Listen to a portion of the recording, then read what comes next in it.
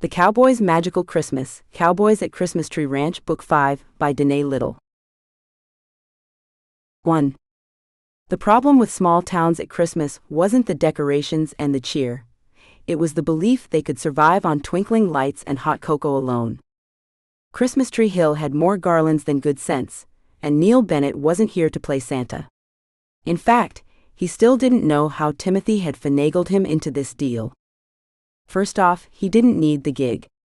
He had more business than he knew what to do with. Second, he hated Christmas.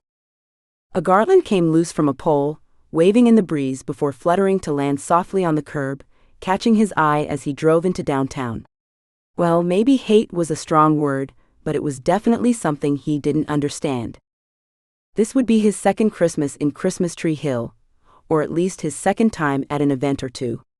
Timothy told him to give it a chance, but to him it just ate into his productivity.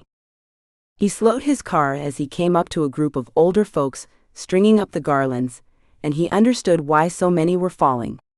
They couldn't reach to secure them in a place they would stay. Why weren't they using ladders and tools? His critical eye for detail had already started laying out practical changes. Save the Christmas festival. That was his job, bringing attention to the town and all its holiday festivities. It wouldn't be the first time he had a hand in turning tourism around in cities, but this wasn't a city, and its entire tourism centered on Christmas. The job was impossible.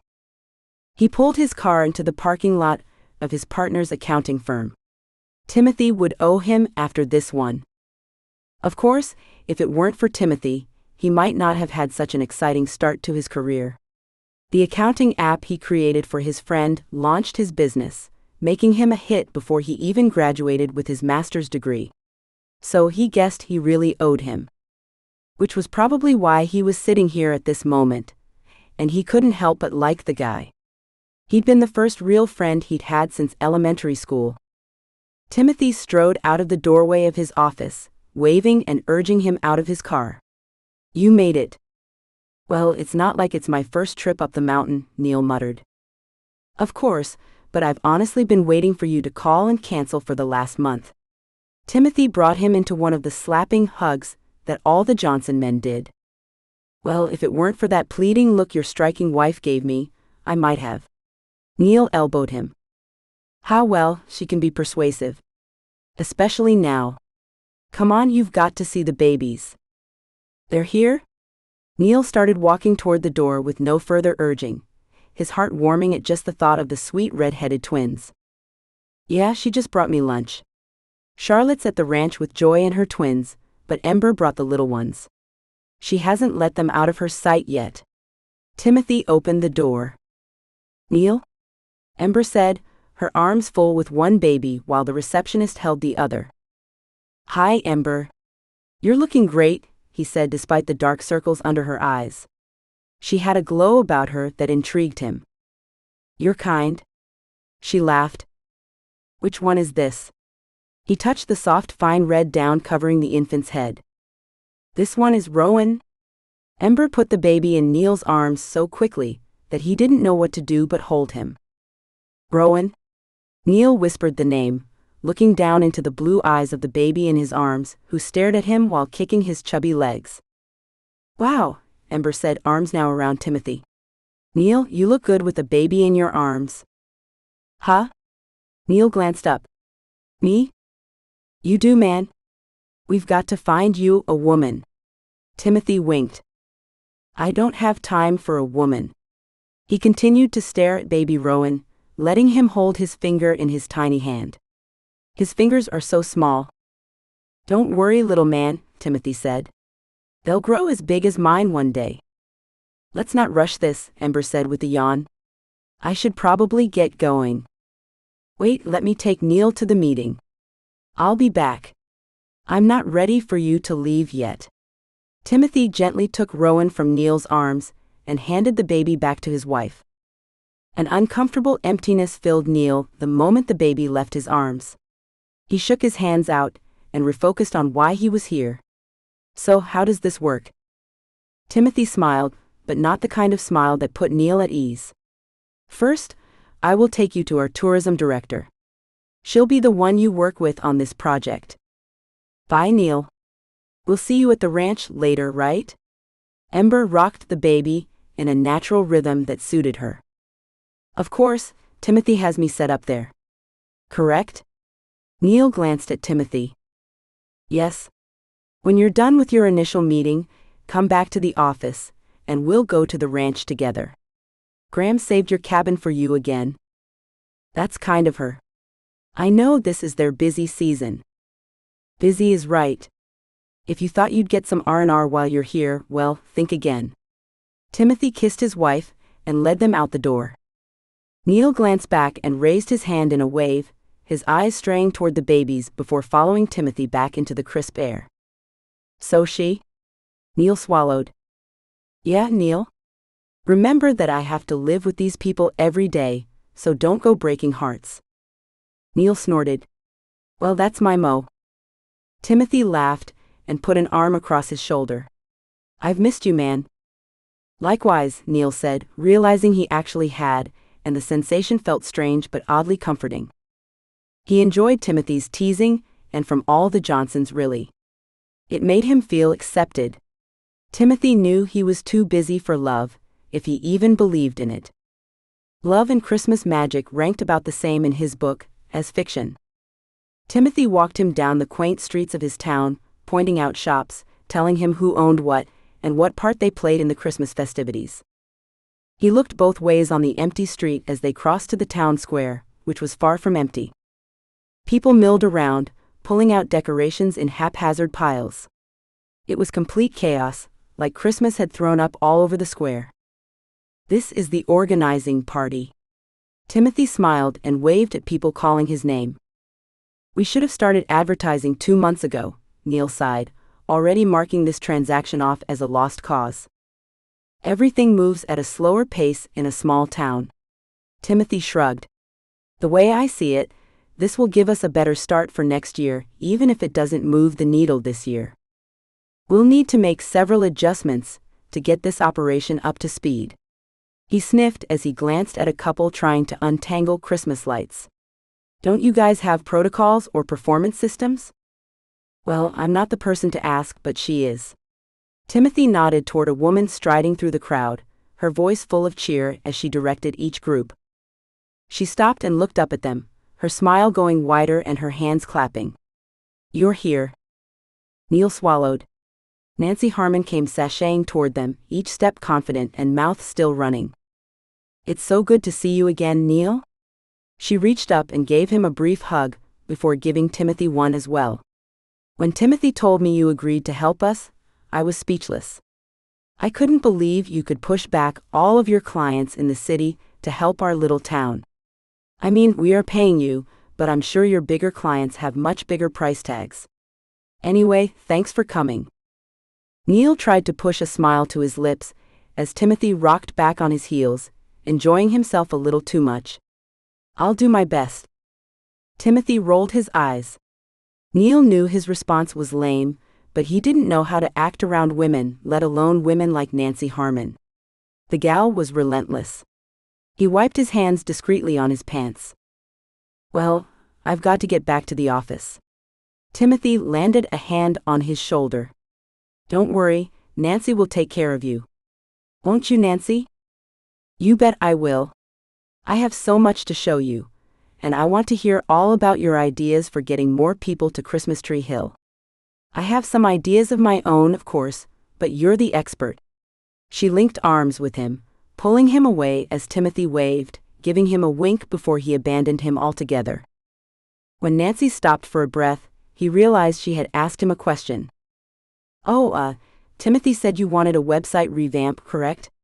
Neil pulled at his collar, trying to ignore the eyes on them. Oh yes. We definitely need our website updated. It's way out of date, and I was thinking about an app. I know you built one for Timothy. Do you think an interactive app that helps people schedule their time here, making sure they get to all the events they want, would be a good idea? Neil's heart thundered. An app? I mean, it's a once-a-year event, right? Is an app worth it? Well, I think so. I mean, people come from all over just to have Christmas here, or at least they used to. Business picked up when Tanner started helping at the ranch, and they turned it into a thriving event destination. Tanner was Timothy's brother, the one who had taken over the management of the Christmas tree ranch, well, at least partially. Grams and Gramps still did a lot. That family was like the kind you see in movies. He'd never seen anything like it in real life until Timothy became his roommate in college. Even then, he thought his roommate was lost in a fantasy from homesickness. It wasn't until he visited the ranch 2 years ago that he realized it was as real as anything, maybe even more so. And it kept drawing him back. Nancy was still talking, so he pulled his attention back to her. So you see, with so many events going on, it can get quite confusing to make it to them all with all the different times and places, you know. She dropped Neil's arm and started toward an older gentleman. Mr. Smith, oh, thank you for bringing those decorations. And off she went, helping Mr. Smith with a box, and then squatting down to help the couple attempting to untangle the lights. Then she flitted from group to group. Neil watched in fascination as she stopped to give each person an encouraging word. Nancy made it back over to him, and he managed to close his mouth as she did. Isn't this just wonderful? She smiled up at him, her eyes bright and sparkling. Look at all these people getting together to make this town shine with Christmas spirit. It's going to be a magical season. I can feel it, can't you?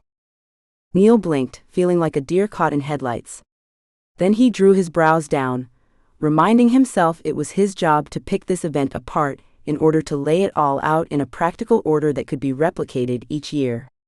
He wasn't here to dish out Christmas cheer. Besides, that area seemed to be covered, overly so. I'm not here for Christmas spirit, as you called it. I'm here to make the event successful, and market it in a way that will call people from all over to attend. Nancy's mouth fell open and her eyes widened and blinked. It was her turn to look like a deer in headlights, and she did. In fact, with her eyes wide like that, he realized they were hazel, not brown like he had thought, and right now they sparked with something he had never seen in them. I would not have thought you to be a humbug, Neil Bennett. Well, it seems I have my work cut out for me this Christmas. By the end, you'll see there is more than numbers to our events, there is magic. She crossed her arms, her eyes flashing at him combatively. He cleared his throat. Well, good luck with that. For now, I'll just have a look at these numbers. Humph. I'll have the secretary email them to you, but I think you'd better revisit your ideas about Christmas before you show up to the planning meeting tomorrow. The volunteers might target you as a Scrooge. She spun on her heel and walked away, her steps slamming onto the concrete. Yet by the time she came upon the next group of volunteers, her voice was back to her sugar-coated tone. Neil shook his head and glanced around the square, people politely turning away when he looked at them. Realizing she had dismissed him, he muttered under his breath and tried to find his way back to Timothy's office. Everywhere he turned, people were laughing and messing with some sort of Christmas decoration, and each one only soured his mood further. The only thing worse than a town drunk on Christmas cheer was the infuriatingly pretty, too cheerful woman determined to make him enjoy it. Nancy Harmon had never met a Scrooge she couldn't out-cheer, and the tall, brooding newcomer wasn't about to be her first. When Timothy had suggested Neil as the person to help save their town festival, Nancy had jumped on the idea. She had met him a couple times now. He was soft-spoken, a good listener and not bad to look at. He was a little too city for her, but this wasn't an arranged marriage, just a business partnership. Besides, she had told herself long ago she'd never settle for an out-of-towner. She was Christmas Tree Hill all the way. Nothing would take her away from the town she loved. Nancy. Lori waved her over as she was spreading out large plastic candy canes. Who was Mr. Tall, dark and handsome? Oh, that's Neil Bennett. Don't you remember him from the Christmas ball last year? Nancy asked, helping to straighten out the candy canes.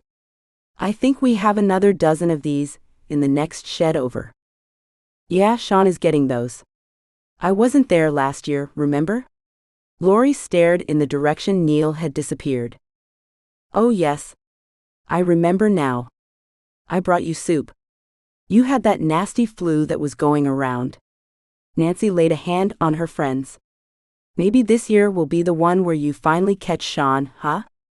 Shish, Lori said, snapping her head toward the shed as Sean stumbled out, his arms full of candy canes. Well, we can hope. Nancy rose back to a stand. So what's the story between you and that guy Neil? Lori asked. Story? None yet, but I have a feeling there's one in the making. Oh? A budding romance? Lori rubbed her hands together. I wouldn't say that. Think more like in the Christmas miracle genre. With no romance? Lori pouted. Nancy laughed. You're so focused on RO, hey Sean. Those can go right here. Could you be a doll and help Lori get these all set up? You got it, Sean said, smiling his lopsided smile as he turned toward Lori. How do you want to start? Nancy grinned a self-satisfied smile and turned toward the next group. She knew how to work Christmas magic, and she'd get Mr. Numbers Guy to see it. The fate of her town and its festival depended on it. She needed some background info though, and a certain bright redhead came to her mind. Who better to ask than Neil's friend's wife, who happened to be her friend? Even if Ember had enticed Timothy right from under her nose. Nancy sighed. If she were honest with herself, and she always tried to be, Timothy was never hers and never would be. It had been her dad's urging that even made her think of him. Timothy had been an ideal match, one prominent family marrying the other, but Timothy lived by standards that she could never have met. She'd pored over the still single town men, but one by one they either moved off or married. She jutted her chin. No matter. She'd find someone, but she would not settle for some city slicker who didn't have any work ethic or would try to steal her away from the town that was more than her home, but a part of her identity. Besides, none of this mattered right now. What mattered was saving Christmas Tree Hill's Christmas Festival. Participation had died down over the last decade, and the town was slowly dying with it. Little shops were closing their doors all over town. Even her own Christmas all-year store struggled. Her father would never let it close, but if she lost money rather than made it, that made her a failure. Something had to shift. People were staying close to home, but the new generations had forgotten about the small-town fun that their festival offered. She knew that something had to change. They had to meet people where they were in this new era of the online world. That's where Neil Scrooge came in, but if he didn't believe in the magic of Christmas, maybe he wasn't the right fit. She pulled out her phone to call the office secretary. Hey Margie, how are you doing today? Oh, dandy, the older woman said over the line. Glad to hear that. How's the town decorating going? I hear you've got quite a crowd helping today. Oh yeah, plenty of volunteers, thanks for sharing the need at your church. It made a big difference. Listen, I need you to email the attendance numbers for the last 5 years to Neil Bennett. Do you have time to do that? Surely do, Margie said, her fingers clicking in the background. I'm on it. Enjoy the decorating. Thanks, Margie. You're the best. Nancy ended the call just as Mr. Smith dropped one of the large plastic ornaments, and it bounced toward the road. She ran after it as a car came through town. Nancy caught up with the ball just as it hit the curb, and right as the car stopped fully and the passenger window rolled down. Everything okay, Nancy? A familiar sweet voice asked. Nancy squatted down to peer through the window. She had never been good at recognizing cars, and was pleasantly surprised when she saw Ember at the steering wheel. Well, look at that. Christmas miracles are already starting, Nancy said, smiling widely at the synchronicity of the moment. Oh, how's that? Ember asked, glancing back at the 2 car seats in the back seat. I was just thinking about you, and here you are. Do you have a moment? Actually, I just came back from dropping off lunch for my hubby and his friend. Let me just pull over. The twins are asleep, if you don't mind talking in the car. Of course not, thank you so much for taking the time. I've heard life gets busy with little ones. They're so adorable though, I'm sure it's worth it. It's worth every busy moment. Ember smiled, a tired but serene lift of the lips. How can I help? I'm sorry I couldn't be here to help today. We're busy at the ranch and… Nancy waved her hand. No. I don't expect any Johnson to help with this stuff. You guys play a crucial role on your own. That ranch has kept the town alive, in my opinion. Oh, then what can I do for you? You mentioned Timmy's friend. Nancy turned to face her more directly. Oh. Ember's lips curled up at the side and her eyes glinted. Huh? Oh no. Nancy shook her head emphatically, almost to the point she felt silly, and she stopped. Not like that. It's just that I'm supposed to be working with him to increase tourism for our Christmas festival. Yep, I'm glad he could make it. Well, what Timmy didn't say was how much of a bah humbug Neil is. Oh yeah, well, he's definitely reserved when it comes to holidays. Reserved? Nancy scoffed. He's downright Scroogish. He's all numbers and practicality. Ember lifted an eyebrow. So, you knew this already? Ember shrugged. He's Neil. That's just who he is, but he's a good guy. And that's where you come in. Nancy leaned toward her. Me? Ember's brow furrowed. Yes, I need to know more about what makes him tick. How do I reach him? He's brilliant, I already know that, and Timmy says he has turned towns like this around before. I know he can do it, but he needs to be invested. I don't think he'd be here if he wasn't invested in the cause. So it's not just about the money? Ember laughed. That guy doesn't need the money.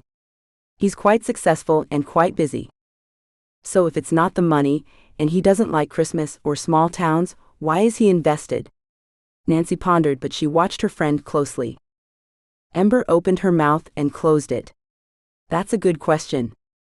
Satisfaction bloomed in Nancy's chest. She had planted the seed, now all she had to do was wait to see what germinated. Ember was smart, observant, and perceptive. She'd find something to help sway this Scrooge to the Christmas spirit side. If you find out why, could you share it with me? I'm not talking gossip. You know how I feel about that, but if I have a better idea of why he's here and who he is, maybe I can help him become fully invested. He's our key to saving this town, you know? Yeah, that's why I asked him. Ember focused somewhere beyond Nancy. You asked him? Nancy asked. I thought you said that Timmy told me he finally accepted the offer, but I asked him when we visited him last month. Tilly was telling me what you were trying to do, and I knew Neil had the skills to do it. Ember shrugged as she focused on Nancy again. That puts a little different spin on things. So if he's not into money or Christmas or this town, maybe it's you. Me? Ember shook her head with a horrified expression. Oh honey, not like that. I meant the collective you, as in the Johnsons. Oh phew. Ember rested a hand on her chest. You scared me for a moment. Yeah, you might be right. He seems to do just about anything for Timmy. They're pretty close. And he loves our babies and Charlotte too. You should see him with them. Really? Nancy didn't know why that surprised her, but it did, and it actually made her heart pound in a way that puzzled her. That gives me a place to start. You'll give me a jingle if you think of anything else? Yeah, I mean, you don't think he'd do his best regardless? I think if he truly believed in what we do, in sharing the magic of Christmas, I think he'd do an even better job. Ember nodded. Let me do some thinking and some digging. I'll get back to you. Thanks, Ember. I appreciate you. You've become a good friend, you know? Nancy's heart warmed. Oh, thanks, Nancy. That means a lot. The sound of plastic bouncing on concrete pulled Nancy's attention away. There goes another ornament. I better get back to the crowd. Thanks again, Ember. Talk soon. Nancy waved and shut the door, running over to where Mr. Smith almost dumped over the entire collection of ornaments. They scrambled to collect them and place them in a way that none would escape. I'm sorry, Nancy. Maybe I'm getting too old for this. My hands don't work the way they used to. Mr. Smith twisted his gnarled hands together. If you're having trouble with this task, Mr. Smith, don't worry, there are plenty of others that won't hurt your hands as much. Come with me. Nancy looped her arm in his and chatted cheerily with him while taking him over to the centerpiece area. Hello, Nancy. Hi, Ernie, Matilda said from behind a table full of poinsettias and glitter. Hi, Matilda. Would you need an extra pair of eyes? Mr. Smith would love to help, and I know he has a keen eye for detail. That would be wonderful. I was just telling Betsy that I wasn't sure I got everything in. You wouldn't mind, Ernie? Not at all, Matilda. My wife used to always say I had an eagle eye. We sure miss her, Ernie. Come sit here. I'm working on the centerpieces for the community hall. Nancy smiled while watching the two, a widow and a widower. Maybe she could make all sorts of Christmas magic happen this year. She spun, looking for the next fire to put out, with a bounce in her step. There was something special about this town, a magic that filled the very air. She would swear by it. Nothing would stop her from saving the festival. That's how they spread their magic to others who needed cheer. She would save Christmas Tree Hill's festival, even if it meant dragging the town's new Scrooge kicking and screaming into the magic. 2. In Neil's opinion, no meeting that involved hot cocoa, jingle bells, and serious talk of reindeer should count as proper business. Yet, everyone in the room used that language with a straight face, as if they were talking about stocks and real data. He swiped a hand down his face. What had he gotten himself into? He'd stayed quiet for the first half of the meeting, but it wasn't getting anywhere. People shared opinions, and then others disagreed by sharing their own opinions. No facts, no data, and nothing was actually getting done. The Planning Commission hadn't made a single decision, and he started to wonder how on earth they pulled this off every year. Nancy sat next to him, slowly starting to bounce her foot faster and faster. Her energy made his anxiety skyrocket. Was she that excited about tinsel and Christmas trees? Thank you, William. I appreciate your enthusiasm for the hot cocoa vending. Now let's move back to my original question of where we should place the hot cocoa booth for maximum exposure. Neil watched her in an enthralled sort of way. She kept her voice cheery and light, and a smile plastered on her face, but there was something in the way her foot bounced and the way her fingers were turning white while she was wringing her hands. Was she just as frustrated as he was? What about having 2 hot cocoa booths? Neil suggested, surprised that he had opened his mouth. 2? William asked. Yeah, 1 at each end of the street. Neil shrugged, liking the idea more as he thought about it. We've never had 2 before. William crossed his arms. We've always had just 1 cocoa booth, another woman chirped. What were your numbers from last year? Did you sell enough to warrant 2 booths?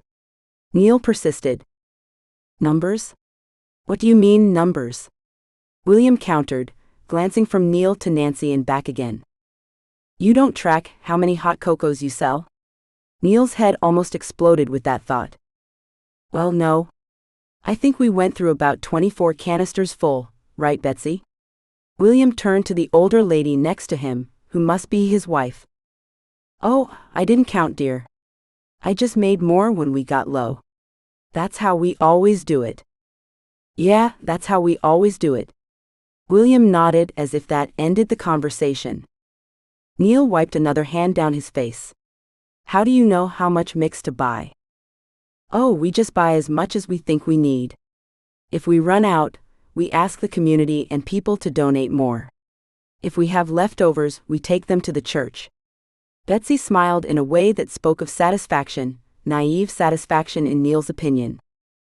I see, Neil said, glancing at the clock and wondering how much longer he would have to sit in this unproductive meeting. Neil sat back in his seat, realizing that Nancy was staring at him with an unreadable expression that he didn't know how to take. She shook herself as if waking up, and faced the group again. William, Betsy, why don't you talk among yourselves tonight and seriously think about what Mr. Bennett has proposed. You can always find some more people to volunteer to help run the second booth. It's a fundraiser for the drama club, right? I bet they would be happy to help you.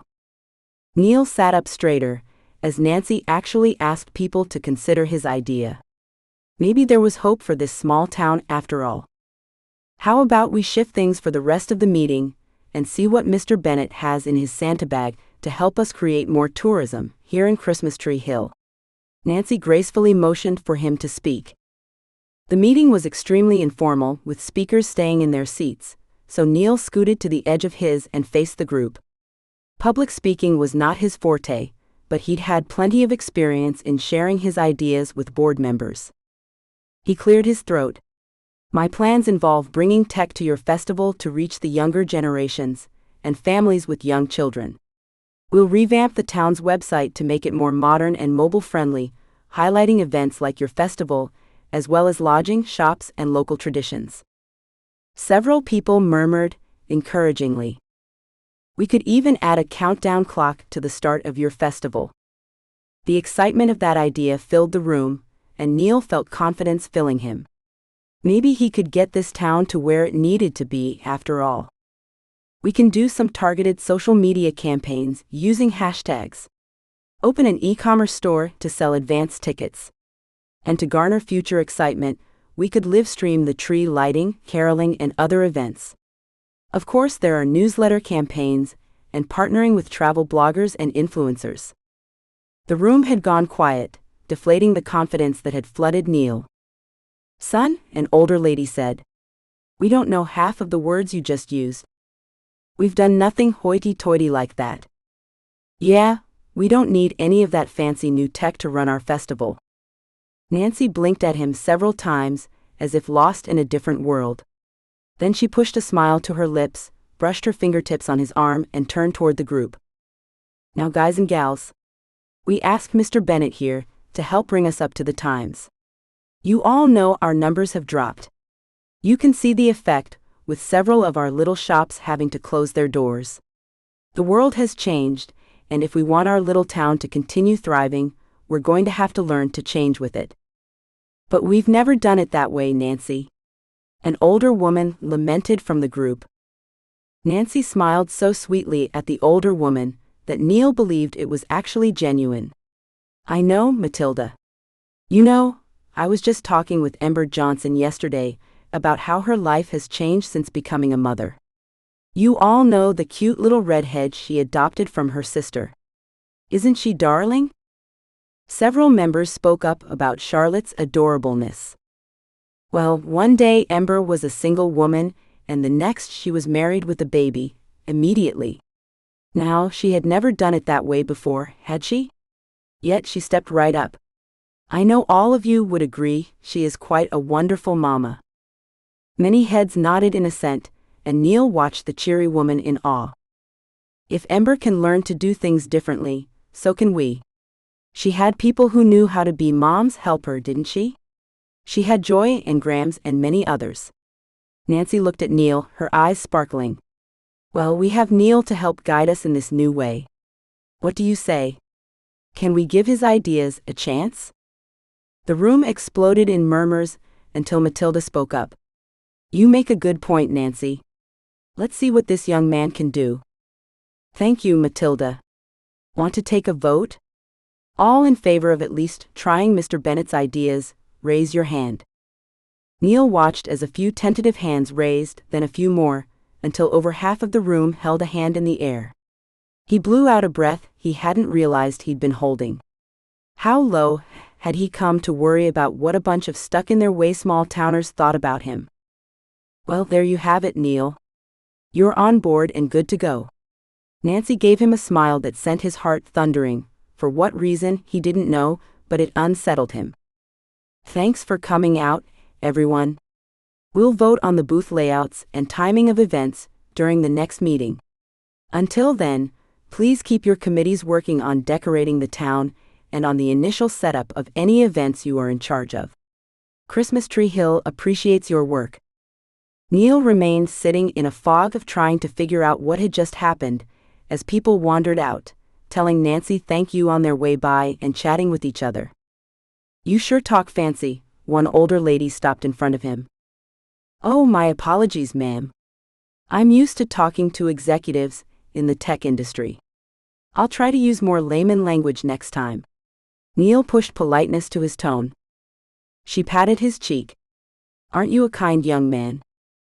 The lady scuttled out of the room, and Neil reached up to touch his cheek, smelling the scent of baby powder and wondering if he was dreaming and trapped in some strange 80s Christmas movie.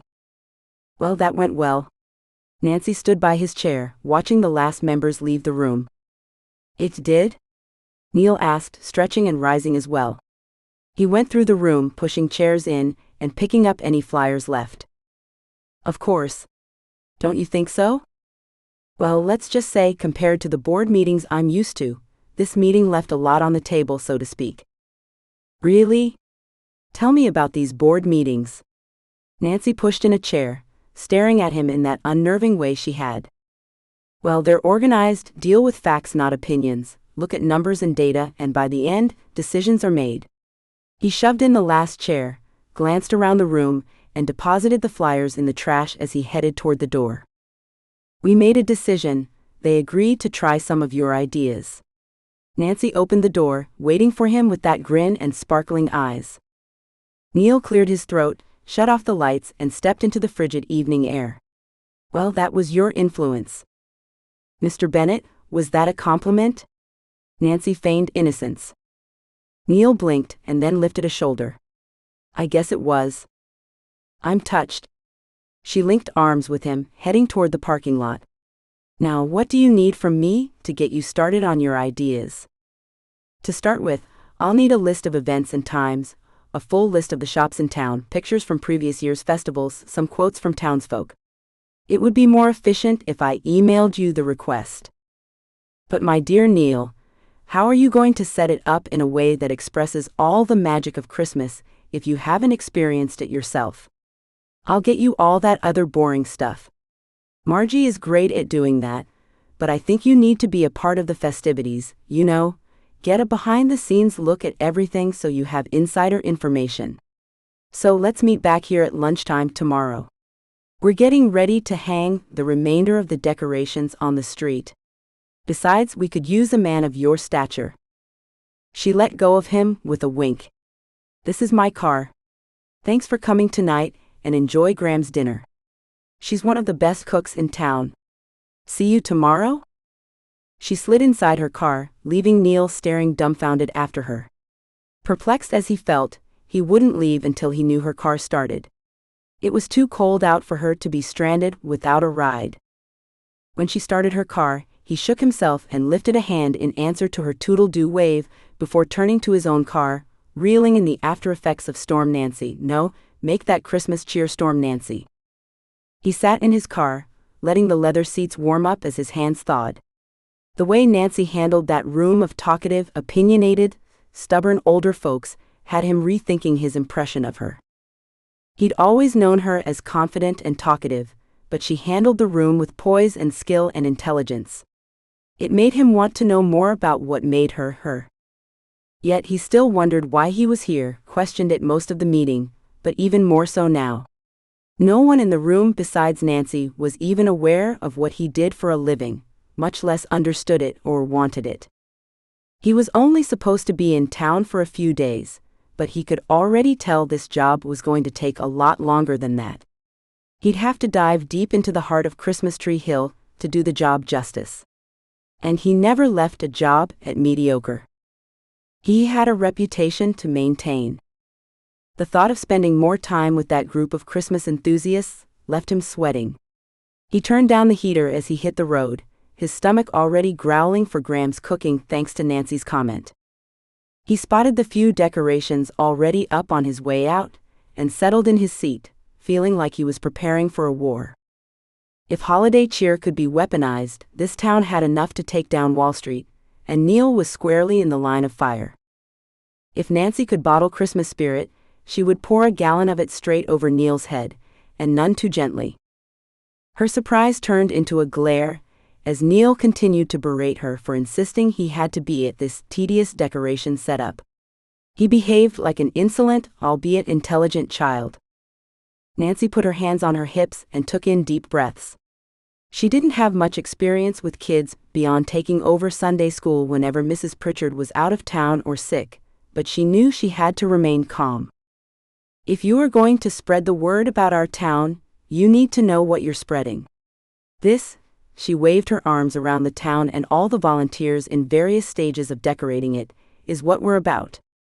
Community. Christmas. Cheer.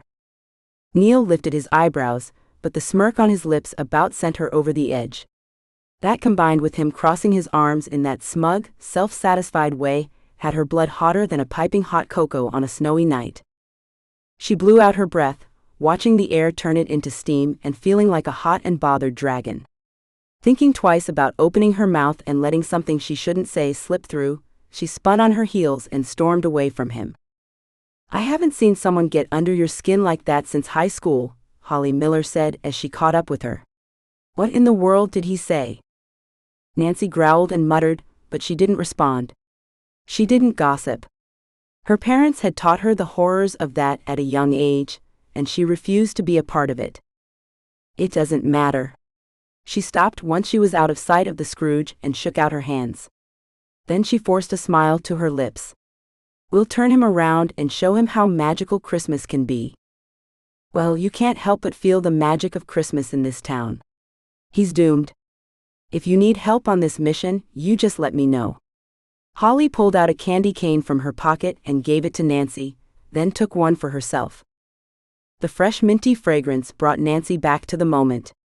I might just need the entire town's help. I appreciate your support. In the meantime, how are the Garlands across the road coming along? Oh, just fine. Luke brought the ladder truck in from the fire station, and they're working on it right now. They shouldn't be falling down anymore after today. Perfect. Everything is coming along nicely. Nancy's stomach tensed as Neil rounded the corner and came into sight. Hey, you said I could let you know if I needed help. How about getting Scrooge to follow you around for a bit? I need to get my head back on straight before I talk with him again. Of course, I'll take him on a tour of what we've got up so far. How about you go to see Mrs. Pritchard? Taste testing one of her chocolate mint cookies is sure to bring you right back into the Christmas spirit. I think that's exactly what I need, Holly. Thank you. Nancy gave her friend's hand a squeeze before slipping behind the planter and toward the square by the back way, a way she didn't have to pass by Neil. When Neil finally caught up with her, he looked frazzled, and his perfectly gelled hair had obvious signs of him pulling his fingers through it. Nancy, he called, making it impossible to ignore him as he strode toward her. She turned toward him with as innocent a smile as she could. Oh, there you are. Did Holly give you a nice tour of what we're doing? An extensive one, to say the least. He swiped a hand down his face. Are we done? I need to eat something, and I have other projects that take priority. Oh? You should really stay for the lighting. She glanced at the sun still above the horizon, but a chill in the air settled around them. The lighting? Oh, yeah, it's not a public event, though several community members show up for it, but it's the start of the magic. He opened his mouth, and Nancy had a feeling of what he was going to say. I know you don't have time for magic. Nancy folded her arms, then dropped them as an epiphany struck her. Do you have your laptop with you? Of course, he said, glancing at his phone and putting it back in his pocket. The conference room is empty and should be free from distraction. Go work in there, and I'll pick up some food from the diner and bring it to you. She peered at him, trying to judge what tastes he would have. Does a BLT sound good? Yeah. He sounded hesitant, but more guarded hesitant, as if he wondered why she was bribing him with food. Great, go get set up and I'll see you in a jiffy. Nancy patted his arm and left before he recovered, and told her not to bother.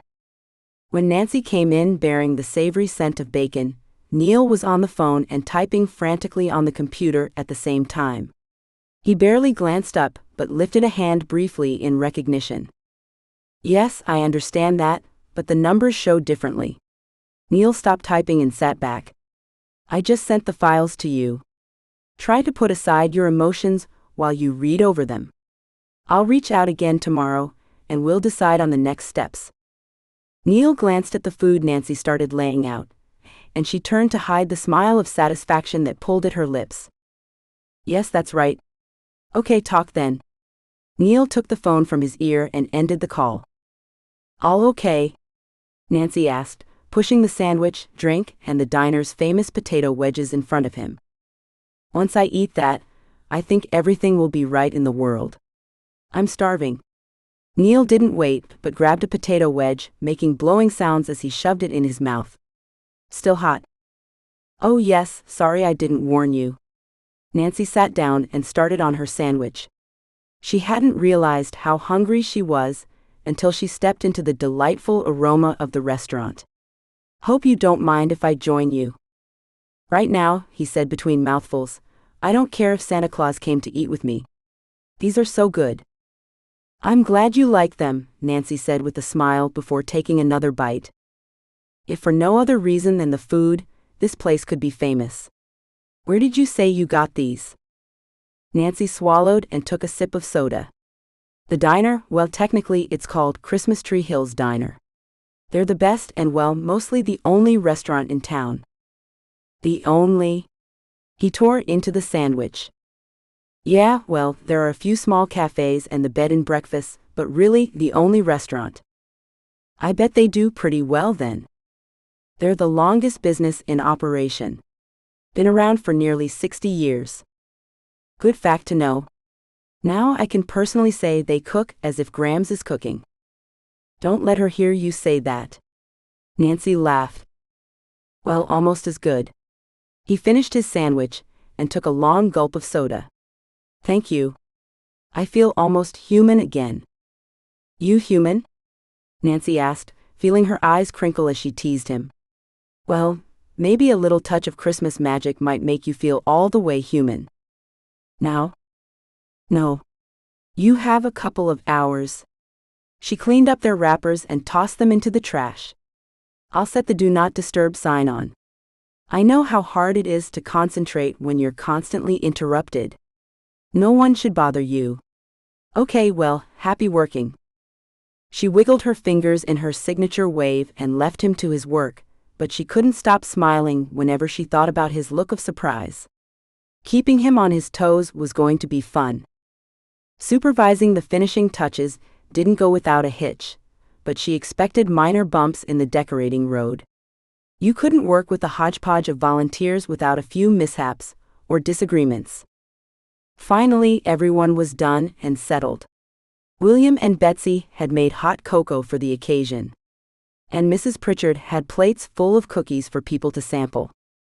The only one missing was Scrooge himself. She knocked on the door before popping her head in. Neil was back to frantically typing, his hair in disarray from fingers pulling through it, but he wasn't on the phone. He glanced up as she entered and picked up the speed of typing. One sec. Nancy came in and stood near the door, fascinated with how fast his fingers flew, but as she walked around to see his laptop screen, it was like a foreign language of code. How do you do that? Neil's back stiffened, but he didn't respond. Sorry, they're about to light it up. He nodded, but didn't turn away from his screen. She sighed and headed toward the door, wondering how long she could hold off the lighting. With a hand on the doorknob, the sound of a laptop closing had her turning back. I had to finish my thought. He methodically put his laptop and folders into his work bag. You think in a strange language. I recognize nothing you typed, though your fingers were sure flying. If I could type that fast, I would have become a court reporter, or a legal transcriptionist, or even maybe a novelist.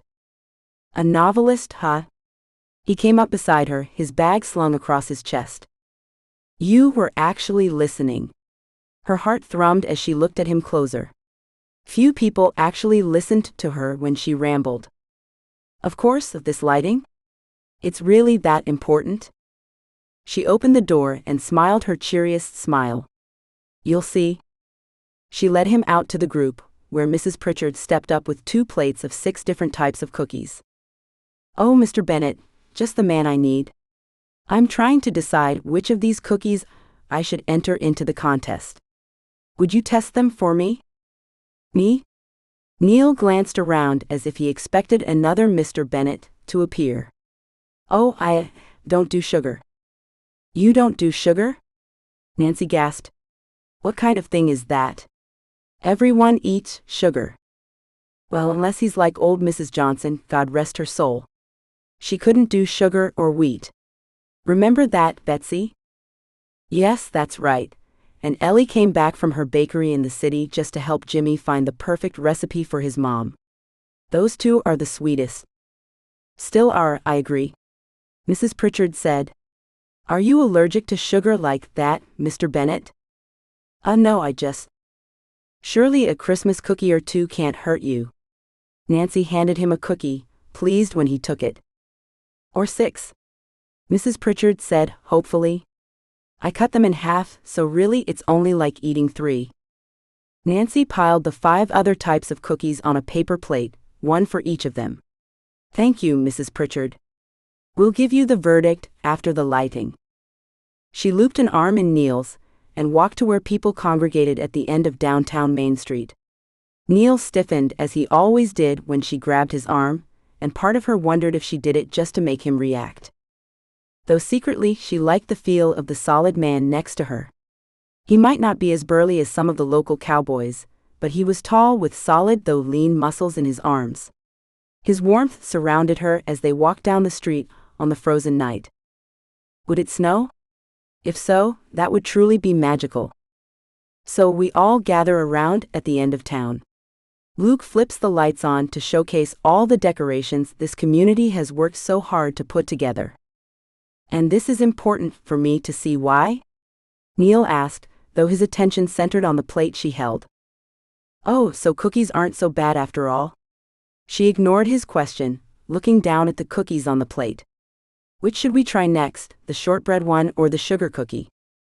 Neil's gaze lingered on the sugar cookie, so she picked that one and handed it to him. If the magic of Christmas lights didn't get him, maybe the cookies would. Oh? They're about to begin. Come on. She looped his arm again and dragged him to the waiting crowd. This is one of my favorite parts of the season. It's like a football kickoff for sports fans. Do you like sports? I'm not against them, but I rarely have time to watch games, he said between mouthfuls of cookies. The crowd started chanting a countdown, and a thrill went through Nancy. She didn't know what created this massive love for everything Christmas, but once she started this job and helped their town really embrace its name, her love for the holiday season grew into a fervor. Was it pride, ownership, or just plain magic? She didn't know and didn't care. It made her feel good. Wasn't that all that mattered? She glanced at Neil, who wiped the crumbs of the sugar cookie from his lips as he watched the downtown. His face was in shadow, as they all were, but in just a moment it would be lit. She wished she could watch him and the lighting at the same time. She wanted to see if the moment moved him at all. When the lights flicked on, there was no choice but to look at them. They lit in succession, from close to them to far away, as if lighting a magical highway, leading them to a promised land of Christmas splendor. She gasped as she always did, her heart filling with warmth. Neil made a small noise beside her, almost like a curiously surprised grunt, but he wasn't looking at the lights, he was looking at her. She told herself it was just the twinkling lights, but the way Neil's smile flickered felt dangerously close to the beginnings of a Christmas miracle. Maybe the festival wasn't the only thing worth saving this year. 3. Neil didn't volunteer, but somehow he was sitting on cold concrete in the middle of a town event, a strand of lights shoved in his hands, and no escape route in sight. Something shifted in him the night of the town lighting, though he wouldn't say it was Christmas magic. It was there though, and it brought him back to town today. The town was much busier, maybe because it was a Saturday and kids were out of school and parents didn't have to work. He had come down here just to have lunch at the diner, unable to deny a deep craving for another BLT. Nancy spotted him as he was leaving, and there was no way to deny that he had heard her. The next thing he knew, he was straightening Christmas lights. He now understood the frustration in the holiday movies he had seen, where people were trying to untangle these strands of lights. The last few days, he had locked himself away in the cabin at the ranch, deep diving into Christmas Tree Hill's website. Being lost in the world of code and algorithms was comforting after the unexpected lightening of his heart during the town lighting. He still didn't understand what had happened as the lights turned on, illuminating Nancy's face so full of riveting joy that he couldn't look away. Whatever it wasn't comfortable, and he didn't like it, so the best thing he could do was retreat into his isolated world of work. The website was now a masterpiece, completely updated with the latest plugins and all the bells and whistles, including a countdown to the real festivities. He had been told they needed to save the Christmas festival, but the longer he was here, the more he realized it was more than a long weekend of holiday events, but a month-long experience, and he didn't know how to work that in. How did one explain the insanity of an entire town set on making Christmas an all-year event? He pushed away the frustration of the unknown. It wasn't the first time someone had presented him with a project containing so many parts and pieces, he didn't know how they would all fit, much less seamlessly. In the end, they always did. He would have to trust that Christmas Tree Hill would as well. Well, you're doing better with that than any of us. Nancy stood next to him, leaving him in shadow until she lowered into a squat beside him. Those things get us every year. And you haven't figured out how to keep this from happening? Nancy blinked. Well, no. Is there a way? Of course there is. He actually didn't have a clue. This was the first time he had touched a string of lights, but he knew the internet would provide a myriad of ways. If nothing else, he'd make sure that next year Nancy didn't have simple problems like tangled lights. The thought stopped him, not at trying to problem solve, but at the overwhelming protectiveness he felt for the cheery gal beside him. It didn't make sense. She irritated him to no end with her non-stop chattering and persistent cheeriness. It couldn't be real, could it? And suddenly, he desperately wanted to know Nancy behind closed doors. Who was she when no one was watching? Neil? Nancy's brows squished together. You okay? You look like you're going to pass out. I know. You need some hot cocoa and one of Mrs. Pritchard's cookies. I'll be right back. He opened his mouth to protest. The last thing he needed was sugar. After indulging in the cookies during the town lighting, he had a headache the entire next day. Whatcha doing? A little boy rocked up onto his toes as he came to stand next to Neil. Then he bent over. That looks like my yo-yo when it gets all tangled up. Once, I had to throw it away because there was no saving it. Will you be able to save this? Neil lowered the light strand to his lap as he looked at the little boy of about 6 or 7. He had a brush of freckles along his nose and cheeks, and he was missing a couple of teeth. His smile came unbidden. Well, next time that happens to your yo-yo, you let the string go all the way. Once it stops spinning, you find the end of the string like this. He found the end of the string of lights. Then you follow it to the first tangle. Let your finger drag along it, and when it goes under itself, you follow that with the end. Like this. Oh, like a puzzle. The boy peered down as Neil's hands worked the strand of lights. That's right. It's not hard, it just takes focus, time, and... He tugged the lights that kept getting stuck. They came loose, and he smiled again. And patience. Thanks, Mr. Bennett. Neil lowered the lights and looked at the boy. You know who I am? Of course. Everyone in town knows you're here to help us save the Christmas festival. All of us kids are thankful. The boy looked up as Nancy approached. Cookies. Here's one, Willie, but you go ask your mama before you get any more. Yes, Miss Nancy. Thank you. He waved at Neil and then skipped off, grinning at the cookie in his hand. Well, you didn't want more than 2 anyway, did you? Nancy asked, handing him a steaming cup of cocoa and 2 cookies on a napkin. No, that's plenty, and even if it wasn't, seeing that smile on the kid's face would have been worth it. Neil shook his head, sipping the hot cocoa to hide the emotion that tried to surface. What was it about the kids here today that had him roller coastering from resentment to awe, and all of a sudden like? I'd like to say the entire reason we do this is for the kids, but adults need it too. Just look at them. Nancy sighed with such a sound of satisfaction that Neil had to look. People milled around, some standing in groups, laughing and touching often. Hugs were common practice every time someone joined a group. Cookies and hot chocolate were everywhere, filling the air with the scent of sweetness. It really was like the movies, but what was the secret behind it? Did this town have something special, or was it just that a bunch of crazy, magic-believing people happened to all find each other in this one town? They definitely look happy. Neil stuffed a cookie in his mouth and set his cup and the other cookie aside to pick up the string of lights again. Only a few knots remained. The beeping of a truck backing up pulled him from his task, and he glanced up to see the fire truck backing in with a very large and perfectly shaped tree. "It's here," Nancy exclaimed, jumping to her feet and clapping like a little girl. "Isn't it beautiful? The Johnsons donated it again. They are so generous, aren't they?" Yes, they are. That was one thing he couldn't argue with. The Johnsons had welcomed him from the moment he stepped on the ranch 2 years ago, and treated him like family. Graham spoiled him with nightly homemade dinners that stuck to his ribs and filled his heart as much as his stomach.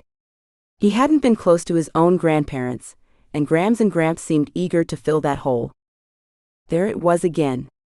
That dang emotion clogging up his throat. He cleared it, trying to dislodge the whatever it was stuck there. "You okay?" Nancy asked, her hand landing lightly and fluttering on his shoulder. "Fine, just," he took a sip of his cocoa. "Thanks for this." "Of course. If you're okay, I'm going to supervise the settling of the tree. Last year they left it crooked, and we had to have them come back to fix it again." "Go to it then, boss lady." He motioned with his head, his lips twitching as he did. That gal could lead an NFL football team in a cheer if that's what she wanted.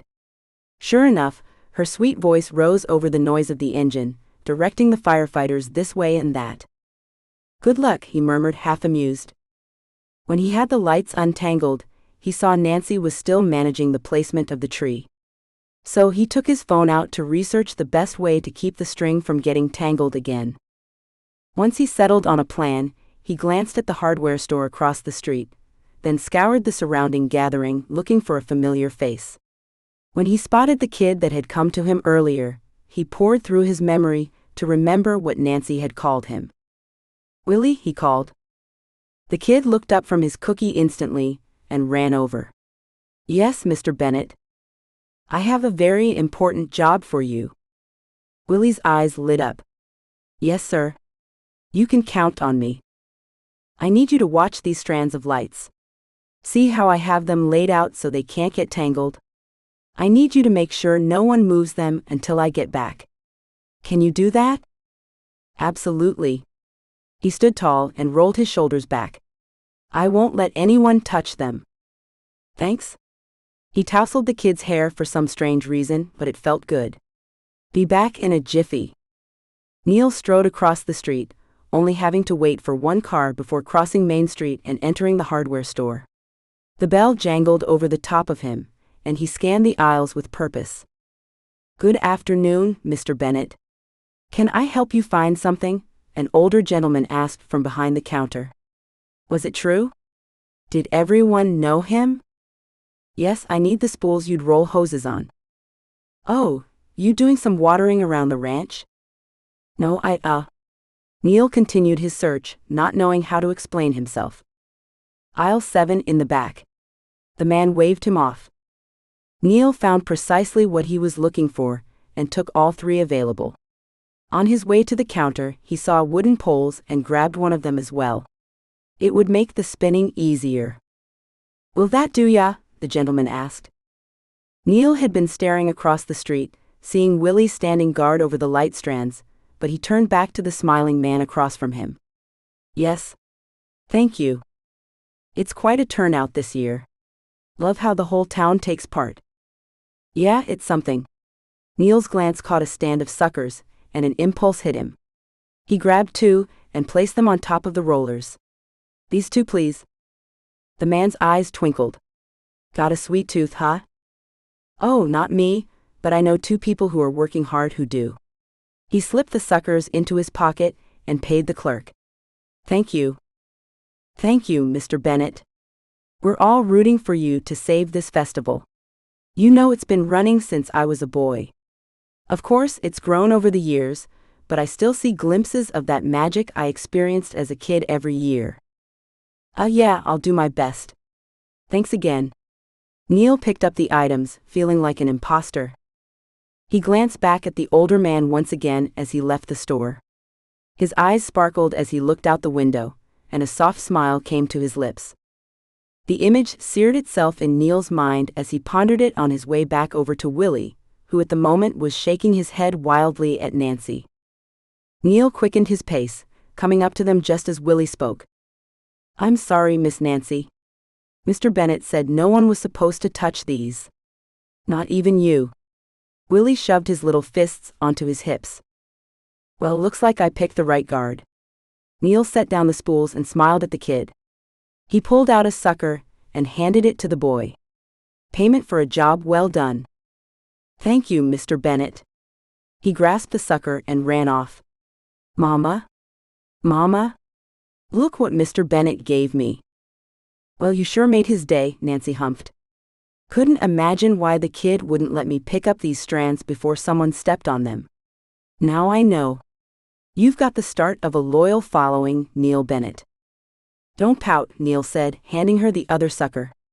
"I got one for you, too." "You did what?" Nancy took the sucker, her mouth slightly open and eyes wide. "Figured you two were working hard and needed a treat. With your sweet tooth, I thought you might like one as well." Neil shrugged, foolishness burning in his cheeks. That's very thoughtful." Nancy grasped the sucker and gingerly put it in her pocket, then cleared her throat. "So what are these for?" "These," Neil pulled out one spool and one end of a strand of lights, "are your new best friends. Never again will you have to fight the strands of fury." "The strands of fury?" Nancy watched him in a way that made the burning increase. "I got carried away in the moment. See, I shouldn't eat sugar. On the contrary, I think you should eat more." Neil glared at her, then showed her how to roll the lights onto the spool to keep them from getting tangled. "Then we use this pole in the center when it's time to unroll them onto the tree. Just hold this." He handed her the end of the lights, slipped the pole into the spool, and carefully walked around Nancy, wrapping her in the lights. "See? Simple. Clean. Practical. Like you," Nancy said, glancing down at the strands wrapped around her body. "Think you can unravel me now?" "Oh, the meticulous planner doesn't enjoy being constrained. Fancy that." Neil laughed as he reversed direction, carefully rolling the strands back onto the spool. "Ha!" Nancy shook out her arms once free, then checked the strands, pulling on them and rolling them back up. "That really is quite genius." Neil stood a little straighter. "Well, might as well show off your invention yourself. Let's go string up that tree." "What, me? Why not? Besides, you're the one who knows how to work your fancy light roller."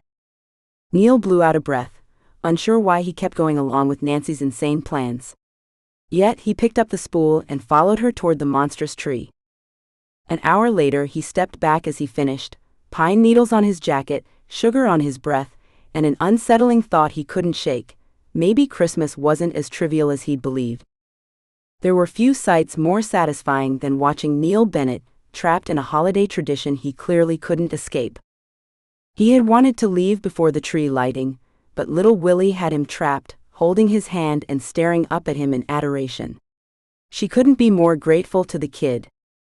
A good portion of the town had turned out this year, and the cheer meter felt like it was maxing out. Nancy smiled with satisfaction. How could life get better than this? The tree lighting wasn't something she expected tourists to see. This was a community event, one that brought solidarity to their little town. "Well, looks like you're pleased with the turnout." Ember came up to her, one baby in a wrap on the front and the other on her back. Both babies were bundled up with only the tips of their noses and their eyes, now closed, showing. "You are incredible, Ember Johnson. Look at you sporting both babies at once. Where's your hubby?" Nancy resisted the urge to reach out and touch the sleeping infants. "Oh, he has the real handful." Ember laughed and pointed to where Charlotte gripped Timmy's hand, pulling him in 10 directions at once. "She has more energy than the two of us together." "Is that a redhead thing?" Nancy asked, keeping her tone light and teasing. "It's a Sparky thing. My sister has always been that way. Makes sense that she passed that on to Charlotte. It keeps her close to me, though." "Where's Sparky these days?" "Oh well, she was going to make it back for Christmas, but they got caught in a snowstorm in Canada. She'll come afterward, I'm sure." Ember edged closer. "So, how goes it with Neil? He doesn't look so scroogish tonight." "He doesn't, does he?" Nancy cocked her head, watching him talk with Willie and the other boys who grouped around him. "I think he has a soft spot for kids. Willie's gotten to him more than I ever could." "Oh, I wouldn't say that." Ember's tone shifted and she glanced away. "Well, look at him. He actually seems like he's enjoying the kids. That smile, look." Nancy motioned with her head. "He's so sweet when he's talking to the little ones. He definitely has a soft spot for kids. He's always been great with Charlotte, and he dotes on the babies. I've never seen a man so drawn to them, besides Timothy, of course. Well, maybe Drew, he's pretty fascinated with babies. Anyway. Then what were you disagreeing with?" Nancy scrunched her brow, turning her full attention to Ember. "Well," Ember fiddled with the baby's wrapping. "Maybe I shouldn't say anything. I could be wrong." Nancy shoved her fists onto her hips. "Ember, you told me you'd help. If this helps, spit it out. Whatever it is, I can handle it." "You sure about that?" Ember's eyes crinkled and sparked, but when Nancy held down her stare, she shrugged. "You said you think Willie got to him more than you could. I think you might need to rethink that statement." "What does that mean?" "That's very cryptic. What am I supposed to think about that?" Nancy clamped her lips shut as Timothy joined them. "Hey Nancy. Everything all right?" Timothy slung Charlotte onto his shoulders, and she squealed in delight. "Of course, we were just having a girl talk. Weren't we?" Nancy eyed Ember, frustrated that she didn't get a straightforward answer from the woman. Whatever did she mean by not agreeing that Willie could get to Neil more than her? "Oh. We sure were." Ember cleared her throat and discreetly jutted her chin toward Neil, who now looked back at them with an unreadable expression. "Your protege looks like he needs rescuing." "Neil? Rescuing?" Timothy asked. "Well, we're just about to start. Why don't you guys join us?" Nancy asked before walking toward Neil, her mind spinning with what Ember had alluded to. Neil stood up as she reached him. "Is this almost over?" Nancy rolled her eyes. "You don't fool me. You're enjoying the entourage surrounding you. Give a kid a sucker and you're stuck with him," Neil laughed, but he smiled down at the kid who continued to stare up at him and ruffled his hair. "Well, you gave me one too. Does that mean you're stuck with me?" Nancy smiled innocently at him. Neil blinked, pulled at his shirt collar. "I thought I already was." Nancy laughed and looped her arm in his. "Oh, you are. We're in this together, Mr. Bennett." "We are?" He lifted an eyebrow. Nancy elbowed him gently. "Come on. They're about to light the tree. Thankfully, I pawned off the public speaking part." "You did?" He swallowed as she led him and his entourage of boys to her favorite spot to watch the tree lighting. "Too close, and you didn't get the complete picture. Staying back and a little higher lets you see the entire tree and the people enthralled in the magical moment." That's what Nancy loved most.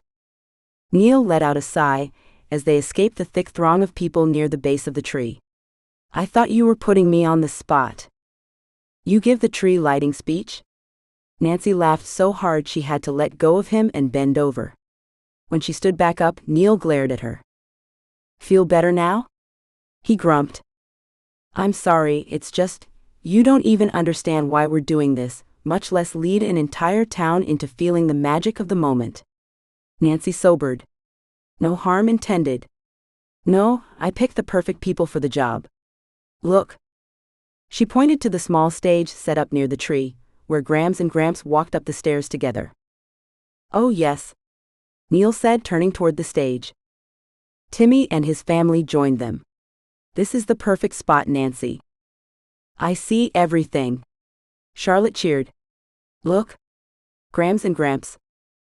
Gramps tapped the microphone to test it. The thump-thump echoed across the crowd, instantly quieting them. As one, the town turned toward the stage. Oh, hello, Gramps said, and the crowd gave a cheery hello in unison. First, let's give Nancy, our wonderful tourism director and the person responsible for all this wonderful Christmas cheer, a big round of applause. Gramps clapped as he looked across the crowd, finally spotting her and pointing. The town whistled and cheered, waving at her. Her arm looped back through Neil's, though she didn't think about it, holding onto him as she waved back. Being in the public spotlight wasn't new for her, but having a solid man to hold onto during it somehow gave her more strength to smile and blow kisses to the crowd.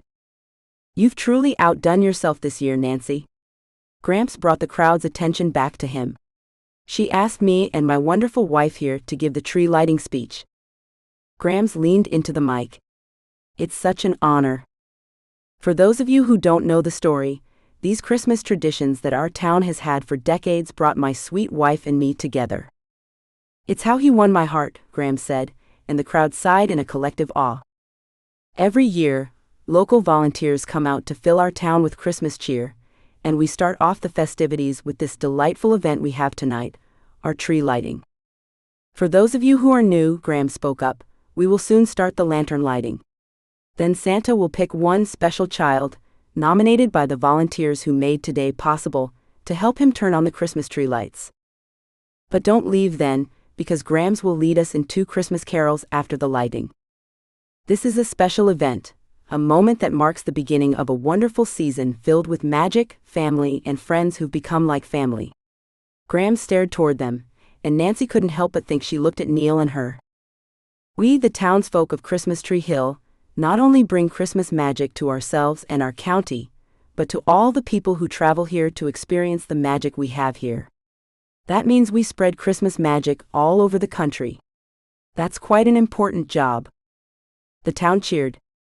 When Tanner stepped up to the stage, shielding a candle, the crowd hushed, and a tingle of appreciation washed through Nancy. She loved this moment. And now let's light the way to our town, spreading the word one light at a time. Gramps motioned to Tanner. Tanner handed the candle to the first family closest to the stage. They lit their lantern, and passed the tall, tapering candle on to the next family. The process continued as the square slowly filled with a magical glow. Where's our lantern, Daddy? Charlotte asked, breaking the hold the moment had on Nancy. Timmy took the lantern he had looped on his belt and handed it up to Charlotte. Nancy gasped, let go of Neil, and turned to the bush where she had stashed her lantern before checking on the proceedings. The candle made it to them. Timmy lit the lantern Charlotte held, and then he handed the candle to Neil, who looked like it might bite him. Nancy held up her lantern and smiled. If this didn't speak magic to Neil, what would? Neil met her eyes, then used the candle to light her lantern. Merry Christmas, Neil, she whispered. He blinked owl-like before turning as Willie tugged on his jacket. I'll take it, Mr. Bennett. Neil handed the candle to the boy, who carefully, reverently even, carried the candle to the next family. When Neil turned back to her, she stepped closer to him. Look, she said, motioning to the glowing square, her hushed voice feeling as reverent as it did on Christmas morning. The square glowed in the soft candlelight, lighting people's smiles as they stared at their loved ones. Nancy's heart filled as she scanned the crowd, looking for her parents and her little sister. There they stood in the middle of the throng, their arms around each other. For a moment she felt a loss and wished she could be there with them, but then Neil stepped closer until his arm brushed against her shoulder. She smiled up at him, expecting him to be staring down at the magic of Christmas being spread throughout the town.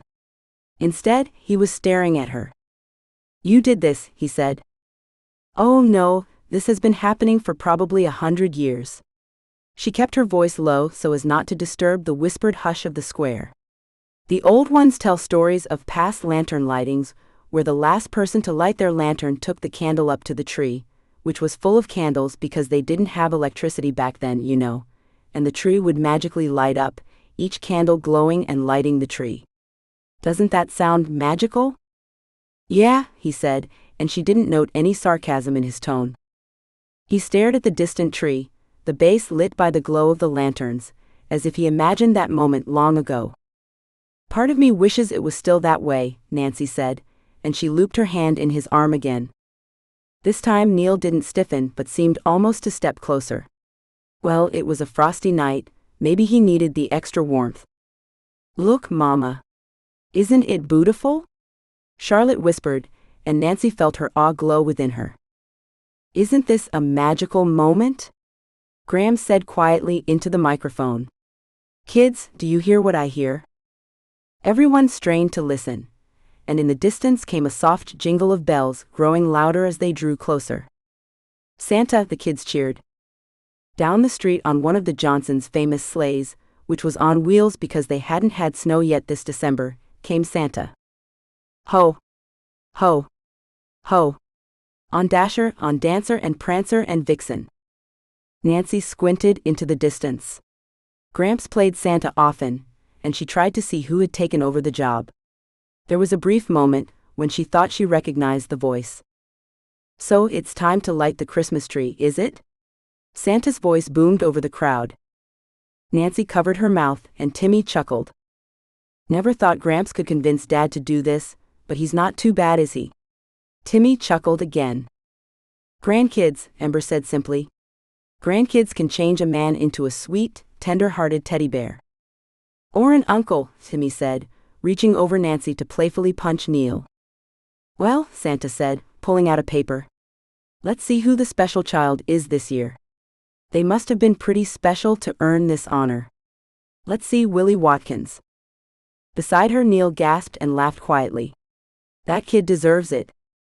Willie squealed, yelling loudly, Thank you, thank you, thank you. I thought you'd agree, Nancy said, enjoying Neil's warmth. In the glow of the lantern, his eyes glistened as he watched the boy who had attached himself to him excitedly weave through the crowd to meet Santa at the switch. The crowd hushed, then Gramps stepped up to the microphone, leading everyone in the countdown. 10, 9, 8, 7. By the time they made it to 2, Nancy smiled, hearing the final number whispered by the man standing so close to her. The tree lit up in a beautiful chorus of oohs and ahs. You strung those lights, Neil. You said I did this, but that was you. Neil glanced at her, his eyes wide with awe as he scanned the tree and the crowd. Tonight you brought the magic, even if you don't believe in it yourself. She squeezed him, and he pulled from her grip only to wrap his arm around her shoulder, and she sighed with contentment. Grams led everyone in joy to the world. Nancy lifted her voice with the others. She looked to see why Neil didn't join in. She had been looking forward to hearing his baritone voice.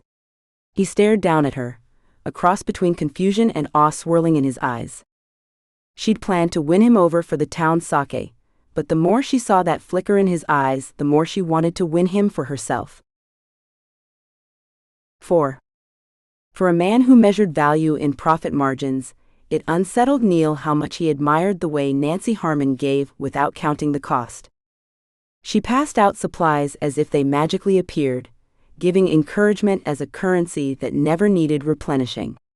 How did one woman give so much without running herself dry? Neil? Nancy called, spying him watching her from afar. She had convinced him to come once again, while the town pulled together to decorate their stores. Why this had anything to do with him, he didn't know. Yet, he couldn't seem to tell the woman no.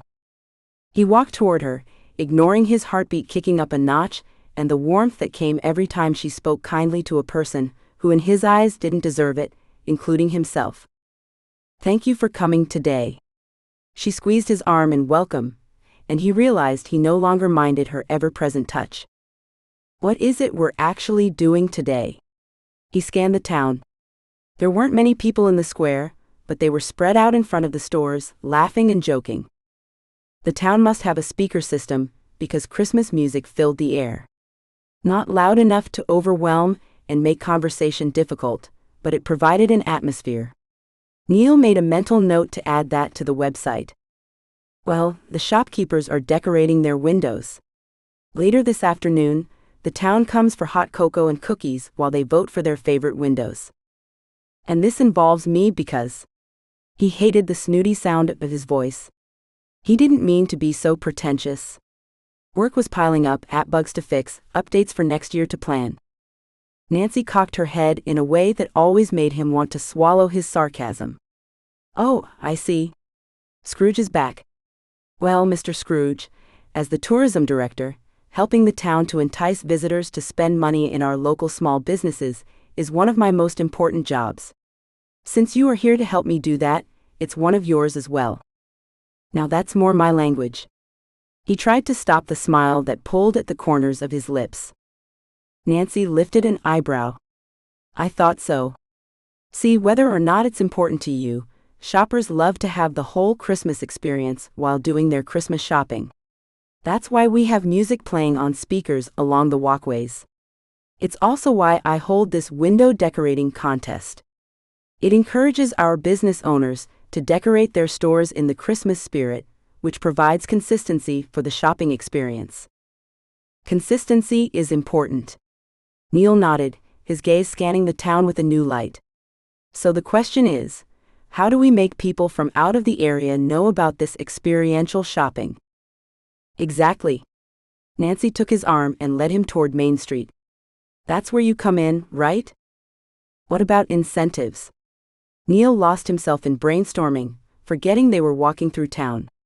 We could do town-wide coupons or a shopping card, something like a bingo card where shopkeepers add a stamp or sticker for each visit, and completed cards can be entered for prizes or giveaways. Nancy stopped abruptly, almost yanking Neil off his feet. Neil Bennett, you are a genius. I've never heard anything like that before. It will take a teamwork approach, but our small town can do that whereas many other places can't. Oh, I love this idea. Let's go see if we can get the entire town on board. I was merely brainstorming, Nancy. We have to figure out the logistics before we can approach business owners with this. Neil tried to force himself to remember the practical side of things, and not admit that her enthusiasm was contagious. Oh, Neil. You're always so practical. Must we always wait until all the bugs are fixed? Come on, what's to figure out? Well, for starters, where are the prizes going to come from? He crossed his arms. When we tell the business owners the idea, we'll ask for donations. But Neil paused and relaxed his arms. That's actually a good idea. Thanks. So what else, Mr. Bubble Popper? And I say that with the most endearing admiration. She batted her eyelashes exaggeratedly. Sure. Well, I guess we have to see how many businesses would be interested before we design the card. We'll have to designate a place that will always be open for the customers to show they earned a bingo, get their prize, and what if they entered for a grand prize? You think you could get enough donations for that? Are you kidding? This town is always full of generosity. In fact, I bet if you asked Grams and Gramps, and Tanner, since he's the head of that department now, they would donate a stay at the bed and breakfast. That's a huge donation, a big ask. It's free advertisement. Nancy leaned in with a wink. What did you say your degree was in again? Public relations with a minor in project management. Does that surprise you? Actually, it answers a lot of questions. Neil started walking again. He thought better when moving, which was why he got a long carpet to go behind his desk in his office. He was wearing out the wood flooring there. Are there any other bubbles that need popping before we talk with the business owners? Nancy had stopped in front of the first business, looking eager and ready to burst with excitement. Come on, Neil. You came up with an awesome idea. Let me show you how we implement things in a small town. She reached over and grabbed his arm, pulling him inside the store just like a kid eager for treats in a candy store. "Oh, Mr. Pritchard." She sing-songed the call as they walked into a store full of wooden gifts like birdhouses, mailboxes, and many other novelty wooden creations. Neil reached out and touched the smooth wood of a birdhouse, amazed at the creativity and solidness of the structure. There were even several nativity scenes and Christmas trees. "Oh, hello, Nancy. Good to see you, and you too, Mr. Bennett." The older man came out rubbing his gnarled hands. "Do you make these yourself?" Neil asked, unable to stop admiring the workmanship. "Most of them. I've been training my grandson." Mr. Pritchard beamed as he motioned them to follow him. "This is his section here. He's made these this year." "Wow, little Max has your gift. How old is he now?" Nancy asked. "Well, he's not so little anymore. He's 16 and a good 2 inches taller than me now, but yes, he has a gift." He leaned in close and lowered his voice. "I secretly hope that he'll want to take over the business, but I won't tell him that. He needs to follow his own dreams." "Well, I hope he does, and with Mr. Bennett helping us to increase tourism in our town, he'll be more than successful. Isn't that right, Neil?" "It's the plan," Neil said, examining the work, seeing the potential in the creations in front of him. "In fact, he's come up with quite a scheme to help us improve it this year." Nancy looped arms with Mr. Pritchard, walking him back to the counter while laying out the details in a way that thoroughly impressed Neil. By the time they left the store, Nancy had the store owner committed not only to participate, but also to happily donate several birdhouses and a variety of little carvings as small prizes. "See?" Nancy smiled with satisfaction before dragging him into the next store, then the next, and coming out with more promises of donations and excitement to join in on the fun. By the time she pulled him into a store called Christmas All Year, he was about done in. "Really? An all-year Christmas store?" Nancy stiffened but didn't stop or look back. The bell jangled above them, and the moment they entered the store, they were enveloped in the scent of cinnamon and peppermint. His stomach rumbled as he scanned the shelves lined with everything a person would want to decorate their house for Christmas. "Hey, sissy," Nancy said, leaving him as she hugged the gal, adding decorations to the window display. "Oh, it looks wonderful. You have such a good eye for things like this. You truly are a wonder." The younger gal, who looked so similar to Nancy it drew Neil to a stop, blushed and ducked her head. "You are always so generous with your compliments, sis. You really like the addition of the snow?" "Oh yes. I think it makes it feel so magical, like the feeling you get during the first snowfall. I really wish we would get some. It seems to bring the crowds, even if it's just because they're coming up to go sledding." "Be careful what you wish for, sis. It can also bring road closures, and that's the last thing we need." She flicked a glance at Neil before looking at her sister purposefully. "I know. We'll get through it. This year is going to be the best ever. Do we still have those snacks in the back? I'm starving." "Of course. Mom just brought some sandwiches too. She's trying to do her part, which luckily is to keep us fed." Mary laughed, then looked at Neil. "There's enough for you too." "Your mom brought sandwiches for me?" Neil asked in disbelief. "Well, of course. She knows the town has you two tied at the hip, at least until this season is successful, right, sis?" "At least," she said, giving Neil a wink, though she turned as her cheeks pinked. "Wow, it's warm in here. Is the heat too high?" "Nah, it's just because you've been out in that chill. If there were any chance of precipitation, it would definitely snow." "I agree." Nancy led them to a small table in the back, where 3 wrapped packages laid. Mom really is the best. Smells like BLTs. My favorite." Neil sniffed the air, and sure enough, he smelled bacon overpowering the sense of Christmas. His mouth watered and his tummy rumbled, making Nancy laugh. "I would say Mom's BLTs are even better than the diners." Nancy unwrapped her sandwich. "Sit down, Neil. I know you're hungry." "I am." He sat and with one last glance at the women, dug into the best BLT he had ever tasted. Better, most definitely better. I'll tell Mom. She'll be pleased. Mary smiled at him. You ought to come for dinner sometime. I know they've been dying to meet you. Meet me? Why? Neil wiped his mouth, enjoying the taste and the fullness of his belly. Mary glanced at Nancy, then away and ducked her head. Dad is an important man in town. He likes to know everyone. Oh, that's right. Neil went through his memory. Just that morning, he had been listing out the businesses Christmas Tree Hill had to offer. Harmon. Of course that's your dad. Does he get enough business to stay successful in this small town? Mary choked, and Nancy pounded her back and handed her water. Yeah, you could say Dad is pretty successful. He's the only law office in town, and most of the county comes to him when they need anything, but he also has satellite offices. All over the country, Mary added, now recovered. Oh well, I guess I know where your business sense comes from. Neil sat back, watching the sisters in a new light. Well, I've got to finish up here because Dad commissioned me to do his office too. Mary cleaned up the wrappings from their lunch. It was nice to finally talk with you, Mr. Bennett. Neil? He rose as she left the table. I prefer Neil. Of course, Neil. Mary gave him a quick smile, blushing, and fled the room. Neil gazed after her. What? Nancy asked as she stepped up to him with a slight edge to her voice. I was just wondering how, you two are very different, not in looks but your personalities.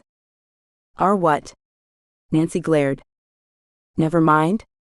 Neil cleared his throat and pushed his chair in. Don't never mind me. What? Are you saying you prefer Mary's quiet, pleasant demeanor? Well, she would be easier to work with. Probably would follow whatever practical nonsense you sputtered, which of course would inflate your already ballooned ego and... Neil raised his eyebrows. Is that really what you think of me? Nancy opened her mouth and shut it, crossing her arms and looking away. It's fine. Everyone prefers Mary. She's like my mom, soft, sweet, quiet, easy. Shock traveled through Neil as a wash of empathy hit him. I thought Nancy Harmon didn't have any kryptonite, but I just discovered it. Nancy turned back toward him with a glare, but he leaned in close and kept his voice lowered. Quiet women make me uncomfortable. But you terrify me. Neil turned and walked back into the store before he said more, before he mentioned how incredibly impressed he was with Nancy, how attached to her confident attitude and crazy enthusiasm he'd become. Yes, she terrified him, and that was the last thing he'd ever tell her. He had built his life on control, but one stubborn woman and a town full of twinkling lights were unraveling it faster than he could stop it. The sight of Neil Bennett helping without being asked made her heart flip like carolers on too much peppermint bark. He'd hung out with her all day, talking with the business owners about their bingo card idea. By the end, he seemed almost excited about the idea. So, when does the voting start? Neil asked, sinking into the extra chair in her office. She rifled through the notes she took while visiting the business owners, counting how many agreed to be a part of the bingo card idea and donate something to the cause. We've got 24. We're only short one. I'm sure I can find something. Don't forget about the free space. Neil stretched his neck and kicked off his shoes. Sorry, these aren't exactly walking shoes. The free space, of course. And no problem. We have an hour to rest up before the voting officially starts. She glanced up at him. Wait. Are you volunteering to stay for the voting? He shrugged, keeping his face averted. Oh, I know what it is.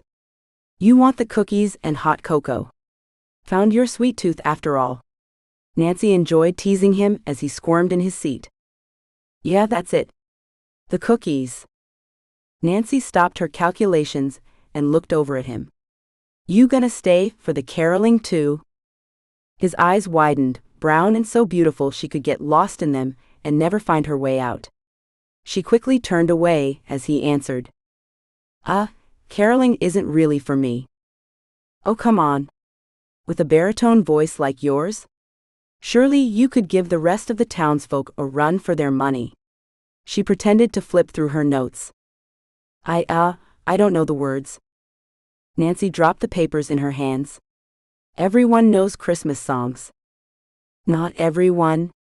Neil looked as if he could run out of the room, but he only stared at his shoes as if he wished they would automatically jump back on his feet.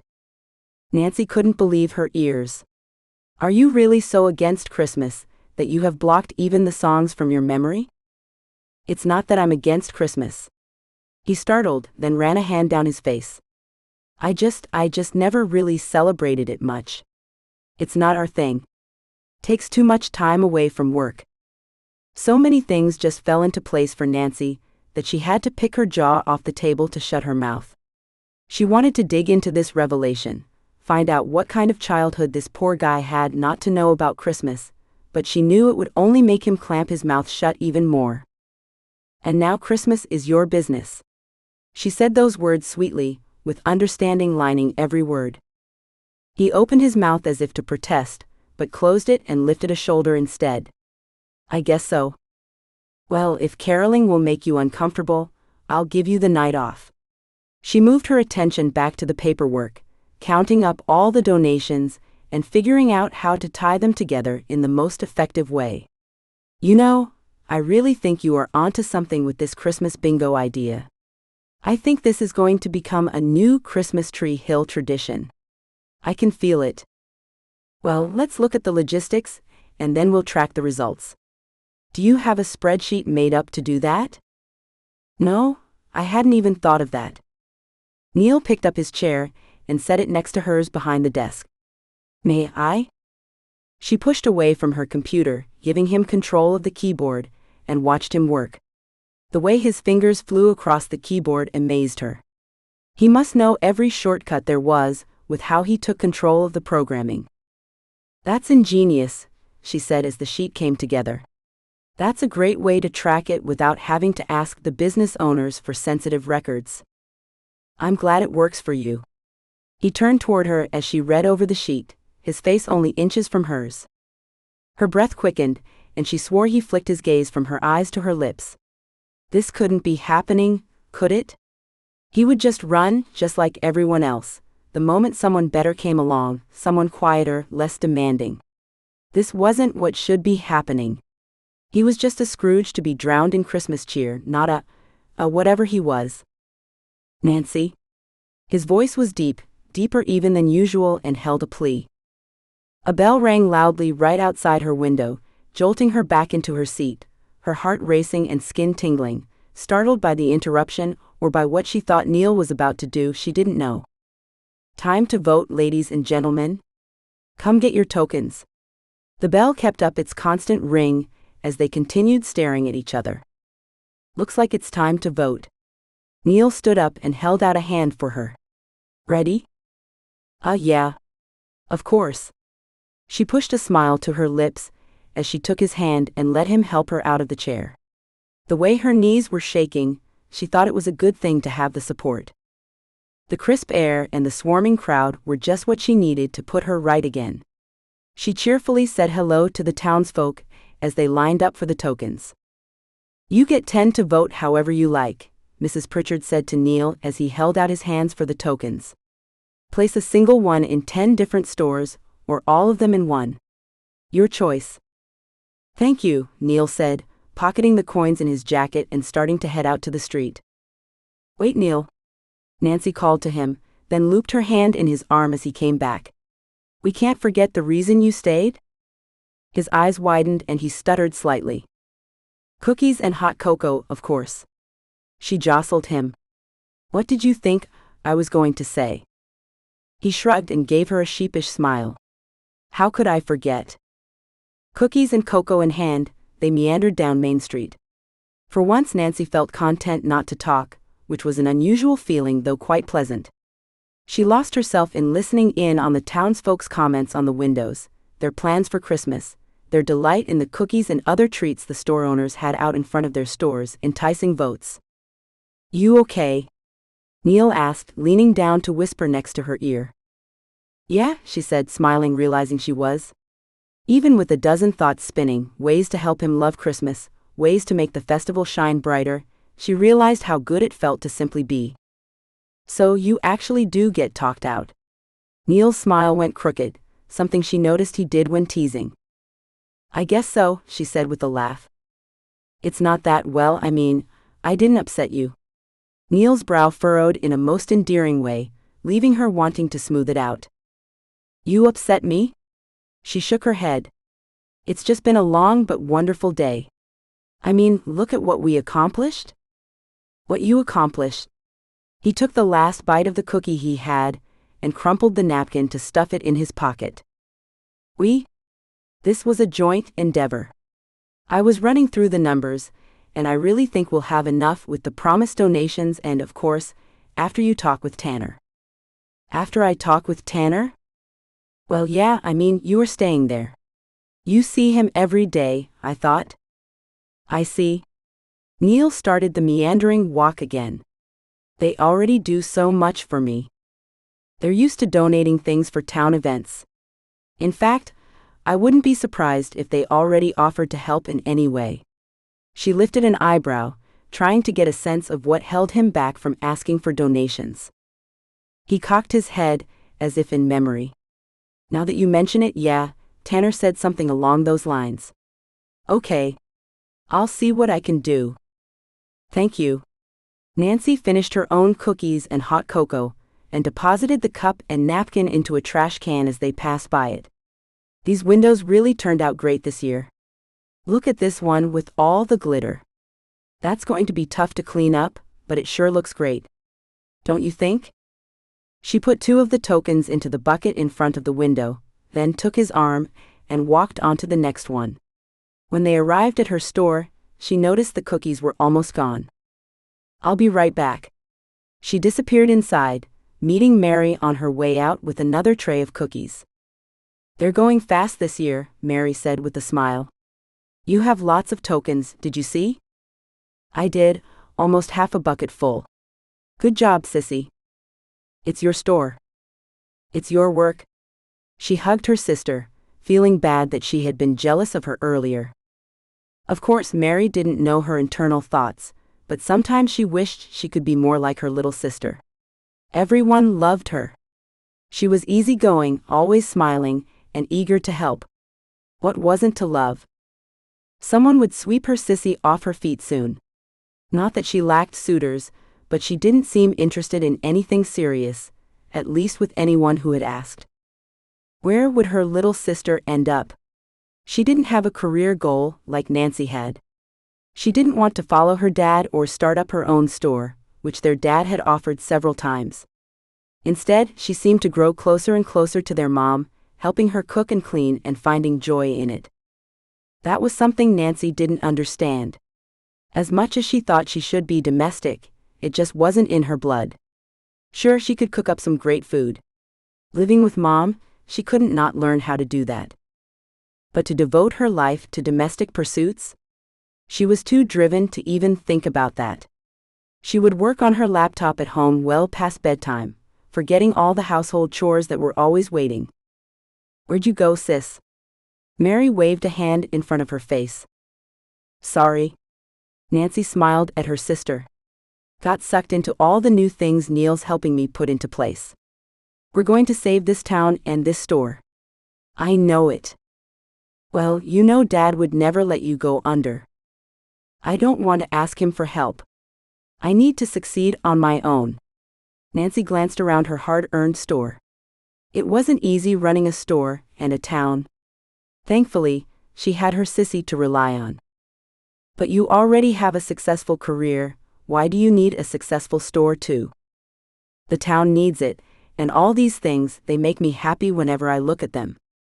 So that's why you have this store, Neil said as the bell jangled over him. You like all the pretty things. Nancy rolled her eyes. They're more than things, it's what they represent. Hi Mary, Neil said. Thought I'd come in to warm up while you two chatted. Hi Neil. I have to get these cookies out there. She slipped past him and out the door. Did I interrupt something? Neil asked, shifting his weight. No, not at all. Make yourself at home. I'll be right back. She didn't need anything from the back, except for space to get herself together. When she came back out, Neil put down the snow globe he'd been looking at. I'll be back to get that. I think Charlotte would love it, don't you? She looked closer at the snow globe of a dancing polar bear in a pink tutu. Yes. It's just like her, constantly moving but in her girly, graceful way. I'll put it behind the counter for you. You know? He tugged at his shirt. Maybe you could help. I have no idea what to get babies like none. They're so tiny and precious, but do they even understand gifts? Nancy peered at him closer, after putting the snow globe behind the counter. I hadn't even thought about that. I guess when they're that young, you're really getting something you think the parents will like for them. A soft blanket or stuffy or a quiet toy. My girlfriends always tell me never to get a loud toy for a mom you care about. That's interesting, Neil said before rubbing a hand down his face. Well, how about we finish up? I'm tuckered, and Grams is expecting me for dinner tonight. Lucky you, she said and came out from behind the counter. He paused and looked at her. Grams says there's always room for one more. Neil Bennett, are you asking me to dinner? She teased as she took his arm. You're always talking about how good Grams' cooking is and Nancy laughed. It was a nice gesture, but I can't go home until the event is over. It's kind of my job, you know, but you have a lot of work to do, and you've stayed much later than I ever dreamed of. So let's get you back to your car. On their way to his car, they stopped in front of a window with a toy train and many other creative and inventive decorations. They watched for several minutes, while Neil commented on the engineering it must have taken to accomplish a display like that. Why don't you give it a token then? Nancy wondered what it would take for him to actually vote for a window. I would, but I already spent all of mine. He stepped back, waiting for her to continue on to the next and last window. What? When? I didn't see you drop any tokens. Nancy searched her memory again, but couldn't remember a single one. Maybe I'm just sneaky. He turned away, pretending to look at the next window. Nancy stopped in stunned silence, but then she remembered the extra tinny sound to the jangle as she entered her store, and her heart warmed as she knew exactly where he spent his tokens. Warning bells went off within her as she watched him, his face aglow in the fading light. She had planned to draw him closer to the town. Instead, she feared she was drawing him closer to her heart. 5. Resisting Nancy Harmon should have been simple, but then again, nothing about this town had been simple since he arrived. This job had tested him on every level, professional and personal, and the constant testing was getting old. How was he supposed to resist the charm, either from the town or from Nancy, when they inundated him in it? The thing was, it could never last. Small towns were dying. Eventually, all the volunteers, mostly older folk, would die off, leaving Nancy with no one to help her make the dreams of the Christmas festivities a reality. Young people would rather buy their kids the newest video game than traipse them all the way into the mountains and have experiences, no matter how wonderful they were. And he hated to admit it, but any romance he started would end as well. Either Nancy wouldn't understand his commitment to his work, or he'd get tired of her always expecting more of him. It wasn't like it was his first rodeo. He often wondered how his parents made their marriage work. They were each gone so much that they hardly ever saw each other, and when they did, it was cordial and brief. He thought of marriage as a partnership, not this crazy, infatuated kind of intoxicating love he saw his friends slip into. That was rare and unsustainable. That would peter out, eventually. Then a sobering moment hit him, as he thought of Grams and Gramps. Their marriage was still going strong, and their eyes held that same intoxicating look of love that Timmy's and Ember's did, and Tanner's and Joy's and Drew's and Rachel's. Neil stepped outside of his tiny cabin, hoping the crisp air, thick with the scent of pine and horse, would bring him back into focus on the reason he was there, the job. He needed to figure out how to move numbers quickly, but there hadn't been time to prepare, and the marketing budget was small, too small. He ran a hand down his face, allowing a rare groan to escape. "Oh, that good man?" Tanner asked, stopping on the way to the barn. He came to the small porch in front of the cabin where Neil was staying. "Oh, hey, Tanner." Neil adjusted his clothes and swiped a hand across his hair to straighten it. "What's got you groaning like a bear?" "It's out of character." Tanner smiled. "Woman troubles, huh?" Neil kept his features motionless, hoping nothing gave way. "It's this small town of yours if you want to know." The words were biting, but Tanner's smile only widened. "Infuriating, isn't it? But what exactly has you all worked up?" "I've been given an impossible task." Tanner lifted his eyebrows. "That so?" "Everything is so unorganized and last minute. I should have had months to prepare a marketing campaign, set up the website, and give myself time to lure people here, but no. Everything is plopped in my lap as a second thought, and I'm expected to perform miracles." "Well, it is the Christmas season." Tanner's cheery smile only grated on Neil. "Not you too." Neil blew out a breath and paced the small deck. "I've got to find a way to get people here in 2 days' time. That's all the notice she gave me for this craft fair exposition. Newspapers already have their ads in by now, and commercials are well out of the budget, not to mention they have to be planned months in advance. And I don't even have content for social media."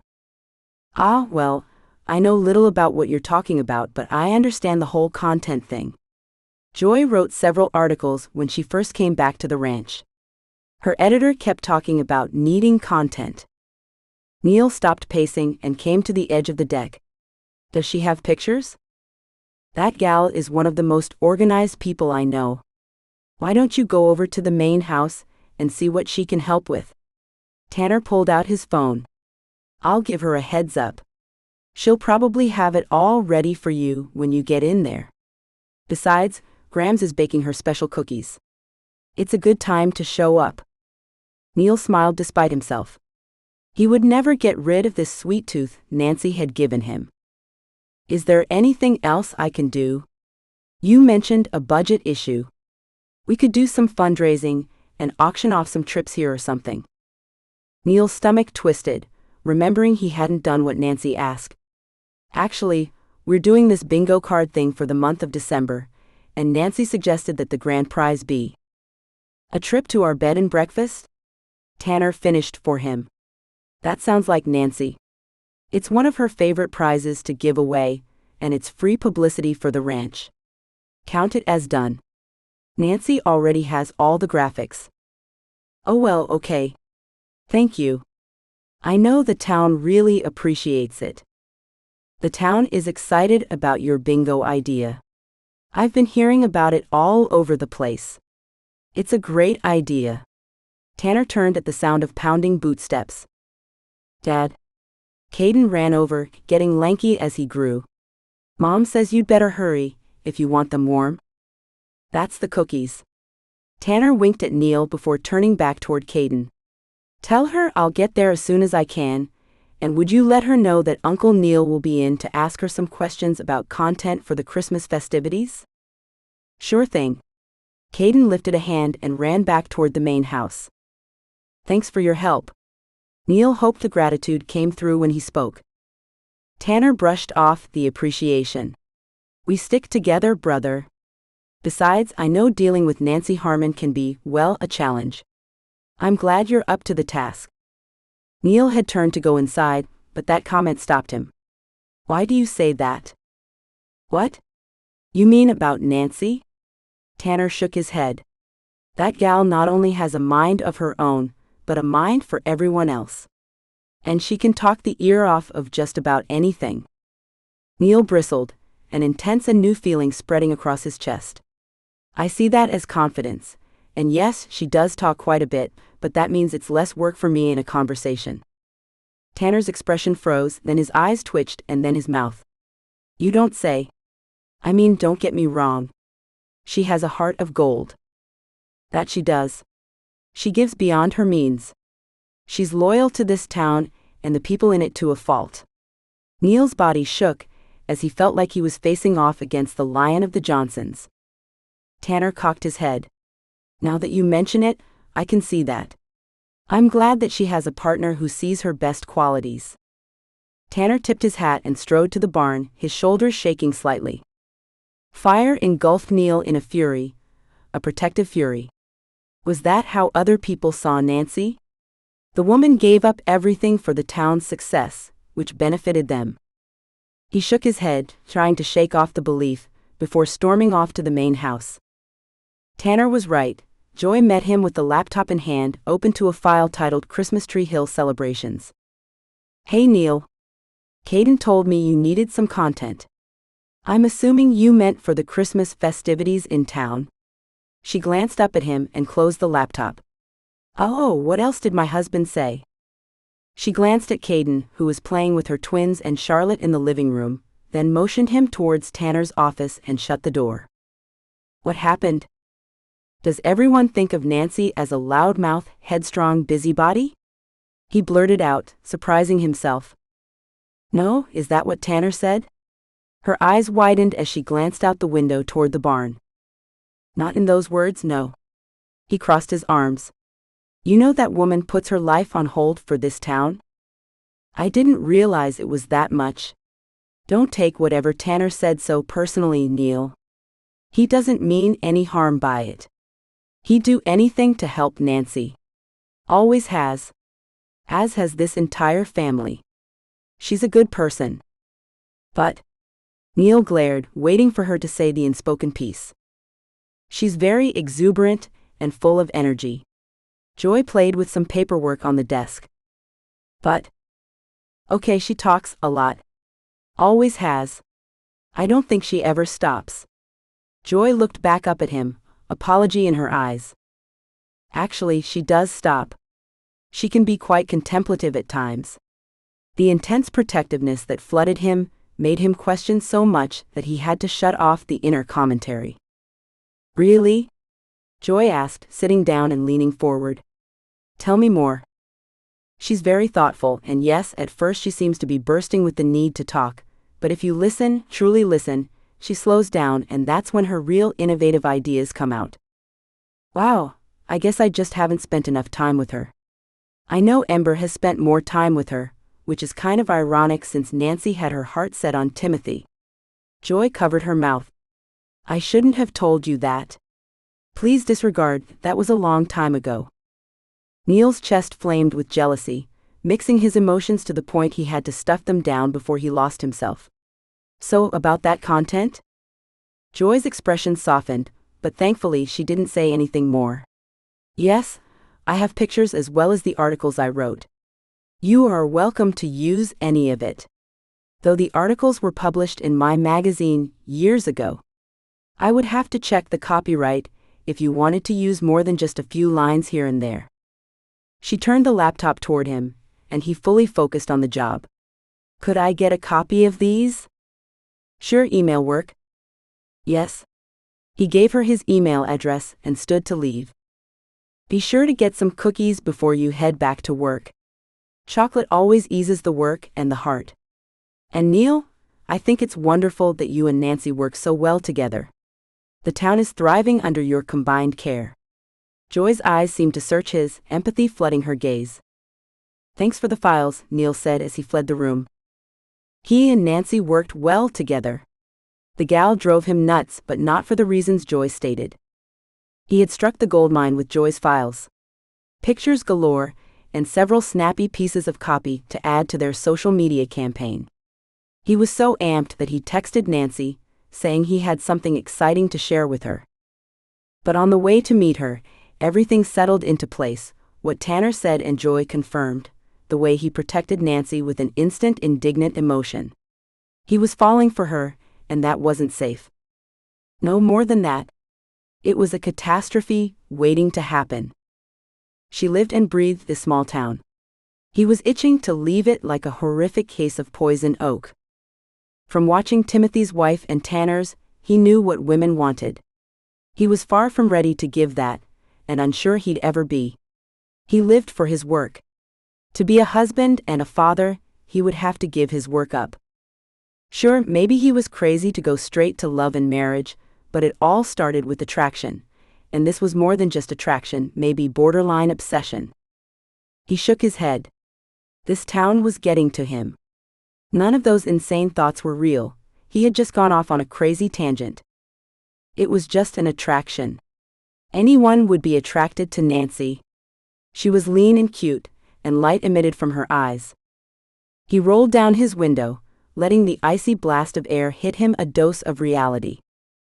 It was natural to feel protective of someone he had worked so closely with since coming to Christmas Tree Hill. Fully natural. Yeah, that was it. An attraction and natural protectiveness. Nothing that shouted, "Future beware." This was just a job. A job for a friend. Simple as that. Yet, his heart pounded as he pulled up next to her office building, and it kept pounding, echoing in his ears as he walked to her office door. And when she opened it, smiling at him like she did, the truth hit colder than a frozen ice bucket. Even shivering as he was, he couldn't stop from returning her smile or warming at her touch as she led him into the conference room. Resisting Nancy Harmon should have been simple, and yet he melted at her touch and the soothing scent of peppermint and cocoa. Was there an antidote for cheer and sweets? Nancy could spot a man retreating a mile away, and Neil Bennett practically left skid marks with the way he pulled back. She had never believed in giving up, not on Christmas, not on the festival, and certainly not on Neil Bennett. She'd seen that flicker in his eyes, just enough hope to tell her he wasn't a lost cause. She didn't know what led to the change, but she'd make sure she zapped the fear away if it took until Christmas, and with Neil it just might. "So, this is what you were so excited to tell me?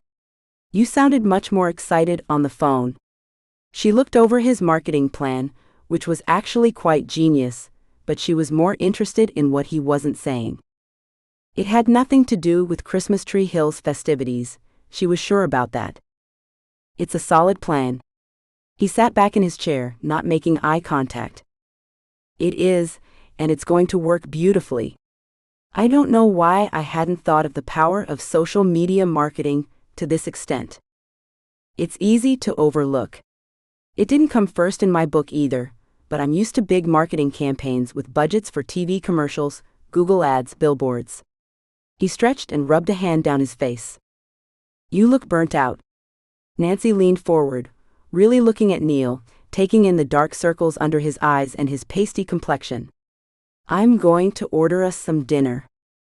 Neil's lips turned up for a moment before he pulled them back down in a look of, what was it about him tonight, remorse, no regret? "Thank you for the offer, but I'm expected back at the ranch." He stood up and started putting on his jacket again. "If you give your approval for the social media marketing plan, I can set it up tonight." "I think you should sleep." She stood up with him. "Too much to do," he mumbled. "Don't I know it? Thankfully, my Christmas tree doesn't mind if I'm up half the night working." Nancy glanced at her computer again, leaning forward to send the file she was working on to her laptop. She didn't realize Neil had frozen and was staring at her. "What? You take work home?" "Yeah. So? You do as well." She shrugged. "When your work means more than a paycheck, it becomes a bigger part of your life, you know? I live for Christmas Tree Hill. Its success is my success, and you can't measure that in a 40-hour work week." "Exactly." Neil continued to give her that look, stuck somewhere between curiosity and disbelief. It made her want to laugh. "You think that's not a very womanly trait? My mom says I work too hard, that I'll never find a husband if I keep putting my work before social engagements. My sister says the same thing, and the guys I've dated, well, yeah, let's just say a career woman is not highly thought of. Maybe not in a small town, but it's admirable where I come from. My mom's a career woman, and so are many of my associates. It's a drive that few people, not just women, seem to have. But those that do. Right?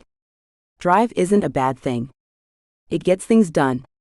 If I'm going to succeed in making this town grow, I need more time than I'm allotted to work, and besides, not a lot gets done during regular hours, too many people need other things from me.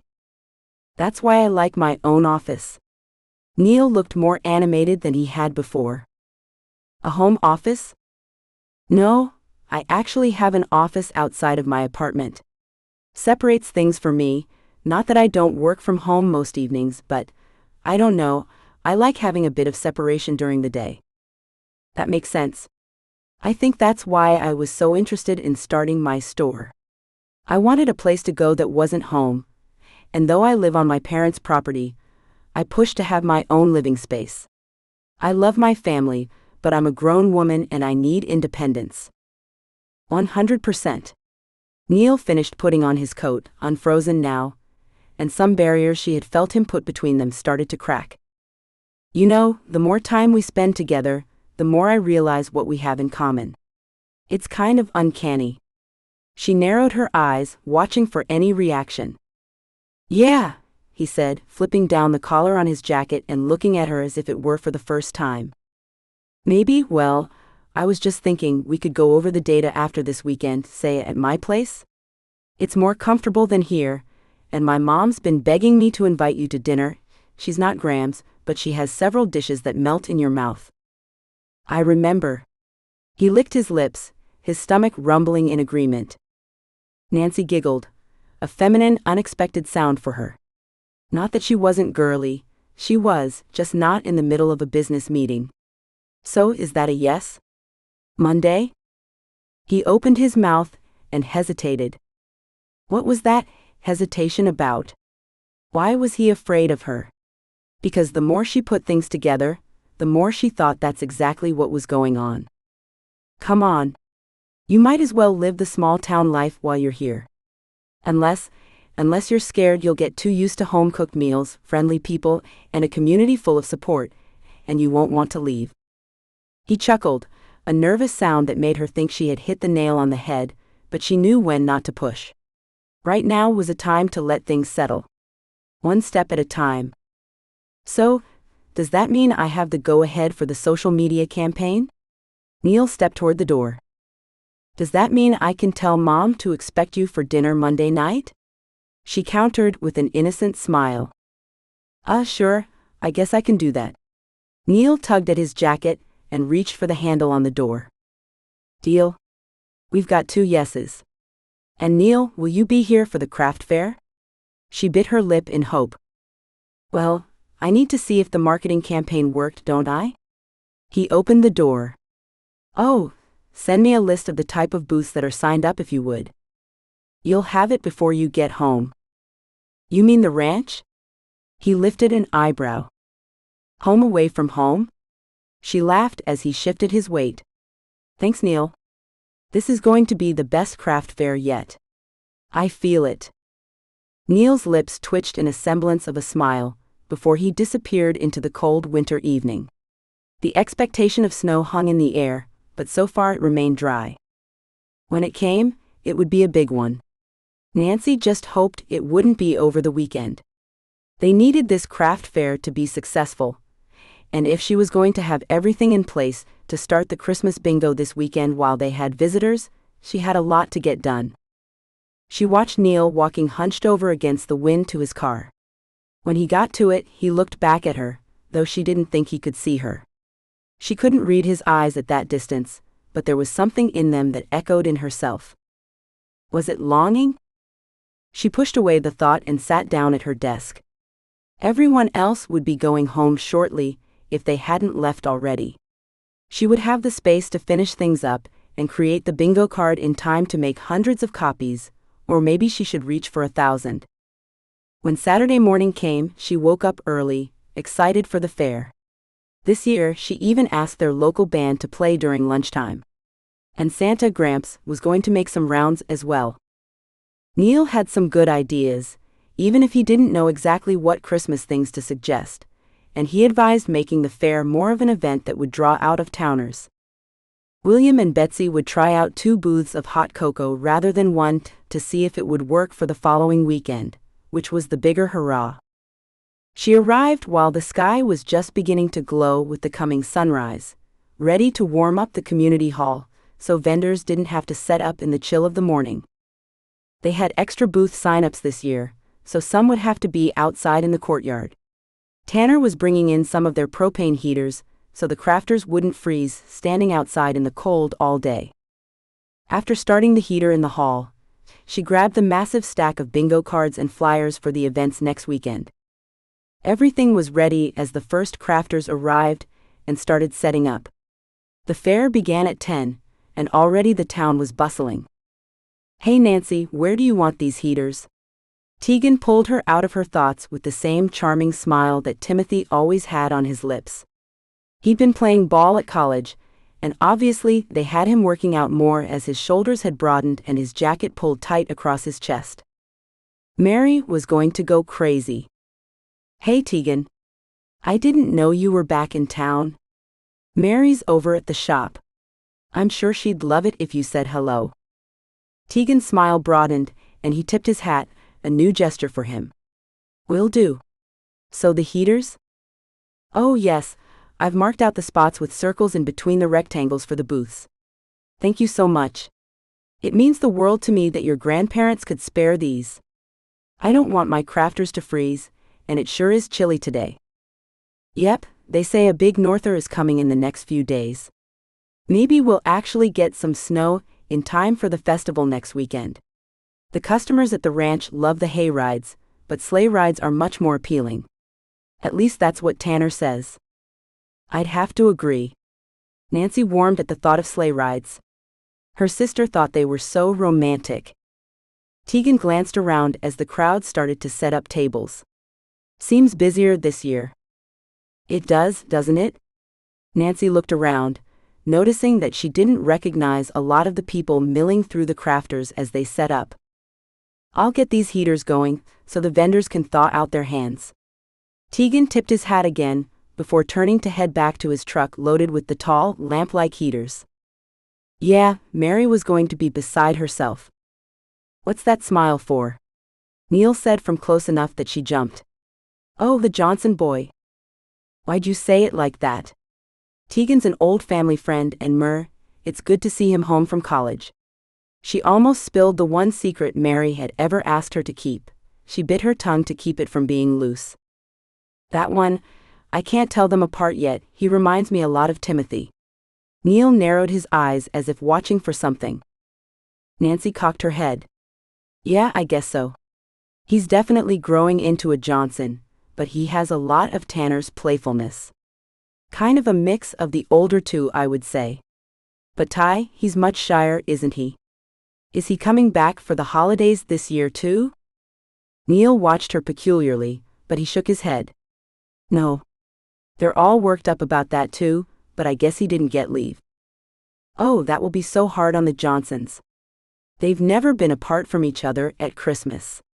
Then a thought struck her, and her stomach tightened with guilt. "Oh no. I didn't think, is this pulling you away from your family? We can figure something out. I don't want you to miss the holidays with them."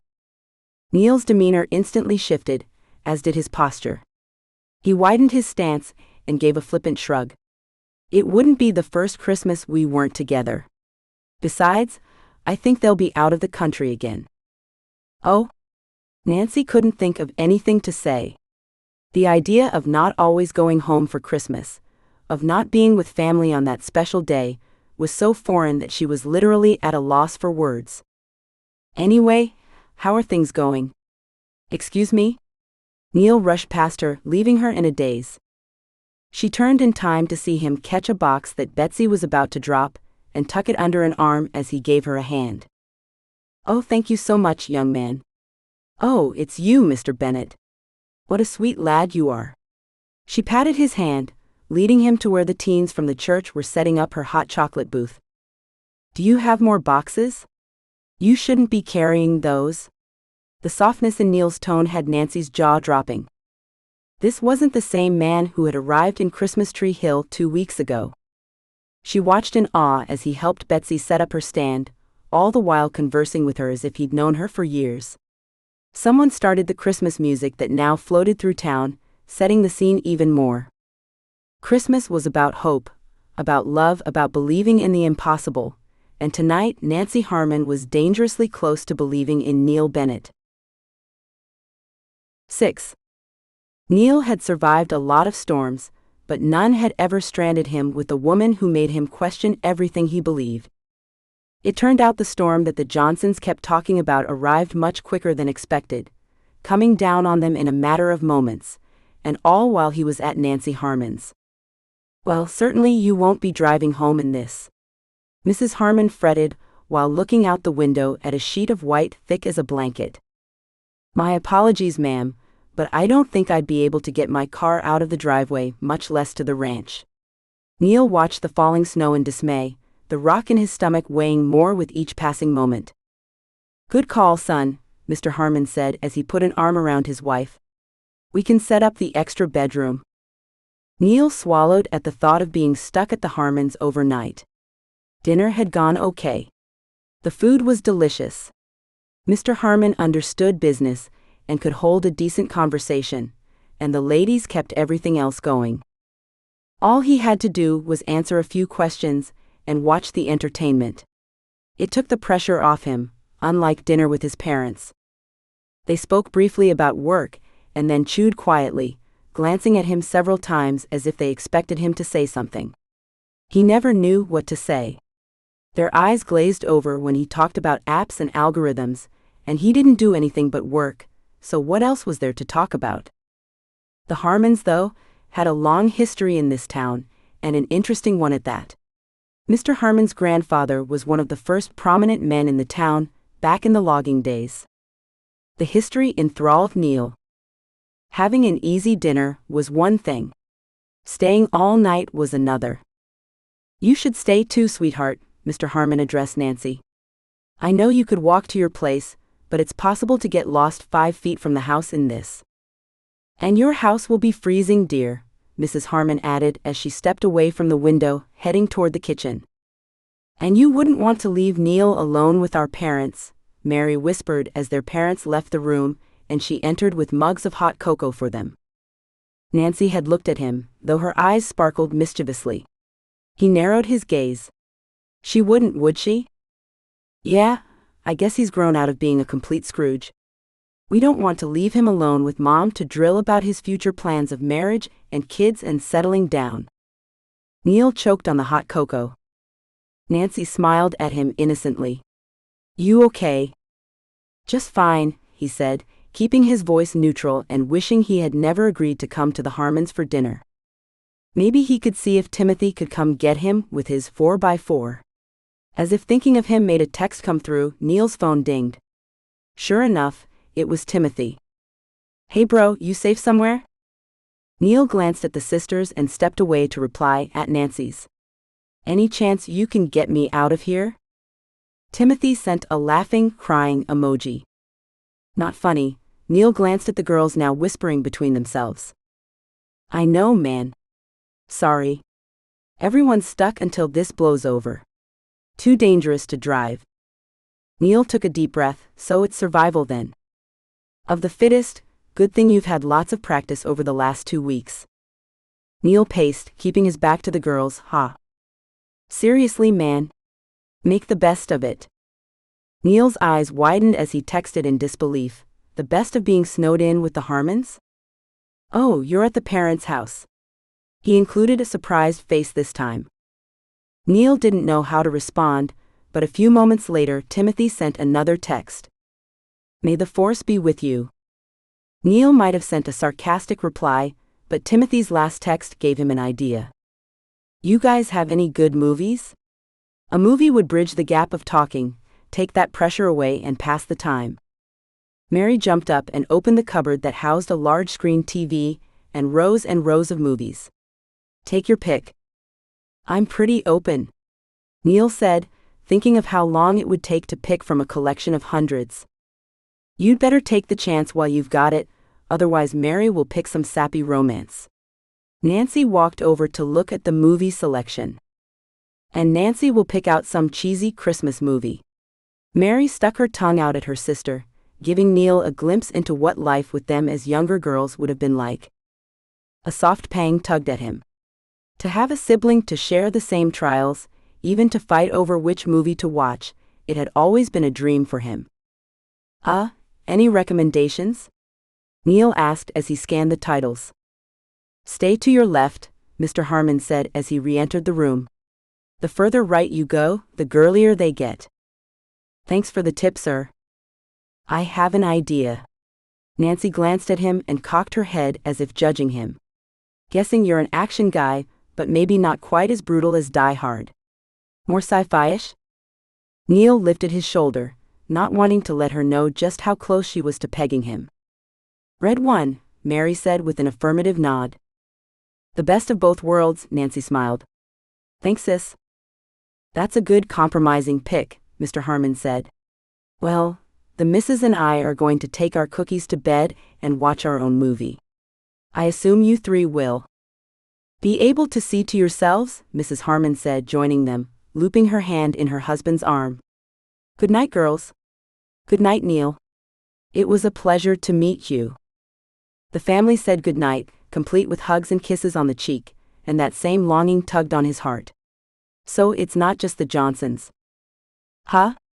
Nancy asked as she returned to him. Oh, nothing. He cleared his throat, not realizing he had spoken out loud. All this time, he had thought the Johnsons were the unusual ones, but as he made the realization, his stomach clenched with memories of the few sleepovers he had as a child. The hugs and kisses and tucking into bed, warmth. Not parents who barely looked up from their laptops to wish him a good night, remind him he had an assignment due, or ask if he had completed his chores. The movie intro started, and he pulled himself back into the room. Nancy patted the couch next to her.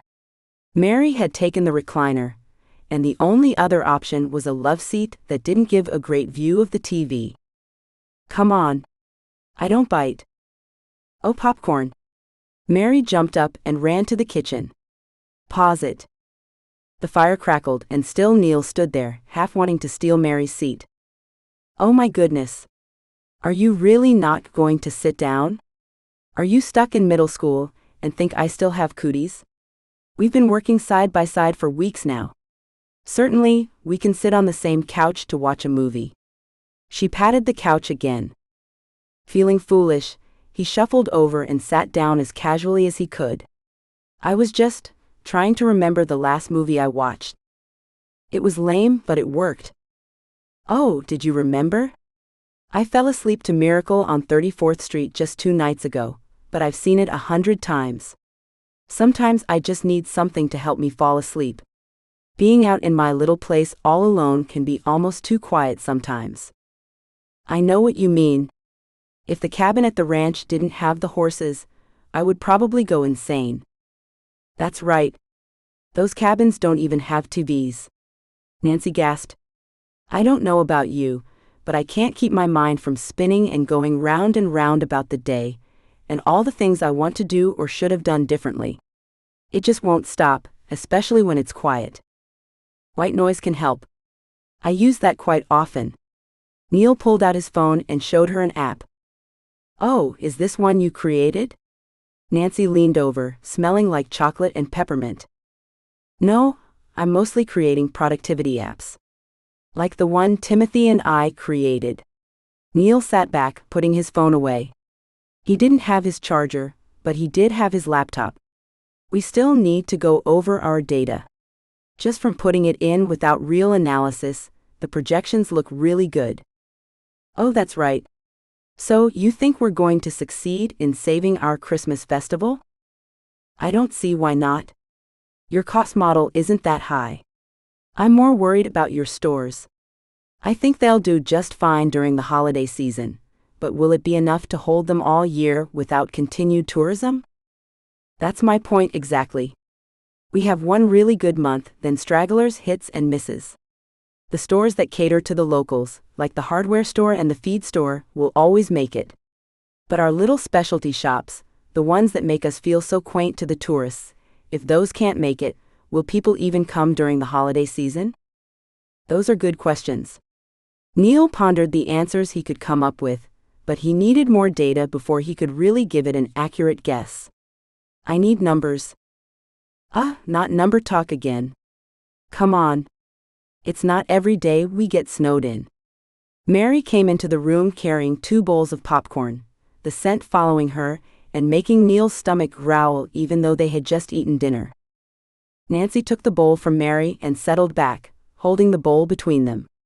Nothing like popcorn with a good movie. That's right. Play it. Mary bounced into her seat. Neil swallowed the urge to keep working and tried to settle back onto the couch. It felt like he was 16 all over again, at a girl's house where he's supposed to be tutoring her, but they're watching a movie instead. That constant fear that the parents would walk in at any moment kept revisiting him. We'll go over the numbers after the movie. It won't be too late for us to work, right? Nancy touched his arm, giving him an award-winning smile as the intro began again. Never too late. Good. Now try to relax. I know it's foreign to you, but it feels pretty good. She leaned the popcorn bowl toward him and settled onto the couch. The movie actually held his attention. It had been a long time since he had just sat and watched a movie, totally losing himself in the make-believe moment. As the credits rolled, he had to pull himself back to the present, remembering where he was, and the awkwardness returned. Mary yawned loudly. I like that movie, even if it isn't a romance. Hey, there's some romance in it, Nancy defended. If that's your idea of romance. Mary choked and covered her mouth. Then she picked up their mugs and bowls. Well, I'm going to hit the hay. Nancy, you should probably put some more wood on the fire if you workaholics are going to stay up. Thanks for the reminder. Nancy popped up and added wood to the fire as easily as if she were putting something in the oven. Neil took that moment to bring over his laptop and set it up. Nancy settled in close to him on the couch to look over his shoulder, still smelling of cocoa and peppermint, making his sweet tooth go crazy. They pored over the numbers, made predictions, and talked about how they could continue to grow their social media following and get more families to come for the events next weekend. He relaxed even in her proximity, which was now close enough that her leg touched his. He became aware of that all at once and set the laptop aside to give himself space to decide what he wanted to do. On the one hand, he liked this feeling of camaraderie and closeness. On the other, it terrified him to the core. Hey. Nancy actually sounded hesitant, which made him pause, leaning back over. I can't stop thinking about what you said, that you might have been alone for the holidays. That breaks my heart, Neil. No one should be alone on Christmas. I'm sure the Johnsons have already invited you, but well, just know you are welcome here too. Neil's tongue stuck to the roof of his mouth, and as much as he wanted to look away from her deep gaze, he couldn't. He didn't have the power. That's very kind of you. He finally pushed out the words and focused on the flickering flames in the fireplace. I don't want to pry. I really do want to pry. I want to know all the whys, but if you don't feel like talking about it, I won't. Why? Are your parents still here, like not in heaven? Seeing Nancy flustered made him relax even more. He turned in his seat to face her, pulling one foot onto his leg so he could see her better. I like seeing you all flustered. You do? Yeah, it's cute. Nancy's mouth fell open, then she smiled. Neil Bennett, did you just call me cute?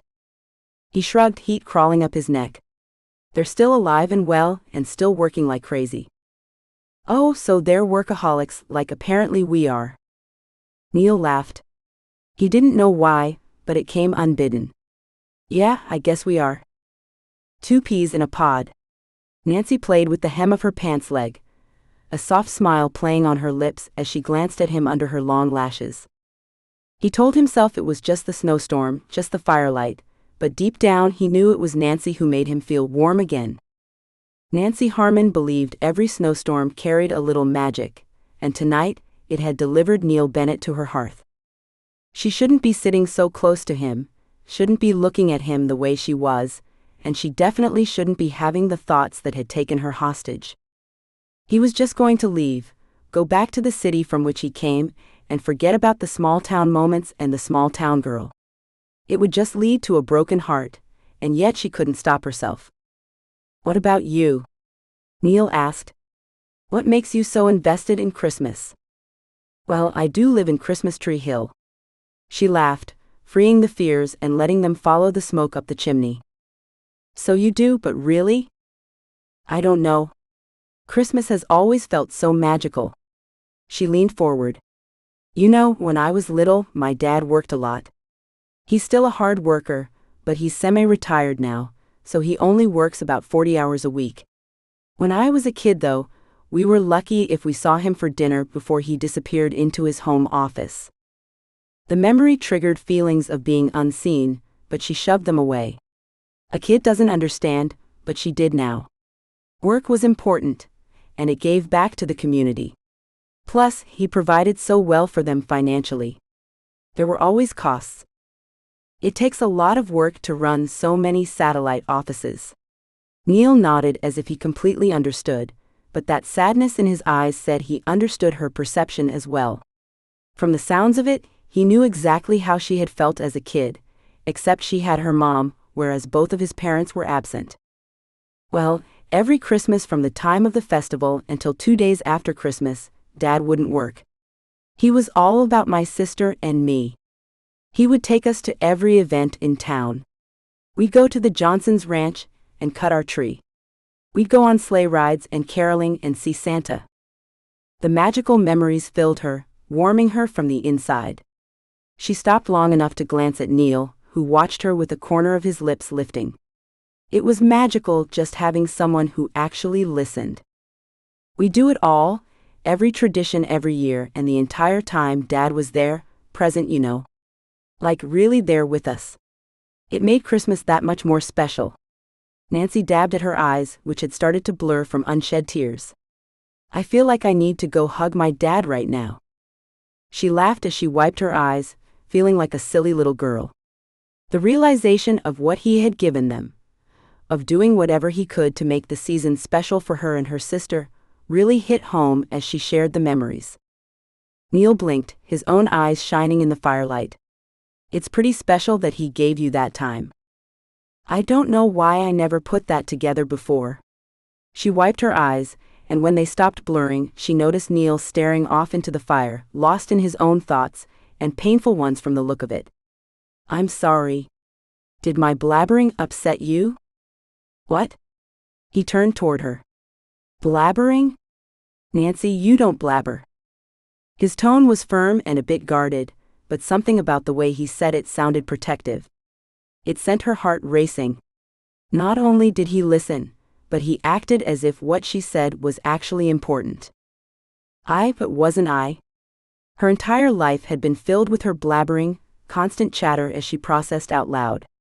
She tried not to, but she couldn't help it. The words all jumbled in her head and poured out, regardless of how hard she would bite her tongue. He shook his head. And no, what you said doesn't upset me. I'm happy you had that experience. You deserve it. He had listened to her, really listened, but that sadness in his eyes about broke her heart. Had she reminded him of painful memories? Maybe sharing her wonderful ones wasn't the right choice. What about you? She bit her lip, hoping she wouldn't add to the pain. My parents didn't have that priority. It's fine. Business came first. It was just the way it was. He shrugged and looked at the fire once again. The fire crackled as a log broke apart, sending a plume of sparks disappearing into the chimney. The warmth burst out, enveloping them and adding to the connecting moment. You deserve a magical holiday too.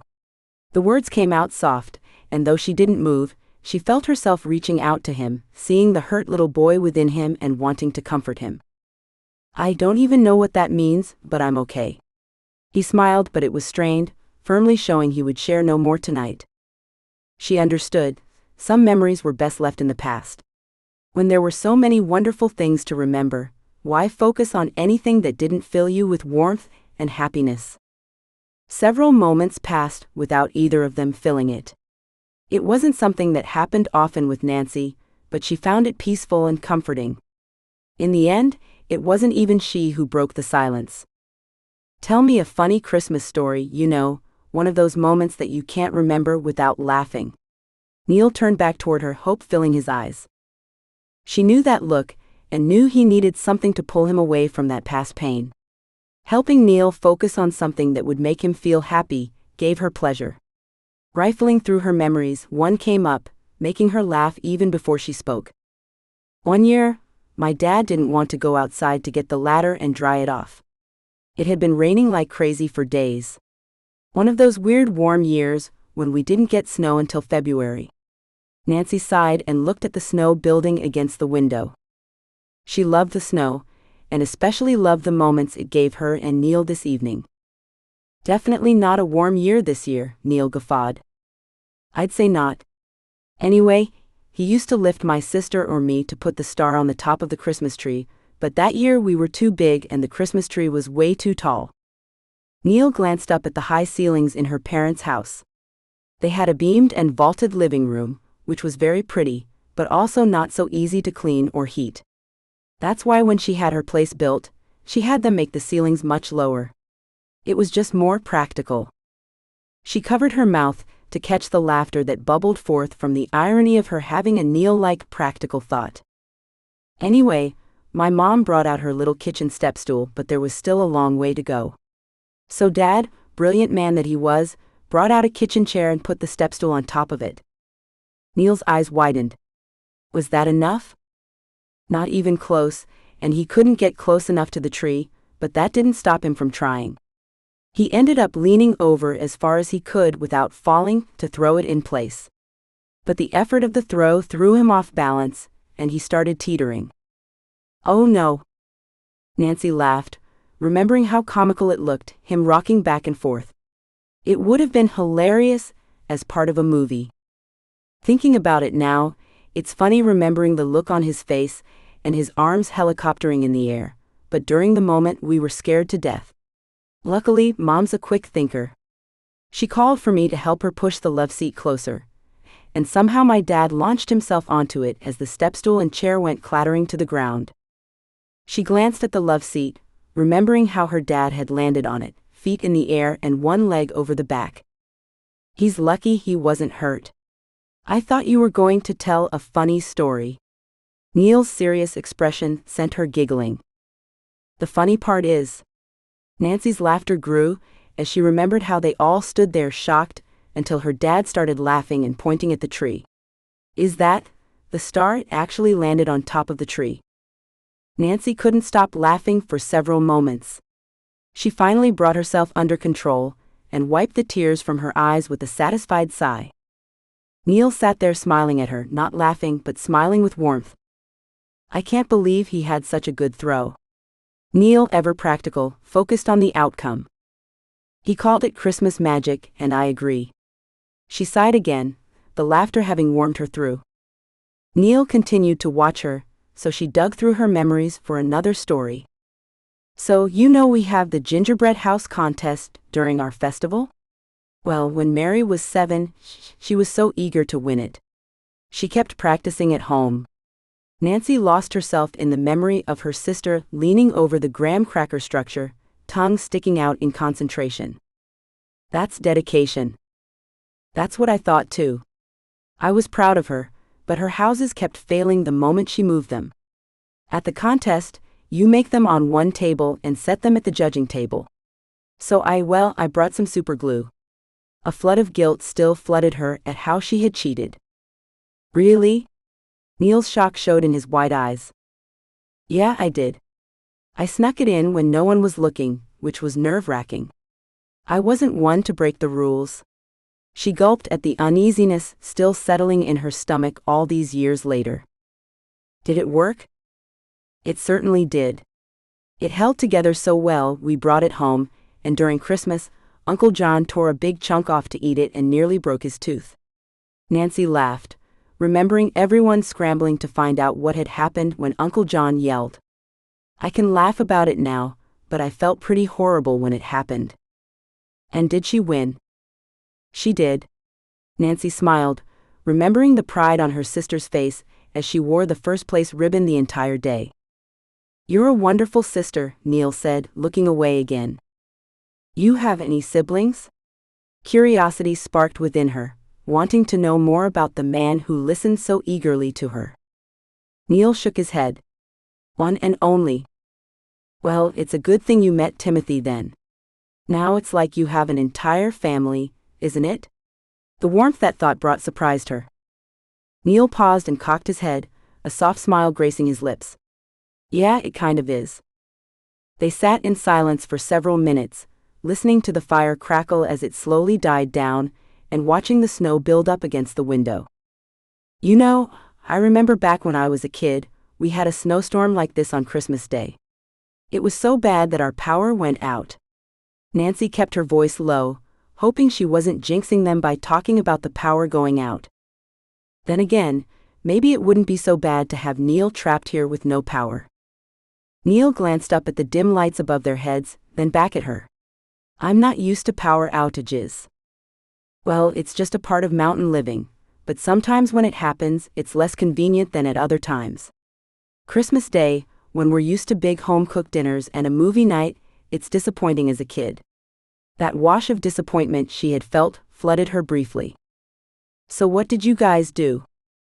Nancy scooted forward until her knee touched his. Mom and Dad found a ton of candles. We lit them and put them throughout the house. Then we came and sat in front of the Christmas tree and sang carols. Nancy sighed at the memory. The moment had felt so magical and special. There was nothing to focus on except each other, and it left her feeling so bonded with her family. It could have been a disaster, but they made it special. When the lights flickered back on, we cheered and clapped as if they were fireworks. I will never forget the way Dad smiled and said, "See, Christmas always finds the light. He brought the magic." Neil didn't say anything, but his eyes had softened, and a gentle smile pulled at his lips. She didn't quite understand the language that his expression spoke, but the feeling that breathed life inside of her warmed her more than a candle-lit night or a raging fire. Snow would melt, fires would fade, but Nancy knew she'd never forget the way Neil looked at her tonight. 7. Monday night had been warmth and laughter. Today was back to them clashing over Christmas lights and candy cane chaos. Neil started to wonder whether Monday night had been some sort of fantasy he'd created in his mind, because today he felt anything but warmth toward Nancy. She was micromanaging everything he did. Wow, that's so well formulated. Nancy stood in front of the Christmas tree he had just decorated. He had organized every ornament perfectly, by space and color. Pride had filled him while looking at it, but Nancy dashed his ego against a snow-covered wall. What's wrong with order? Neil crossed his arms. Nothing except, well, it's not really inviting. The kids won't want to touch it. Nancy narrowed her eyes while she scrutinized his work. Should they be touching it? Neil filled with indignation. Well, actually, yes. This is the giving tree, remember? In a matter of hours, children from foster homes will overrun this place. They will write their wishes on cards, Nancy motioned to a stack of decorative cards on the table next to them, and put them on the tree. And having a perfectly balanced, decorated tree will make them not want to put their cards on it? Neil didn't understand her logic. Neil, how much experience do you have with kids? Especially kids that come from homes with few resources? Nancy settled her hands on her hips, a sure sign she would not let this go. Neil tightened his arms and glared. The tree is gorgeous, and I love that you are helping. If the tree were in my home, I would drool over it. Really? Nancy touched his arm, softening her voice. These kids need to feel comfortable though. It needs to be inviting to them. She rubbed his arm, glanced at the tree again, and gave him a sympathetic smile before moving on to the next person to micromanage. Yet as he watched her, he noticed the caring way she guided them, and his arms loosened. It wasn't her fault he didn't understand. He pulled out his phone, hesitated, then hit Timothy's number as he walked outside, his boots crunching in the snow that didn't seem as if it would ever leave. Timothy had picked him up from the Harmons on Tuesday morning, and had been his chauffeur for the last few days. Neil's car was useless on icy roads, so it sat at the Harmons until the blasted snow melted. "Hey Neil," a female voice answered. He brought the phone away from his ear, and double-checked he had called the correct number. "Timothy is walking a very grumpy Rowan. I think he's teething early. Oh, hi, Ember. Neil struggled with processing the change, trying to decide how to go forward. Is it an emergency or something I can help with? Oh, actually, maybe you're the right person to ask. Neil pulled the collar of his coat closer around his neck as he explained the situation. So you see, I don't understand what I did wrong or how to make it right. Oh, Neil, you did nothing wrong. It wasn't that Nancy didn't like the way you decorated the tree. She even said if it were in her house, she'd love it. It's just that the way you decorated it doesn't fit this situation. Oh? Neil said, the realization at once became clear. Oh well, that's better. So, should I mess up the decorations? I'm not sure my OCD could tolerate that. Ember laughed. I know just the person to help, and she's actually on her way to where you are right now. Who? His chest tightened with the thought of someone else being thrust on him. Well, you came to her wedding. Cousin Rachel. She and the little girl she is adopting always come to these events. Let me text her, and until she gets there, try to think like a kid. Ah, okay. Thanks, Ember. No problem. What are sisters for? You can always call me if you need a woman's advice. I'll text Rachel now. If the babies settle on my way out of town, I'll stop by. Appreciate it, Neil managed to say through a choked throat before ending the call. Why had Ember's words choked him up? His eyes burned, which he blamed on the icy wind, and his throat felt like he had swallowed a ball. Maybe he just needed some hot cocoa. William happily served him a cup of hot cocoa, and handed him one of Mrs. Pritchard's cookies. I always make extra when the kids come. I want to make sure they have as much as they want. Poor kids. Thanks. It's great. Neil took his treats and sat at a table near his tree. He fiddled with the wish cards and tried to follow Ember's advice.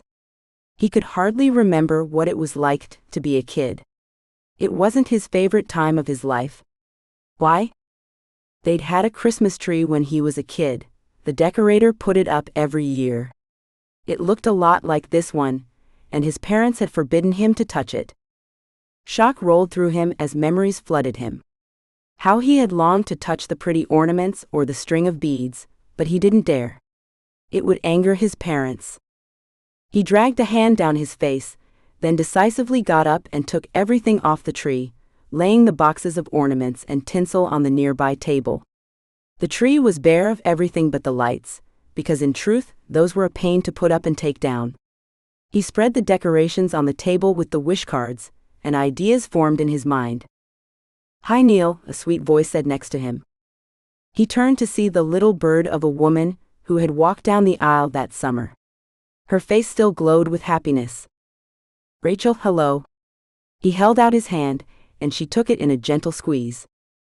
Ember says you need a little help? I was really at a loss when I called her, but I think I might have an idea. I would love your opinion on the logistics of how it could work. I'm all ears. I am too, Milo said. The cute little girl bounced up and down. Isn't Christmas the best? I met Rachel, Mom. I get to call her Mom now at Christmas time. Neil couldn't help but return her smile. That's wonderful. So tell us your idea.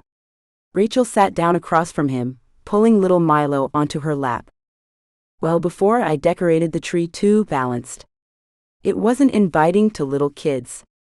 So I thought, if it needs to be inviting to little kids, why don't I have the kids decorate it themselves? Neil studied her reactions. Rachel blinked, her eyes glistening. She reached for his hand and squeezed it. I think that's perfect. Oh, I love decorating Christmas trees. Mom just let me decorate ours at home. Dad said I can call Drew Dad now, right? He said it was beautiful. Milo slipped off Rachel's lap and clapped her hands. Can we start now? Sweetie, we need to wait for the other kids. But they should start showing up very soon. Why don't you run over and ask Mr. William for some hot cocoa? Yay? Milo skipped toward William, who greeted her as she approached. Isn't she just wonderful? Rachel's smile was so full of love that Neil felt that ball back in his throat and took a sip of cocoa to cover it. She is our Christmas miracle. Rachel dabbed at her eyes and turned back toward him. So Neil, it looks like you didn't need my help after all. Actually, I don't know the logistics. I have a feeling every kid is going to want to do all of the decorating. How do I make sure even the last kid gets a chance? That's a good question. Maybe Nancy will know how many kids are expected, and we can divvy it out. Like when they fill out their wish card, then they get to put it and their portion of the decorations up? That's a practical way to apply this method. Thanks, Rachel. Anytime, she said, and he lifted a hand as he crossed the room to where Nancy was helping at the ornament station. Excuse me, Neil said when it seemed like Nancy and the other lady would not stop talking. Nancy looked up, her smile warming as she saw him. Hi Neil, everything okay? Yes, it's great. I just need numbers. Always with the numbers. Nancy rolled her eyes, but her smile only deepened. Which numbers now? How many children do we expect today? Oh, that's easy. I would say at least 25, 30 at most. That works great. Thanks. He turned and made his way back to organize the ornaments in sets of 30. Each set had one ball ornament, a handful of tinsel, and a partial string of beads. Nancy strode over shortly after he finished, but she had her lips pulled thin. Neil, now the tree isn't decorated at all except for the lights. Why are you sorting the decorations on the table? We don't have time for your rationality. The kids will be here any minute. Neil shook his head, feeling like he couldn't do anything right in her eyes, but also knowing this time she was wrong. Just watch. How can you tell me just to watch? The kids expect a decorated tree to put their wish cards on. She continued talking, but the doors swung open at the front of the community hall, and kids came running in with cheer and excitement. Too late, he said, smiling in satisfaction as her face fell into a look of wonderstruck. One of these days, you're going to have to learn to trust me. 5 kids came rushing over to his table. Their eyes were bright with hope as they looked up to him. Is this the wish card table? Last year my wish came true. A little girl tugged on his sleeve. So did mine. A boy sat at the table. Neil passed out the cards to the kids as Nancy explained how to fill them out, helping some of them to write their wishes. I'm done. The first girl jumped up.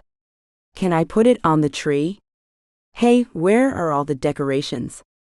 Nancy's eyes burned into him, but he only smiled at the little girl as he handed her a set of decorations. This year, you get to decorate it. We get to decorate the tree? Really? She looked from him to the other kids who had stopped talking, their mouths dropping open. Yes, that's right. Everyone who fills out a wish card gets to put up decorations with it. Neil tried to hand her the decorations again. The little girl hesitantly took the container of decorations. Anywhere I want? Anywhere you want, Neil answered smugly, thinking of never being able to touch the tree and how he's changing that for these kids. What if I want to put some way up there? The little girl pointed. Neil looked where she pointed, and how it was a good 2 feet above her reach. I will help you. He pulled over a chair for her to stand on. The next 2 hours passed by quickly as he helped kids write wishes that broke his heart, and helped them climb onto a chair to reach where they wanted. Nancy stayed for a while and disappeared, then returned again. Her eyes would linger on him, and he'd turn to her with what he thought would be a satisfied smile but turned out more warm, inviting. The maddening thing was, the more they clashed, the more he wanted her, arguments, laughter, all of it. Nancy could handle stubbornness, but Neil Bennett took practicality to an art form. It was infuriating, how he could dismiss her ideas 1 second and then reorganize a tradition like some Christmas cowboy hero the next. She warred between hating the fact that his idea was 100 times better than hers, to loving how interactive and thoughtful he was with the kids. Watching him help the last group of the day made her heart want to melt, just as it had when the snowstorm had trapped them at her parents'. She kept reminding herself that he would leave after the festival. If she allowed her heart to be free, he would leave with it. She couldn't have that. Yet the growth he showed inspired her, and made the war even more difficult. Maybe it would have been better if he had stayed a Scrooge. "Hey, you're the last kid." Neil bent down next to a scrawny little boy. "I know, my foster mom was busy, but at least I made it, right?" He looked up at Neil with hope so strong that it nearly tugged Nancy right off her feet. "Right, and being last isn't a bad thing." Neil motioned for the kid to get up. "It's not?" The kid scooted off the bench, pressing his wish card to his chest. "Not in this case. It means you get to put the star on top of the tree." Neil motioned to the tree and held out the star. "The star?" The boy's eyes widened. "But I can't reach the top of the tree." Nancy bit her tongue and gripped the table to keep herself from jumping in. Watching the magic between man and child was more magical than taking over. "Place your wish card." Neil motioned, then pulled a chair close to the tree. "Good, now hop up on this chair." Neil helped the kid step up onto the chair, and then handed him the star. The boy stood on his tiptoes, but he was still a foot too short. "I'm too little." The boy dropped his hand and head, his lower lip trembling. Neil had helped the kids all day by moving the chair to where they wanted it, but he had been reluctant to pick them up. Neil glanced at her. Nancy's legs bounced, her tongue hurt from biting back the words that wanted to spill forth, and her hands gripped the table, but she didn't move. "I can see the problem." Neil scratched his chin, looking at the top of the tree and the little boy obviously calculating. "But being little also means you aren't too heavy to sit on my shoulders." "On your shoulders?" The boy's eyes danced. Neil sat at the edge of the chair. "Okay, climb up, buddy." "Like this?" The little boy gingerly sat on his shoulders. "That feels about right." Neil didn't really appear as if it was right. His brows scrunched and his lips pursed in concentration. He gripped the boy's ankles and carefully stood up. "Whoa. Whoa. I'm so high up. Look at me. I'm taller than everyone." "Can you reach the top now?" Neil asked, turning toward the tree. "Let me see." The boy gripped the star and leaned over to the tree, his little tongue sticking out of his mouth in concentration. "Almost."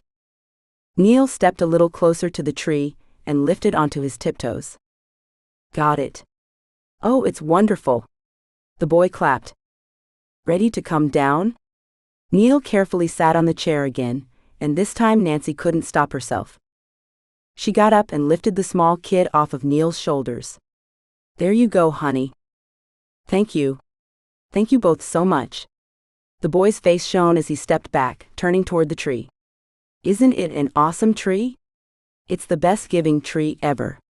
Can I show my foster mom?" "Of course, bring her over." Nancy's voice only slightly caught, and as the little boy ran off, she turned to Neil. "Well, I can no longer call you Mr. Scrooge. You just made little Timmy happy." "Huh? You know, A Christmas Carol?" Scrooge, little Timmy. The confusion pulling down Neil's face left her stunned. "I know the concept of Scrooge, but I've never read the book or watched the movie or whatever it is." Neil shook his head and started cleaning up the extra cards, pencils, and tinsel. "You've never seen A Christmas Carol?"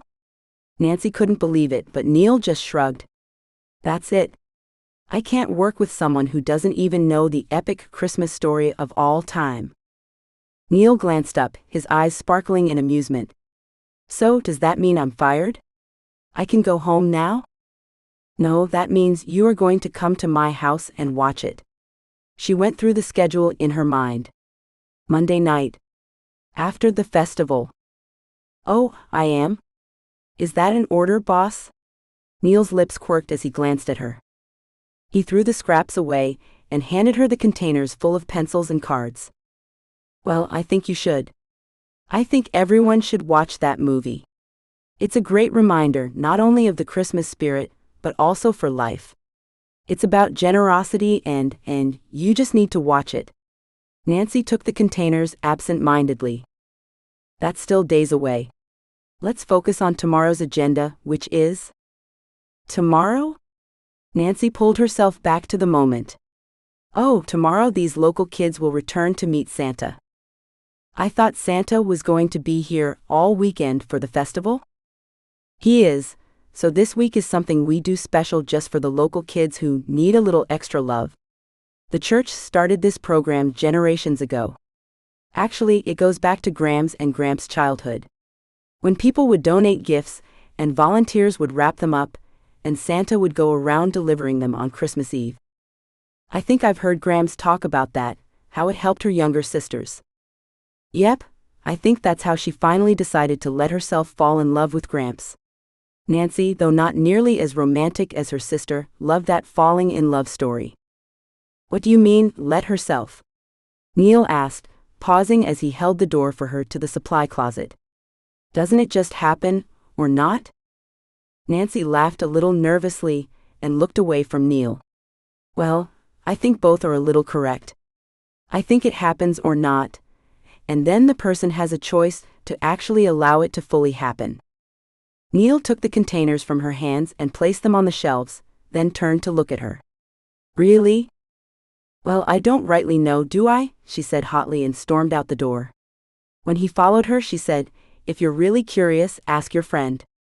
He knows what it's like to fall in love. Neil stiffened.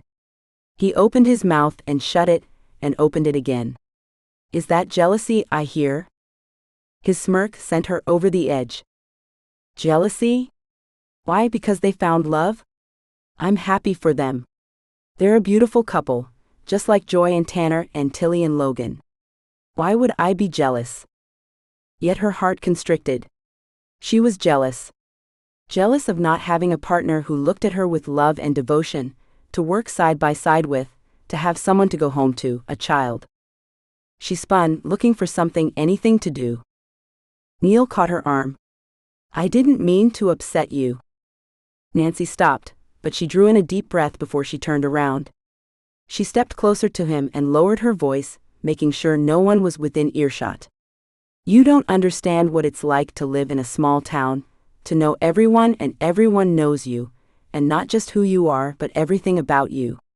Nothing is secret. Neil paused, but he kept a gentle hold of her arm. No, I don't.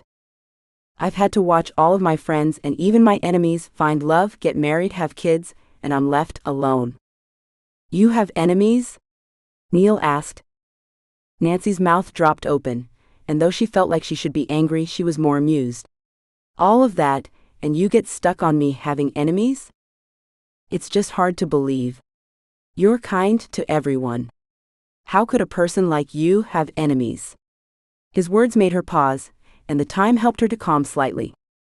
Maybe that was a strong word to use. There are just some who I don't necessarily prefer to be in their company, let's just say that. Anyway, jealousy is a strong word. I'm happy for them, for all of them, but well, sometimes even I can feel left out. And I don't know why I'm telling you this. She lowered her face to her hands. Hey, I'm not from here, remember? So it stays between us. Nancy glanced up, hopeful. His expression was earnest, and she breathed out a sigh. What made you say I was jealous anyway? He shifted his weight. It was just something I heard, about you and Timothy, you know, before Ember. At first Nancy fumed, thinking someone had been spreading lies, but then it all fell into place.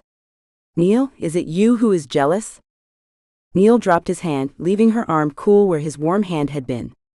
He looked away, but not before she saw his cheeks flame. She liked that he was jealous, and yet it terrified her at the same time. If she were still in high school, she might have played that card a while longer, but life was too short for games anymore. Timmy's dad and my dad had a hand in that rumor. They were both worried because their eldest children were still unattached, so what better way to fix the problem than to set us up? My dad still struggles with it. She shrugged. Mom says it will all happen just when it's supposed to. It will, he murmured, but still kept his face turned.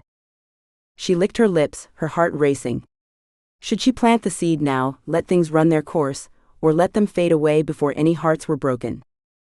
All she had wanted for so long was to fall in love, to feel the way she'd seen her friends fall as they each were stolen away. But the man in front of her, even with the changes she'd seen him go through, would leave, and she never could. Christmas Tree Hill was her home.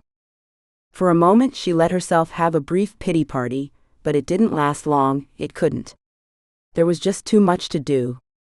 "Nancy," Matilda interrupted, motioning her over as she and the others were cleaning up.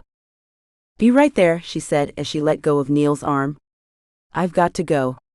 Thank you for your help today. You really did something amazing for those kids. I don't think they'll ever forget the experience. You know, Neil Bennett, you may not believe in Christmas magic yet, but you made it happen for 30 kids today." She glanced at him as he finally met her eyes. They were soft, sad, and not nearly as shut down as she expected. "I'll try to make it tomorrow, but I've got a few things I have to do first. So I could be late." "It's okay.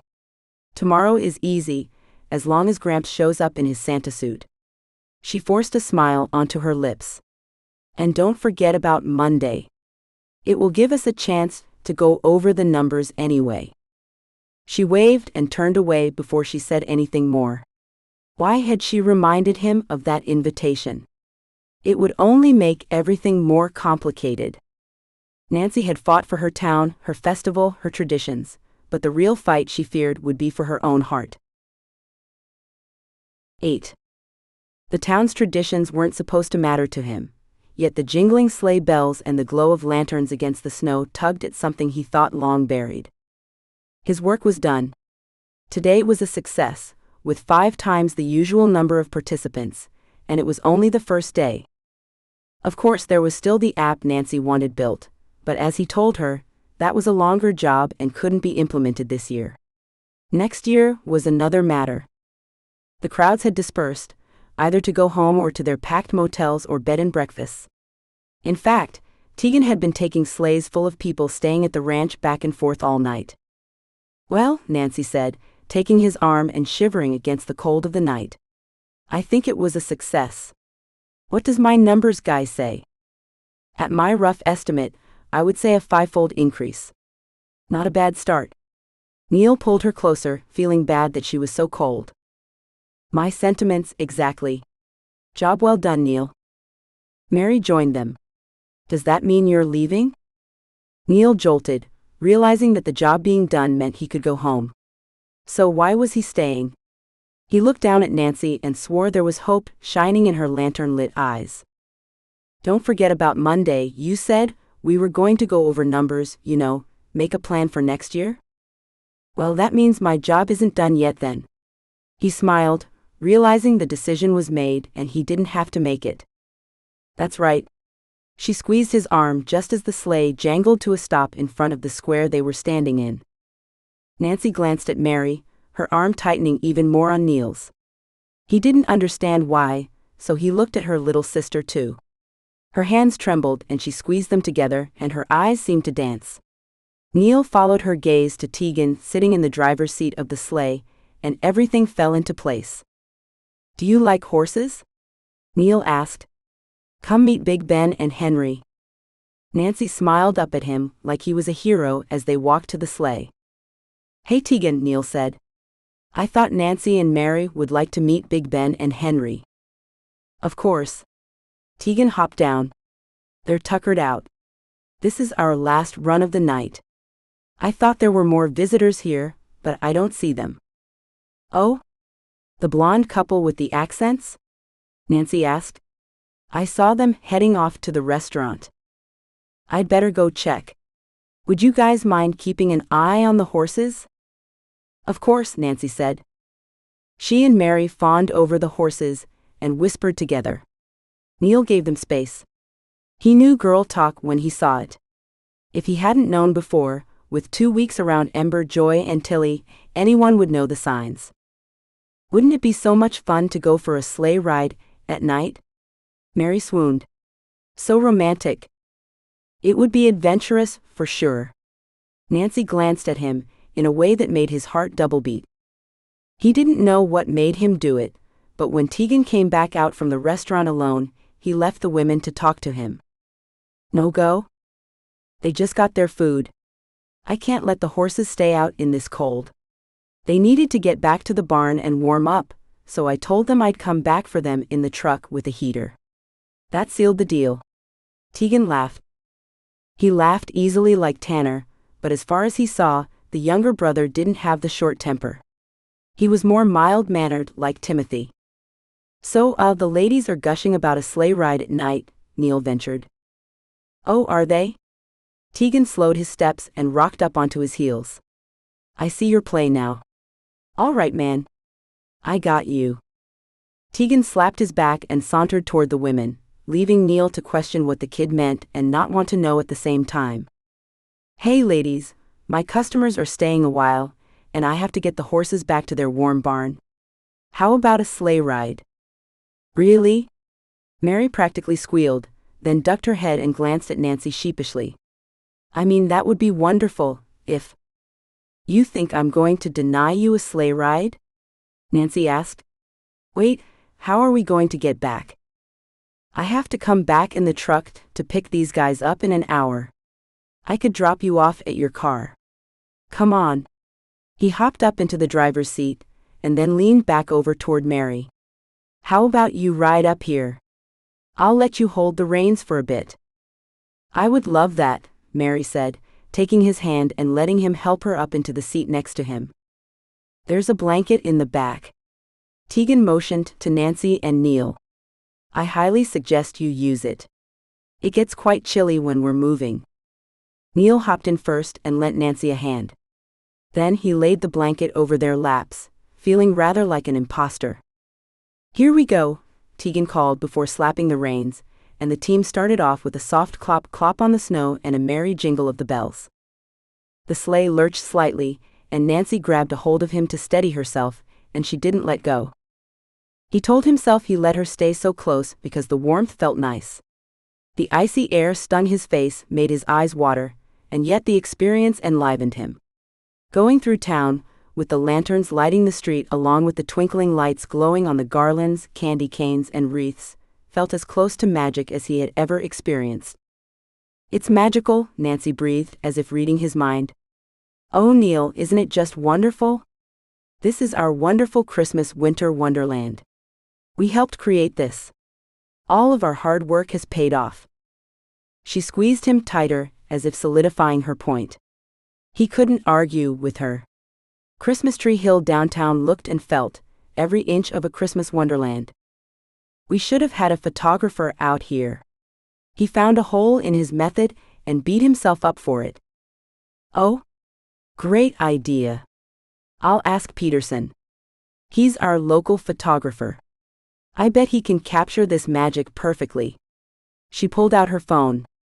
The phone's light felt intrusive as they left downtown. Neil squinted and put his hand over the screen. Maybe just this once, we enjoy the experience without working. Nancy's face glowed in the light of her phone, shifting from surprise to recognition to a warm smile. She slipped the phone away. Wow, when the workaholic tells me to stop working, that's something to pay attention to. Workaholic. Neil muttered, the trigger instantly slamming into him. She nestled closer. I don't see being a hard worker as a bad thing, but I think you're right. This is an experience we should allow ourselves to become fully immersed in. The lights faded behind them, allowing them to experience the moon's fullness glowing on the streets ahead. Oh? Nancy almost sighed the word and then remained silent. So yes, Nancy Harmon could be silent once she felt she'd said everything that needed to be said, and in moments of what did Neil call this? He didn't believe in magic, maybe splendor. Nature's splendor. Yes, that was it. And it didn't feel too bad, having Nancy cuddling with him under the blanket either. You all right back there? Tegan turned his head as he spoke. Oh yes, Nancy said, but that was it. Just wanted to make sure. You guys got awfully quiet. Tegan handed Mary the reins, then wrapped an arm around her to turn back to them.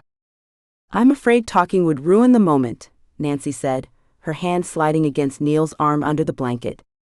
Well, I don't blame you there. The moon is certainly lending to the romance of the night. He winked. It'll be less than 10 minutes until we make it to the ranch. He turned back forward but kept his arm around Mary, seemingly to teach her how to guide the horses, but Neil had a feeling there might be something more going on there. Was that what the kid meant by romance, or? Nancy leaned her head against his shoulder, and Neil realized why the kid had winked. His neck heated, melting the skin which had just recently felt frozen, and yet he couldn't make himself pull away. In fact, he wrapped his arm around Nancy to bring her even closer for warmth, all the while chastising himself for making a move. He would regret it tomorrow, but the moment swept him away. When they arrived at the ranch, Tegan stopped the sleigh in front of the barn. The main house was lit, each window glowing warm and inviting, but he didn't want this time to end. He didn't want to share Nancy or be social with all the talking and questions. Tegan turned back to them. Well, hope that was everything you wished for. I've got to take care of the horses, and that will take a good 20 minutes. Why don't you guys check out all the fun booths on the Christmas trail? Joy and Rachel worked hard on setting those up again. Oh, could we? Neil thought Nancy was asking Tegan, but she was looking up at him. Certainly. His response came automatically. If you don't mind, Mary said shyly, glancing up at Tegan. I'd like to help you with the horses. I'd actually appreciate that. You could brush them down while I put away the tack and the sleigh. I would love to do that. Is that okay, sis? Of course, sissy. I know how much you adore horses. Nancy winked and then hopped out of the sleigh, standing aside and waiting for Neil. Burr? It's cold up here. Neil automatically wrapped his arm around her, glancing suspiciously at the windows for anyone peeping out at them. They walked toward the lighted walkway that wove around the property, toward the Christmas trees. The soft lights reflected off the snow, casting a warm glow over the displays of Christmas wonders. I thought about having displays like this for the festival, you know, for photo opportunities, but I didn't want to steal business from the ranch. They do so much for our community. Nancy's eyes filled with delight as she looked over each booth. You think it would offend them if you used similar booths in town? Neil asked, noting the displays and which ones had more snow trampled down in front of them, showing which ones were used the most. I don't know. I mean, maybe, probably not, but it still feels like stealing their ideas. Nancy lifted her shoulder, its rounded edge brushing against his arm. What if you asked them to set a few up in town? It could be an advertising venture for them and benefit everyone. Neil stopped them in front of a photo booth that said, I saw Mommy kissing Santa Claus. Oh, that would be lovely, wouldn't it? For something like that, to benefit everyone. She wrapped an arm around his back. You have come up with so many amazing ideas for a city boy. City boy, huh? He teased back, feeling warmth at her playful spirit.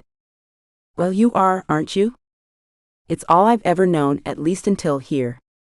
Neil lost himself, comparing the similarities and differences between the city, the ranch, and the small town of Christmas Tree Hill. It's not as bad as you thought, is it? Oh. Nancy squirmed out from under his arm, grabbing his hand as she did. This must be the one. It has to be. She pulled them into a booth that looked like something out of a winter fairy tale. Under a softly glowing canopy of twinkling lights, with garlands of holly, evergreen, and red berries weaving through the framework, a large lush bundle of mistletoe tied with a shimmering red ribbon hung gently swaying. Faux snow covered the floor, and a pathway of lanterns led to the booth. Inside, a cozy setup, a rustic wooden bench draped with plush red and white blankets, created the perfect spot to sit close. The faint sound of romantic holiday music filled the air, blending with the soft glow of candles set in frosted jars. The one? Neil whispered the words, feeling the magic of the ambiance, or was it the joy shining from Nancy's eyes? Yeah, the one that Rachel and Drew. She spun, facing him again, the words fading away as their eyes met. He instinctively pulled their entwined hands to his chest, and settled the other at her low back. His movements were neither premeditated nor logical. It was as if a force beyond him had taken control of his body. Nancy, you are the single most generous person I have ever met. His voice sounded deeper than usual, and his heart raced. She spread her free hand flat against his chest, her eyes so full of joy and hope as they stared up into his. "That's very kind of you to say." His hand swooped up her back until it cupped the back of her head, warm under her hair. "It's the truth. You see the best in everyone, even those who don't deserve it. I see the best in you."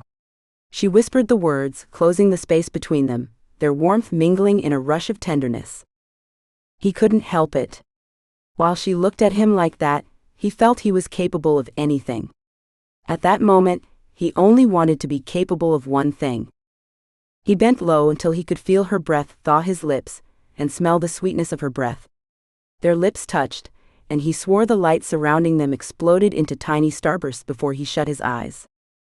Her lips tasted of cocoa and courage, and he wasn't sure he could ever let go. His fingers threaded through her hair, pulling her closer as if he could reach her center, knowing what it was in her that made him feel this way. That made him want to be more. Time stopped and sped up all at once.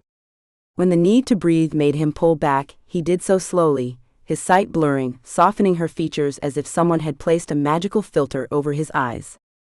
For one reckless moment, he let himself believe, and that terrified him more than anything. Nancy had been kissed before, but never like that. Never like it mattered. Her lips still tingled, her heart still raced, and Neil Bennett had no idea the trouble he'd started. Before this kiss, she could have let him walk away. She could have signed off the closeness as a sweet crush that made the holiday season that much more special. She could have left it at that. After this kiss, she couldn't let him go. It was a moment that storybooks spoke of, magic and fireworks, and a feeling of warmth all the way down to her toes, but even more, Neil's kiss spoke of forever, and she didn't think he understood that. It was an unguarded moment.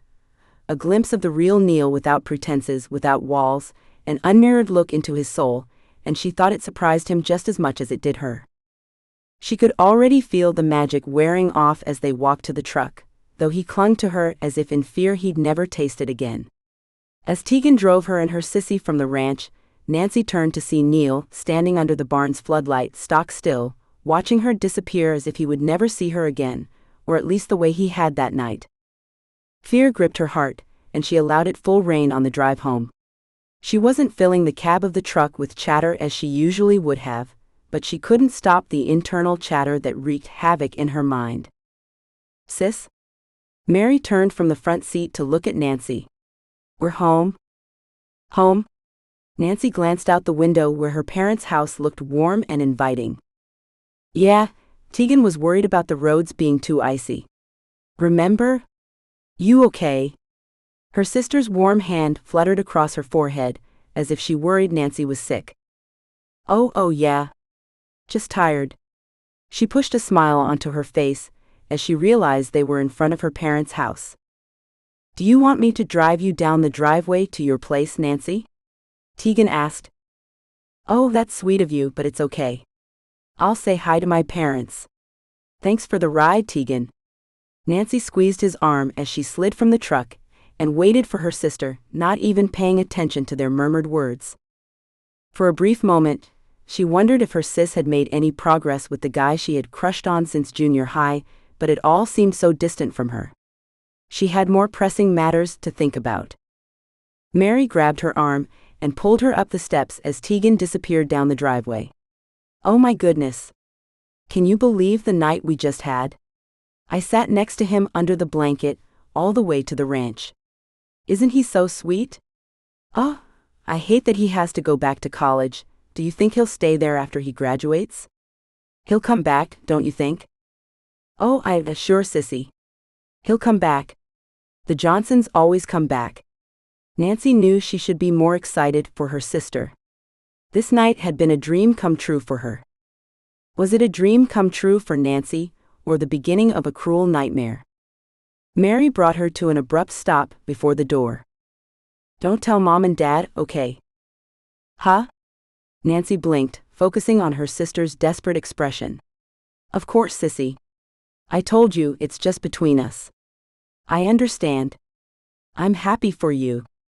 "Thank you." Mary took her hands in a squeeze and shrieked quietly. "I've got to go write every moment in my journal." Mary launched through the door, leaving Nancy to shut it behind them. Her sister tossed off her snow boots and jacket, yelling a hi to their parents before rushing down the hall toward her room. "What's got her all excited?" her dad asked, taking his gaze off where Mary disappeared to level on Nancy. "You look like you saw a ghost. Was it the ghost of the past, present, or future?" Nancy tried to laugh at her dad's yearly joke, but only a smile, and half of one at that, reached her lips. "We got a sleigh ride back to the Johnsons' ranch, and then Tegan brought us home because the roads were icy. Mary got to drive the horses. She wants to write it all down before she forgets anything." "Oh, that makes sense. She's such a writer," her mom said, narrowing her eyes slightly. "You look like you could use some tea and a seat next to the fire before you head to your house." "I would actually love that." Nancy moved to follow her mom into the kitchen. "Oh, I smell one of those woman conversations." Her dad pushed to a stand and drew Nancy into a hug and kissed her forehead. "If it's about that young man you've been working with, he has my approval, dear. Just don't let him take you to the city." Nancy blinked, the blood draining from her face in a tingling rush. "Darling." Her mom used her warning tone and stared her father down. "What, can't a father say anything? My girl is special, and she deserves to be happy." "And why does she have to have a man to be happy?" Her mom put her fists on her hips and raised an eyebrow. Her dad held his hands up and backed away. "I've met my match and overstayed my welcome. I love you, Nancy. You know your happiness is all I want." Her mom started after him, but he turned and sped down the hall. Despite the terror and embarrassment that filled her, Nancy couldn't help but smile at her parents. No one outside the family would ever think her dad could be so playful, but he really was. The fact he showed that side only with them made it even more special. "Men?" Her mom shook her head with a laugh. "Come on, sweetie. Let's get you some tea, or maybe some hot chocolate." "I've been sipping sweet chocolate all day, Mama. I think tea is what I need to bring a little dose of reality." "Oh, when my daughter starts talking about reality, I know you're in trouble." "The biggest kind of trouble there is." Nancy slumped in a kitchen chair while her mom set the kettle on the stove. Her mom placed the basket of teas on the table and sat next to her. "All right, we have time while the water warms up. Spill the beans, girl." Nancy smiled at her mom's phrase, one she'd used since she could remember. Whether it was to get her to talk about some mishap at school, with friends, or with crushes, it was always the same line. "He kissed me." The words spilled from her mouth. "So he made his move, huh? And?" "It wasn't just a kiss, Mama. It changed me. I don't know how to explain it, but this isn't just some crush." Horror gripped Nancy's heart, but an ember of hope fought against it. "I had the feeling after dinner with him that something was building between the two of you." Her mom patted her hand and squeezed it. "So why are you so upset?" "What if he leaves?" Nancy gulped, her fear racing to the surface. Her mom's hand froze. "You think he will? He's a city boy. You should see him out there, all awkward and uncomfortable with the familiarity of our small town. Except," Nancy ran the day through her mind, "except maybe he's outgrowing that." "Honey." Her mom used her serious tone, one that always made Nancy snap to attention. "I know what your father said, and I would be lying if I said I wasn't scared you'd leave town too. You have a big personality and a big business mind. I always wondered if you'd outgrow Christmas Tree Hill." Nancy shook her head frantically. "No. Never. This is my home. That's the thing, Mama. I can't leave Christmas Tree Hill. It would break my heart, but if Neil leaves, he'll be taking my heart with him. What am I going to do?" She dropped her head to the table, letting despair wash over her in waves. She hadn't released this much emotion since their family dog had passed away when she was 16. Her mom moved about the kitchen, pouring hot water into their cups and adding the tea bags. Then she sat back down beside her, resting a warm, comforting hand on her back. She didn't say anything. She just sat with Nancy as Nancy sorted through her emotions. As Nancy calmed again, Her mom handed her some tissues and pushed her tea closer. There now, sweetie. You feel better now? No, Nancy said, then laughed. Yes. We all need a good cry from time to time. Ah, Nancy said, blowing her nose and swiping her sweater across her eyes to dry her tears. Okay, now tell me what your heart wants. I want him to stay, but that's like asking a reindeer to trade the sky for a barn. Despite her misery, Nancy smiled at her analogy. What if it's more like asking him to trade the barn for the sky? Nancy paused and met her mom's eyes as everything settled in place within her, and she knew what she had to do. You're right. Christmas Tree Hill isn't just an ordinary, nowhere small town. It's special. He's found family and friends here. People admire him and have accepted him. It could be a wonderful thing for him, if he'd be open enough to see it. And if not, if his heart is really in the city, you'll just have to trust that the next step will be shown to you. It's Christmas after all. You can't just give up right after you get a little taste of the magic. Her mom brought her into a comforting hug. Thanks, Mama. You always know the right thing to say. Now that we have that figured out, give me the details. Her mom scooted her chair closer, her eyes sparkling.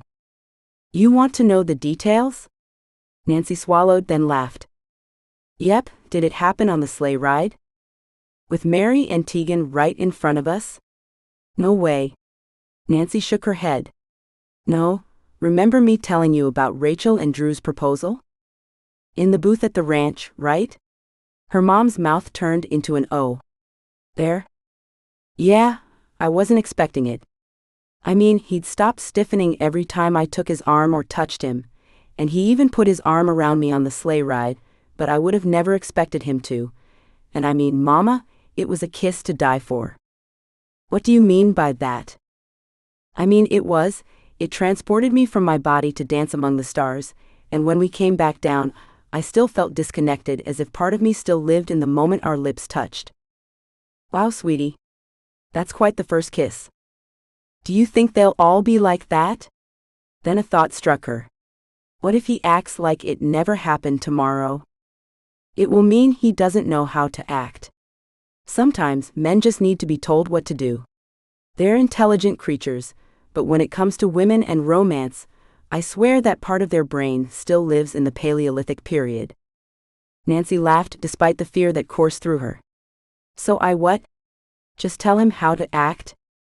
No, sweetie. You show him. Show him? Nancy bit her lip, trying to see what that would look like.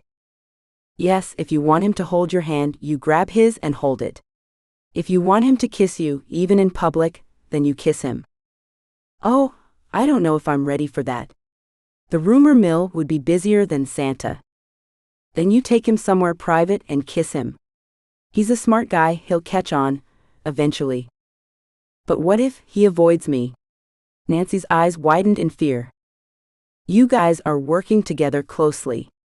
He can't, and if he seems distant, you show him you aren't letting him go anywhere. It seems almost controlling, Mama. Nancy frowned. I want to make sure he really doesn't have regrets, that he wants to be with me. I could make a fool of myself coming on that strong. There have been many possible relationships that have never become more because of that fear. Do you love him? Whoa. Nancy's cheeks filled with heat, and her stomach fluttered as if it didn't belong trapped within her. I guess I want the opportunity to find out the truth about that. Infatuation. Crush. Puppy dog love. True love. Don't they all feel like the same thing in the beginning? Ha, her mom said as she sat back in her seat.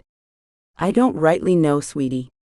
It's always only ever been your daddy for me. They sat in silence, and Nancy tried to process her mom's advice next to logical reasoning, but her sister's romanticism kept coming into play. Oh good, you're still here. Mary came storming through the kitchen and plopped down next to her at the table. Is the water still hot? Sure is. Her mom got another mug and poured some hot water for her sister. So don't you think for 1 minute I didn't see what was going on? Mary turned to Nancy. Oh? Nancy said, eyeing their mom carefully. "I thought the horses had your full attention." "Ha? Like I wouldn't watch my older sister falling in love." Falling in love? Nancy had a weird sensation in her stomach again. Duh. You think I'm blind? I've watched every romance movie that has come out since I was 13. You think I don't know what falling in love looks like? I mean, seriously, one look at either of you and anyone could tell. I didn't realize. Nancy's heart raced. Anyone? Mary leaned forward. So what's the plan? What do you mean by plan? Nancy glanced at her mom before looking at her sister again, who rolled her eyes at her like she was the lamest person on earth. The plan to turn the city boy into a mountain cowboy, of course. Mary smiled that mischievous smile she only let a few people see. Nancy believed in Christmas miracles, but this one would take more than mistletoe and twinkling lights. 9. He had kissed her. Worse, he'd liked it. And worst of all, he kept wondering what would happen if he kissed her again. The festival was well underway when he arrived. He had to park in Timothy's work parking lot because every other spot was full. He shoved his hands into his pockets, trying to play it cool and mix in with the crowd. Over the last few weeks, he had come to know the locals, or at least some of them. Right now, many people he didn't recognize walked by him, excitedly talking to their family or friends. Christmas music serenaded the throng, soft in the background of laughter and kids' squeals. Popcorn, hot chocolate, and cookies scented the air, and he inhaled deeply. He had been here before at Christmas, but only for the dance. This was different. The streets were crowded, full of lively holiday cheer. It was chaos, hitting him hard and leaving him overwhelmed. His immediate reaction was that he didn't belong here, but the other part thrummed with excitement, remembering what Nancy had said. They had done this. They had made this festival the success that it obviously was. Mr. Bennett. Mr. Pritchard from the woodcraft store called him, waving him over. Neil redirected his steps and met him at the door to his store. "Good afternoon, Mr. Pritchard. It's busy, isn't it?" "You're telling me. I'm going to sell out if tomorrow is just as busy." All the customers loved the bingo cards. It was a great idea. Mr. Pritchard stepped aside to let a customer into the store. "Welcome and Merry Christmas." "Merry Christmas," the woman said, then turned to her husband. "Everyone here is so friendly, aren't they?" "Makes me feel like we've been here dozens of times before," her husband said. "Oh honey, check out this birdhouse that looks like a cabin." Neil turned back to Mr. Pritchard, who grinned wide. "This is wonderful, Mr. Bennett. You and Nancy are true heroes." "Oops, they found something. I gotta go. Merry Christmas." Neil waved and made his way back out to the road. He scanned the crowds, looking for a particular person and listening for her too. Her voice etched itself into his memory, probably for good. His heart raced at the thought of seeing her, and his stomach twisted at the fear of it. How was he going to act? What did the kiss mean to her? Should he pretend as if it never happened, or race up to her and pull her into a kiss the moment he saw her? Depending on the moment, he wanted to do both. He had always told himself he didn't need anyone. A solitary life was fine with him. Yet, living with the Johnsons and now working with Nancy, the city was going to feel awfully lonely. No, it would be relaxing, quiet, orderly, lonely. He drew a hand down his face. Maybe he should go back to the ranch and finish that app for the insurance company, which was paying him a fortune. Every store owner he passed called him over to thank him, and to be sure to tell Nancy too when he saw her. Every mention of her brought the kiss back to mind. He even started fantasizing about her returning to the city with him. Man, she could become a CEO of practically any business she wanted to with the way she ran things. Then he remembered her helping Mrs. Princeton, slipping $40 into the woman's purse when she wasn't looking, and telling the older woman that an anonymous donor had already paid the booth funds. The city CEO's life was too cutthroat for a soft heart like Nancy. So what in the world was he doing kissing a gal that would never leave her small town? She belonged here. This town ran because of her, and they all saw her as family, and she saw them as family. "Hi, Neil." William waved from the hot chocolate booth. "Come on over. One on the house." "Oh, I can pay." Neil pulled out his wallet, but William put a hand over his. "It's the least I can do." Having two booths was such a wonderful idea. "I don't think we could have served everyone with only one, and thanks for the tip to buy extra mix. I'm already having to send Luke into Juniper to grab some more." "That's wonderful news." Neil sipped his hot cocoa and sighed. He had become too used to this hot, sweet drink. Thank goodness for small-town heroes like you and Nancy. "Small-town hero?" Neil sputtered. "Yeah, if it weren't for you, we'd be serving the locals again. Now look." William waved his hand over the massive, cheery crowd. "Look how happy everyone is." A customer stood behind Neil, so he stepped out of the way, fading off into the crowd before William or anyone else could single him out. Him, a small-town hero? The idea made him laugh. "Hello, Mr. Bennett." Willie tugged on his jacket. "Have you heard? Everyone is singing your praises, whatever that means. Mama keeps saying it to everyone she meets, though." "Well, this wouldn't have happened if it weren't for your help and that of the entire town." Neil mussed up the kid's hair. "All I did was show other people how awesome you guys are." "And you too, Mr. Bennett." Willie reached up for his hand. "You're one of us too." Neil's throat swelled and the cold air stung his eyes. Did the town really see him as one of them? "Hi, Neil." "Hey, Willie."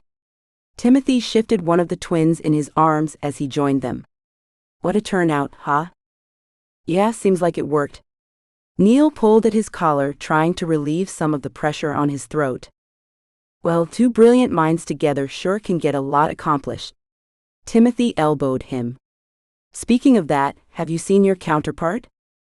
"No, this place is a zoo, and I can't walk 2 feet without someone calling me over." Neil glanced around as if someone were about to call him at that moment. "Welcome to small-town life, brother. We might just need to add an addition to your little cabin." Timothy winked, then turned and waved for his wife's attention before Neil could respond. "Funny joke, man." Timothy turned back. "Joke? I wasn't joking. I've been trying to get you to move here for years. Though you'd probably be happier with a house in town, wouldn't you? The gardener's place just went up for sale. They're moving out to Wyoming, where their kids settled." "You're not kidding." Neil tried to glare, but something inside of him started vibrating at the thought. "And Dad will be retiring soon. His office would be wide open." Timothy smiled widely, as if a well-laid plan was coming to fruition. "I'm sure that would make Nancy happy." "There you are." Ember held a protective arm around the other twin, while clinging tight to Charlotte's hand. "This place is a zoo." "Yeah, like wild animals all got loose from their cages." Charlotte roared like a lion and laughed. Neil couldn't stop the smile or the thought that if he lived here, he could watch Charlotte and the twins grow up. "Pick me up, Uncle Neil." Charlotte jumped in front of him. "Pick me so I can see the wild animals." And he could be Uncle Neil. That didn't sound so bad at all, but the city. His posh apartment. His secluded office. The coffee shop next door and the busy life full of what? People he ignored, and who ignored him? He hated attending business parties, never knowing what to say to the richly dressed women who didn't seem to know how to hold their part of a conversation. "Neil?" Timothy waved a hand in front of his face. "Where'd you go, man? Can you follow us to the gingerbread house contest? Charlotte is dying to make one, more like dying to eat it, but she might leave some for a house. Maybe a tiny home, huh, sweetheart?" Ember laughed, then wove through the crowd seemingly effortlessly. Neil followed in the wake that formed behind Timothy, and they made it to the community hall. Inside, the chatter and laughter was louder, but there was one laugh that had his insides melting. "Nancy." He adjusted Charlotte in his arms as he tried to decide how he would react when he saw her, and wondered how long he could hold Charlotte as a shield. "Let's go, Uncle Neil." Charlotte jumped within his arms, urging him forward. It took a moment for his eyes to adjust. Somehow being inside made the outside noise die away, and though it was far from quiet, it felt more contained, ordered. "There's a spot." Timothy nodded and led the way to a far table. Neil told himself he wouldn't look for Nancy, wouldn't see if she saw him, and judge her reaction to know what his own should be, but scan he did. His eyes found hers, and she smiled in a way that made the rest of the room disappear. Charlotte squirmed out of his arms, and he set her down next to her mom at a table. There were a few other kids already sitting, including one scrawny little boy who he instantly recognized. "Hey, if it isn't the Christmas tree topper." Neil smiled at him. "Hi, Mr. Bennett. Look, my foster mom brought me here today. It was very nice of her." He smiled at the woman sitting next to him. "It's much easier on the weekend, sweetie. You can eat more while you're making your house." She looked at Neil. "He needs to gain all the weight he can, poor kid." "I'm not poor." He smiled, showing a missing tooth. "I'm rich." "Oh, did the tooth fairy come for a visit?" Ember asked, joining the conversation. "Yep, and she gave me an entire $5 bill." "I'm not sure that will go too far, sweetie," the woman said, though pride filled her eyes. "Oh, I didn't mean money rich. I mean life rich." He smiled at the woman in a way that made Neil's heart catch. "You make my life rich, sweet boy." The woman kissed his head and turned to wipe her eyes. When she turned back around, she looked directly at Neil. "So, you're the famous Mr. Bennett." "I'm not sure about famous." "Oh, don't be bashful, Neil. The entire town is talking about you." Ember nudged him while Timothy placed all the supplies in front of Charlotte. "Honey, don't eat that yet, you won't have any left for your house.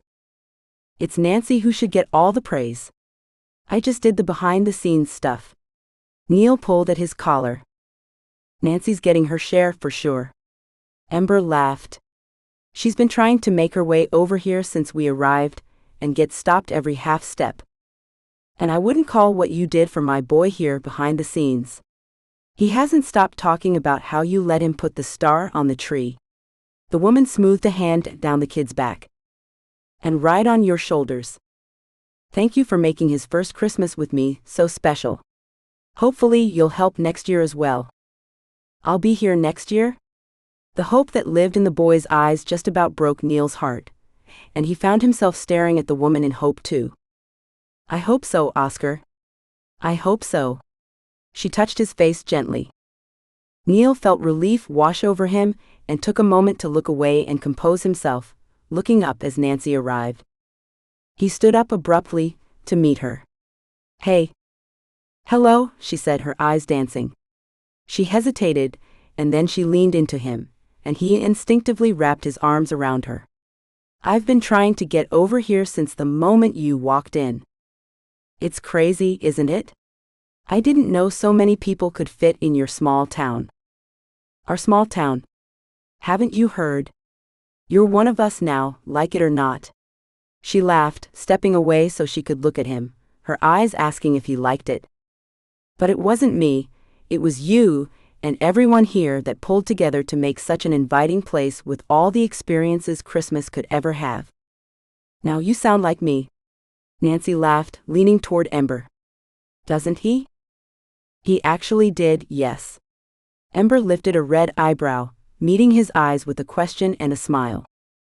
"I've wanted to talk with you," Nancy said, pulling him slightly away from the group, her hand not leaving his even after she stopped. "About last night." "Nancy?" Matilda called. "Sorry, Nancy, but we ran out of frosting, and I can't find any more in the back and—" Her expression said it all. Kids everywhere, all eagerly waiting to build their gingerbread house. "It's okay. Duty calls." Neil motioned with his head and let her fingers slip from his. "I'll find you again," she said. A disappointed smile lingered on her lips before she turned away toward Matilda. "Okay, we might need to call in some help because I think we cleaned out the store." Neil watched her walk away, battling his own disappointment and excitement. What was she going to say about last night? From the look in her eyes, he didn't think she thought it was a mistake. Was it a mistake? He wasn't the kind of man who belonged in a place like this. But why did it feel so good to pretend he did? Neil Bennett belonged in Christmas Tree Hill, even if he couldn't see it yet, and tonight she planned to show him that. The day had been crazy, pulling her first one way and then another, but she saw Neil long enough to ensure he'd be there for the parade of lights. Little Charlotte had answered for him. Of course, Uncle Neil, go to the parade. Everyone, go to the parade. Neil had shrugged with a sheepish grin. Hard to argue with the cutest little girl in the world. He'd picked her up and held her, a gesture that somehow made Nancy even more determined to enact her plan. She'd seen it take effect already, and none of it was even of her doing. As she watched him from afar, she saw townsfolk after townsfolk shake his hand and give him a pat on the back. She knew what they were saying, because they had expressed their appreciation to her as well. It warmed her heart that the town was so grateful for all the hard work Neil had put in. He deserved the appreciation, but even more so, he deserved to live in a place that valued him. This town valued him. She had gone into her office as the day's festivities wrapped up, meaning to pack things up and go home for dinner before the parade, but she ended up falling asleep on her desk. When her phone buzzed, vibrating the desk under her cheek, she jolted awake, a paper sticking to her face as she sat up. The room was dark, beyond the glow of the lights, around the little Christmas tree she kept on the table in the corner. She ran a hand down her face and wiped under her eyes in case her makeup had smudged in her sleep. The phone buzzed again. Mary. Hey sissy, she said through sleep-numbed lips. Where are you? Everyone is waiting for you to give them the go-ahead. Mary's frantic voice woke her fully. What time is it? Nancy stood up, pulling things together and slipping on her winter coat. 6? Where are you? I'm on my way. Nancy jerked the door open and ran right into something solid. Oh, glad to see you're still among the living. Neil caught her in his arms and bent down to look at her. Sleeping on the job, huh? Caught red-handed. I have to go. They're waiting for me to start the parade. Nancy tried to wrench free, all the more so because all she wanted was to settle in his arms forever. Hold on. Neil pulled her back to him and situated her under the large lamp near the building. Neil, really, I have to go. And I know you well enough that you would never let it go if you showed up at the start of the parade with paper clips in your hair. Neil pulled a couple of things from her hair and straightened up her locks. Then he focused on smoothing under her eyes. She stood in stunned awe at how nurturing the man she had dubbed Scrooge was. Thank you, she said, her voice softening. His touch lingered on her cheek, his thumb softly caressing her skin. He looked deep into her eyes in a way that made her stomach flutter and her heart miss a beat. Was her sister right? Was this how love felt? Nancy, He stepped closer, his hands moving to zip up her jacket, the sound of the zipper pulling her out of the trance he had lured her into. There you are. Mary came jogging from the street. I was worried sick. Nancy stepped back, putting distance between her and Neil. I had fallen asleep. I just found her. Neil motioned. She's all yours. Mary narrowed her eyes, but grabbed her hand and pulled her toward the street. Everyone is waiting. Are you sure you're okay? Yeah, just not really awake yet, I guess. She glanced back at Neil. He lifted his hand. I'll be with the Johnsons, if... I'll find you, she said before rounding the building and refocusing her attention on her job. Once the parade started with no more hitches, she walked down the street trying to be as inconspicuous as possible. The night was chilly, and all she could think about was how warm it was in Neil's arms. Would he make that kind of show in front of his surrogate family? Her mouth felt dry at the thought, knowing she might be walking into heartache. But he had said he acted as if he wanted her to find him, so she would. What they really needed was time alone to talk about what had shifted and what it meant, and yet she wanted to make sure there was enough time for him to become fully immersed in Christmas Tree Hill. She didn't want to be the sole reason he stayed. Her steps faltered. Had she really just thought that? Sure, it sounded romantic, but if he didn't find this town fulfilling, he would constantly wonder if he should return to the city. There had to be more to anchor him here. The street glowed like a Christmas card come to life, garlands strung between lampposts, the scent of kettle corn and pine needles mixing in the cold air. Luckily, everyone was so focused on the incredible floats passing by that she escaped notice as she wove through the crowd, looking for the sizable group of Johnsons. She found him standing with the Johnsons, lost in the crowd that Nancy had always wondered what it would be like to be a part of. The lights danced over his face, chasing away the city edges she'd first noticed. For one dizzy second, he looked right at home. Charlotte sat on Neil's shoulders, clapping and waving at the floats as they drove by. Neil patted her leg, and sometimes pointed at more extravagant floats. He did belong here, with or without her. He just didn't know it yet. Christmas Tree Hill had already claimed him. Here he had a family, one that had time for him, that loved him enough to trust him with their little girl on his shoulders. He shifted slightly, eyes scanning the crowd, and she wondered could he be searching for her. She forced her legs to move, stepping out of the shadow just as the tech club's float passed her, blinding her with its bright display. After blinking and shading her eyes, laughter caught in her throat. She could finally see again. Neil stared at her, his smile growing wider. He lifted a hand and motioned for her to join them. She usually felt confident walking through a crowd, but a veil of shyness came upon her as she walked toward Neil, and he never took his eyes off her. Few people looked her way. The parade was one of the best this year, though she saw the floats only as a blurry behind-the-scenes background. The Christmas music that played seemed heightened while everything else faded away except Neil's eyes on her, pulling her toward him like a magical beam of light. "Found you," she said, her voice uncharacteristically quiet in the din.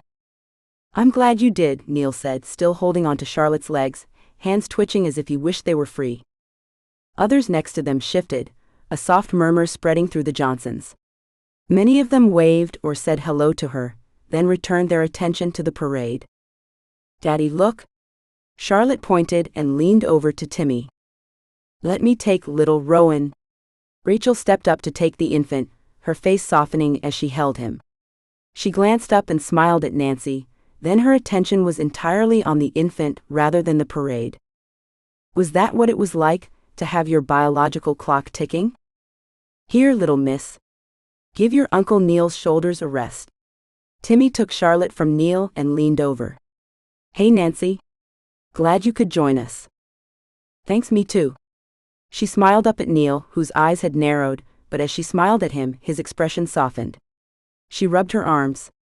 "I think that nap sapped my warmth." Neil's lips quirked, and he opened his jacket, lifting an eyebrow in invitation. "I can share?"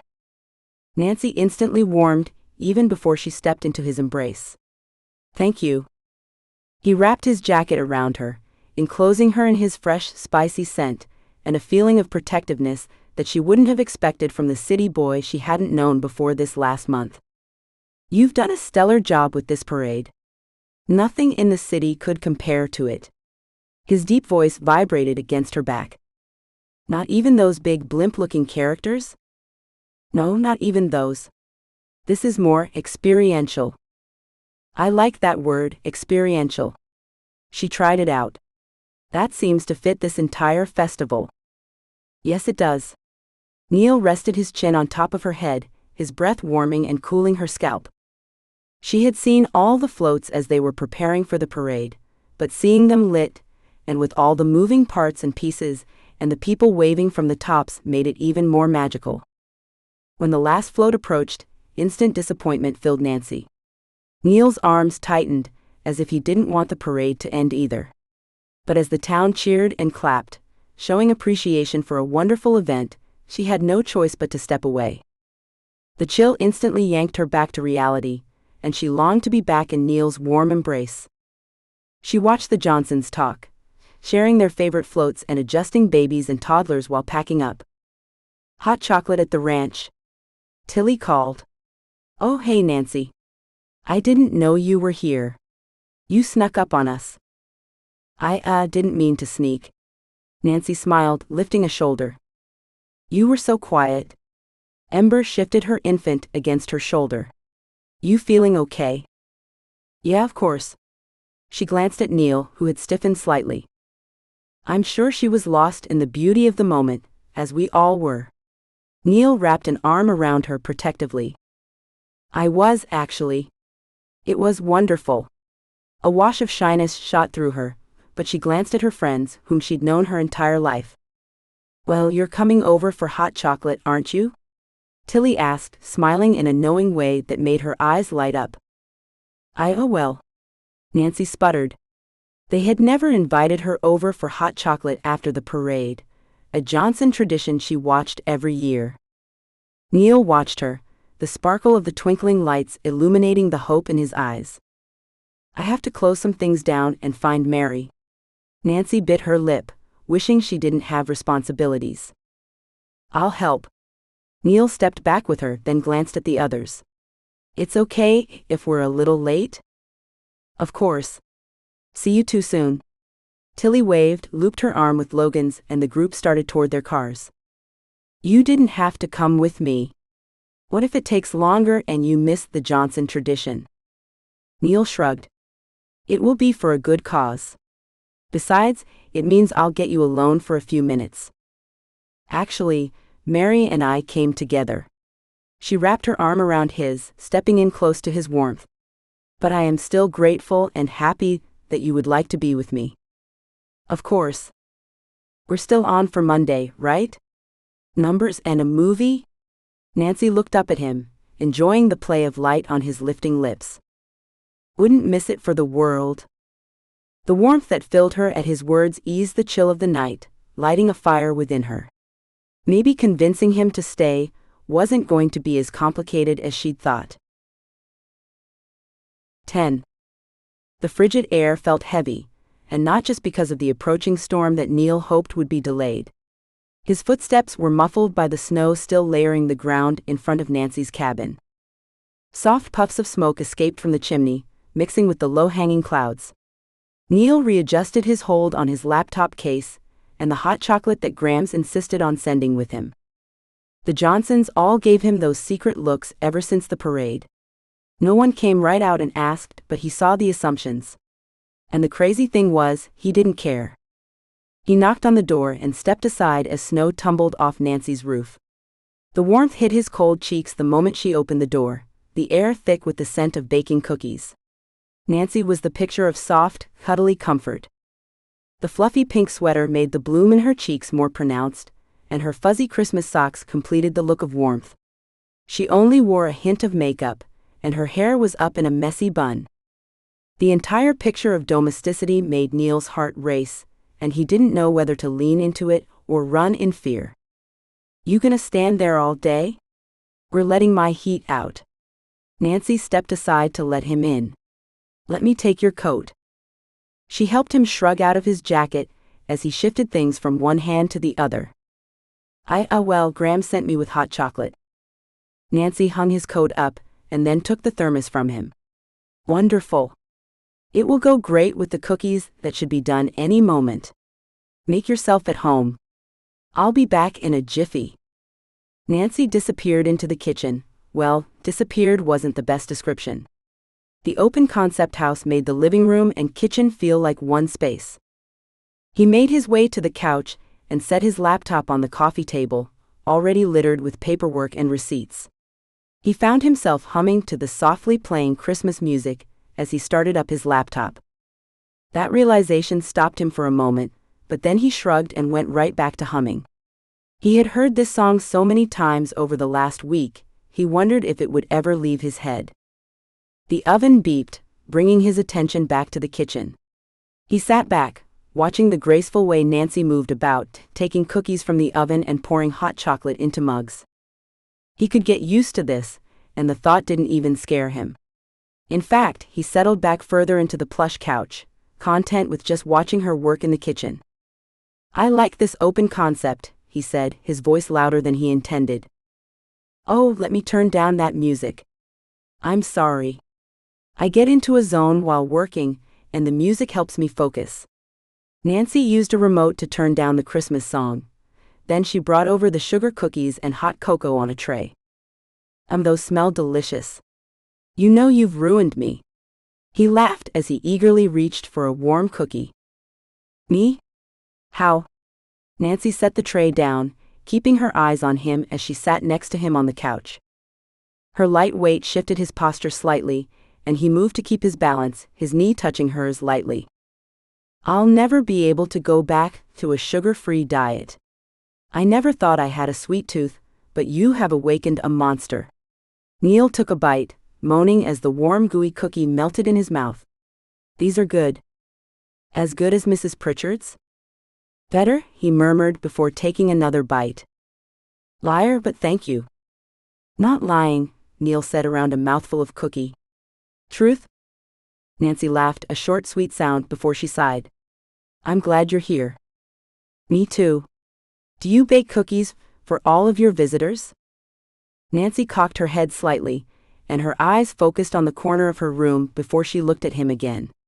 You know, I believe you are my first visitor, other than my family, of course. You've got to be kidding. Nope. When we have people over, we go to my parents' house. It's built for entertaining. But I mean, what about your personal friends, and well, guys? He watched her from the corner of his eye, trying to gauge what kind of competition he had. Nancy laughed. Are you feeling things out, Neil?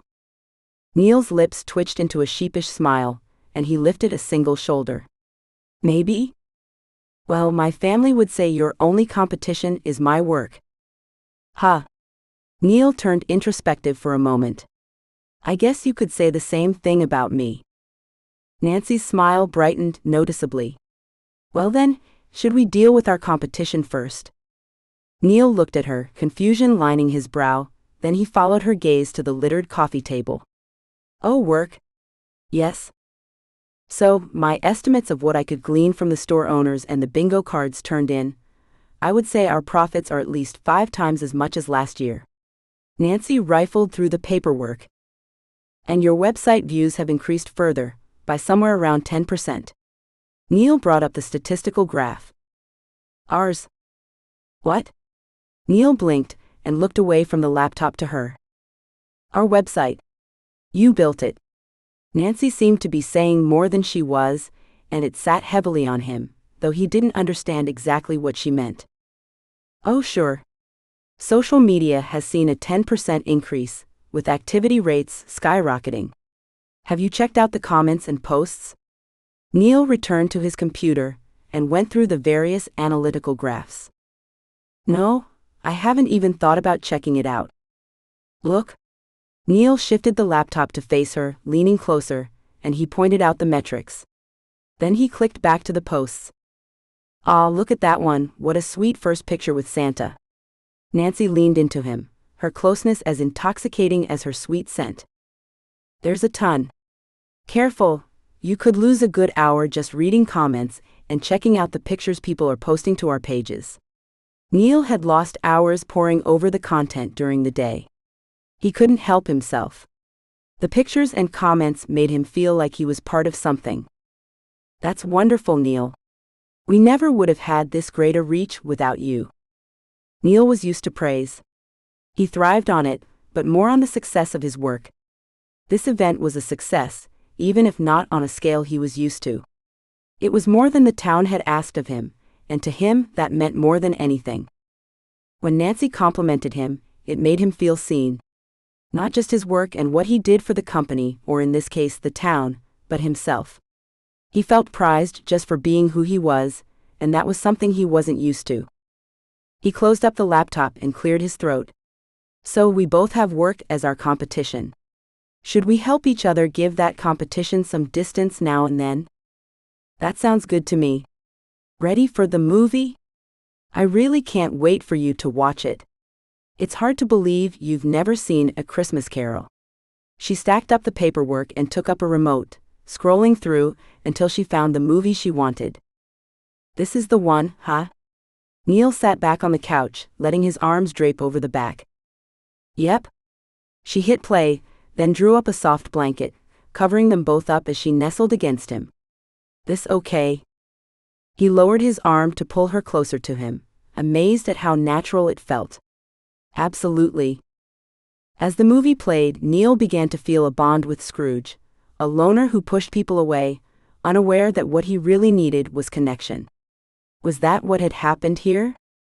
When Scrooge finally realized that all the money in the world couldn't fix what was broken inside of him, but that he could fix it through generosity and connecting with the people in his life, Neil leaned forward, eager to see the look on Tiny Tim's face and those of his employees and his family. As it ended, Nancy turned to him with tears in her eyes. "You see? Scrooge just needed people who wouldn't give up on him." Her words startled him like a slap to his face. Not because it wasn't the truth, but because it sounded like pity. Was that what he was to her, a project? His chest tightened. Suddenly, the warmth was too much, the cozy lights too intimate, the smell of cookies too domestic. The way she was staring at him, so full of hope and what was that other thing, desperation. He needed to say something. "Yeah, that's me. Mr. Scrooge, in need of fixing." He pushed to a stand, hastily packing his laptop back in its case. A glance out the window gave him the excuse he needed. "I'd better get going. Looks like the snow's sticking." "Oh, okay." Nancy stood, her brow creased and hands wringing. "Well, thanks for coming and humoring me by watching my silly Christmas movie." "Yeah." He tugged on his jacket, looking out the window at the snow lazily floating down. It wasn't stuck to the asphalt yet, but the ranch was at a higher elevation. He could feel her watching him, her uncertainty hitting him with a wash of guilt. She must not have meant anything by her statement, and yet it only showed him the truth. He didn't belong here. "We did well," he said. "Mission accomplished. I'll write up a full report of the changes I made and the results. It should be easy to replicate or even grow next year, especially with more time to market. You should start in October." "So that means you aren't?" She bit her lip, her eyes glistening in the soft glow of the Christmas tree lights. He turned toward the door, but turned back before he opened it. "Merry Christmas, Nancy." His whispered words barely registered as the door swished open and he stepped out into the weather.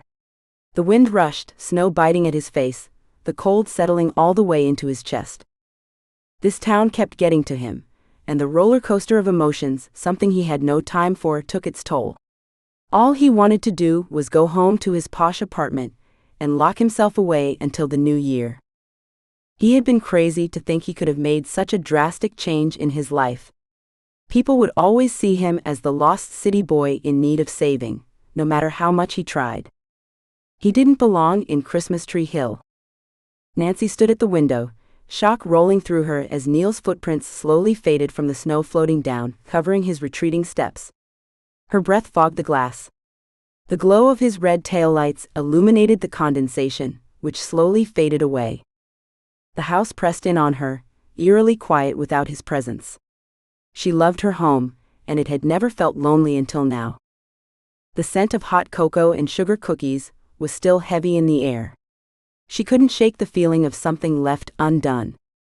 What had happened? They had cuddled while watching the movie, each touch sweet and memorable. Nancy loved seeing his face glow, and how he sat forward during the pivotal moments. His eyes even turned glassy when Scrooge lifted Tiny Tim onto his shoulder. It was obvious that Neil got the movie, and understood what it meant to go through that transition. So what had happened? Realization hit her like a candy cane to the face. She ruined it by opening her big mouth. She rested her head against the frozen glass, the chill of the outside seeping into her skin. Repeating the scene in her mind, it was the only thing that could have triggered the drastic change in him. Her big mouth. She'd always been a talker and an oversharer, always had a difficult time filtering her thoughts. Her dad said it was who she was, just like him, and there was nothing wrong with it. Her mom sometimes flinched at what she'd say and gently advised a breath before speaking, considering other people's feelings. She'd grown and had built better filters, but Nancy knew she talked too much. The stream of thoughts would just keep coming. Her brain was so full that talking was the only way she seemed able to release or organize them. Yet with Neil, her mind organized faster. He listened to her, really listened, and because of that, the processing time quickened and her mind slowed. She didn't feel the need to constantly chatter through her thoughts. So, why had she opened her mouth at that moment? Why couldn't she have just enjoyed watching the transformation and let the movie work its magic without having to narrate it? The music shifted, and she turned to see the credits rolling. They could still be on the couch, talking about the movie, cuddling, maybe even kissing. She pushed away from the window to turn off the TV. She couldn't handle the thought of how she had ruined a perfect night. Yet as she stacked the paperwork, memories of his excitement kept surfacing. How his eyes lit up at the rising sales, the stacks of bingo cards, the proof that his work had paid off. Though he insisted it was their work, she knew the truth. His eyes shone when he told her that this town could bring a lot to the broader area. He spoke as if he had a pride in Christmas Tree Hill and possibly ownership. She clung onto that as a hope-lined popcorn chain. A sense of satisfaction filled her as she organized the paperwork into the accordion file. They could replicate this and even grow it. He had said that before he left. They had saved Christmas Tree Hill's festival. She pressed the file to her chest, gratitude filling her. For that alone, she would be grateful to Neil forever, but she didn't want it to stop there. She had planned to tell him that tonight, and she had hoped he would invite her as his date to the Christmas ball, the last hurrah for the locals before Christmas Day. She set the file into her work bag, rearranged her jacket and boots at the door, using the towel there to mop up the muddy drips that had puddled under Neil's boots. If he had seen the mess they'd made, he would have cleaned it himself. That's the kind of guy he was, and proof that he was out of sorts when he left. It must have been more than the snow for him not to have an eye for detail. She meandered back to the living room to tidy up. Folding the blanket they shared sent puffs of his scent around her, enveloping her in the possibility that was dashed. She set the blanket back on the arm of the couch, her fingers slipping off the plush. He had swept a hand across the fuzziness, commenting on how soft it was. She put the mugs and leftover cookies back on the platter. He hadn't even finished his hot cocoa. She sighed on her way to the kitchen, but stood there and stared at the dishes in the sink. The fire sputtered, and she went over to it, poking it absent-mindedly, the sparks lighting as they sprang up only to disappear as they crashed back into the glowing logs. Her phone rang, startling her in the too-quiet room. She rushed over to where she had left it on the table near the door, and for an instant her heart rushed with hope. But when the screen showed her sister's number, that hope crashed again.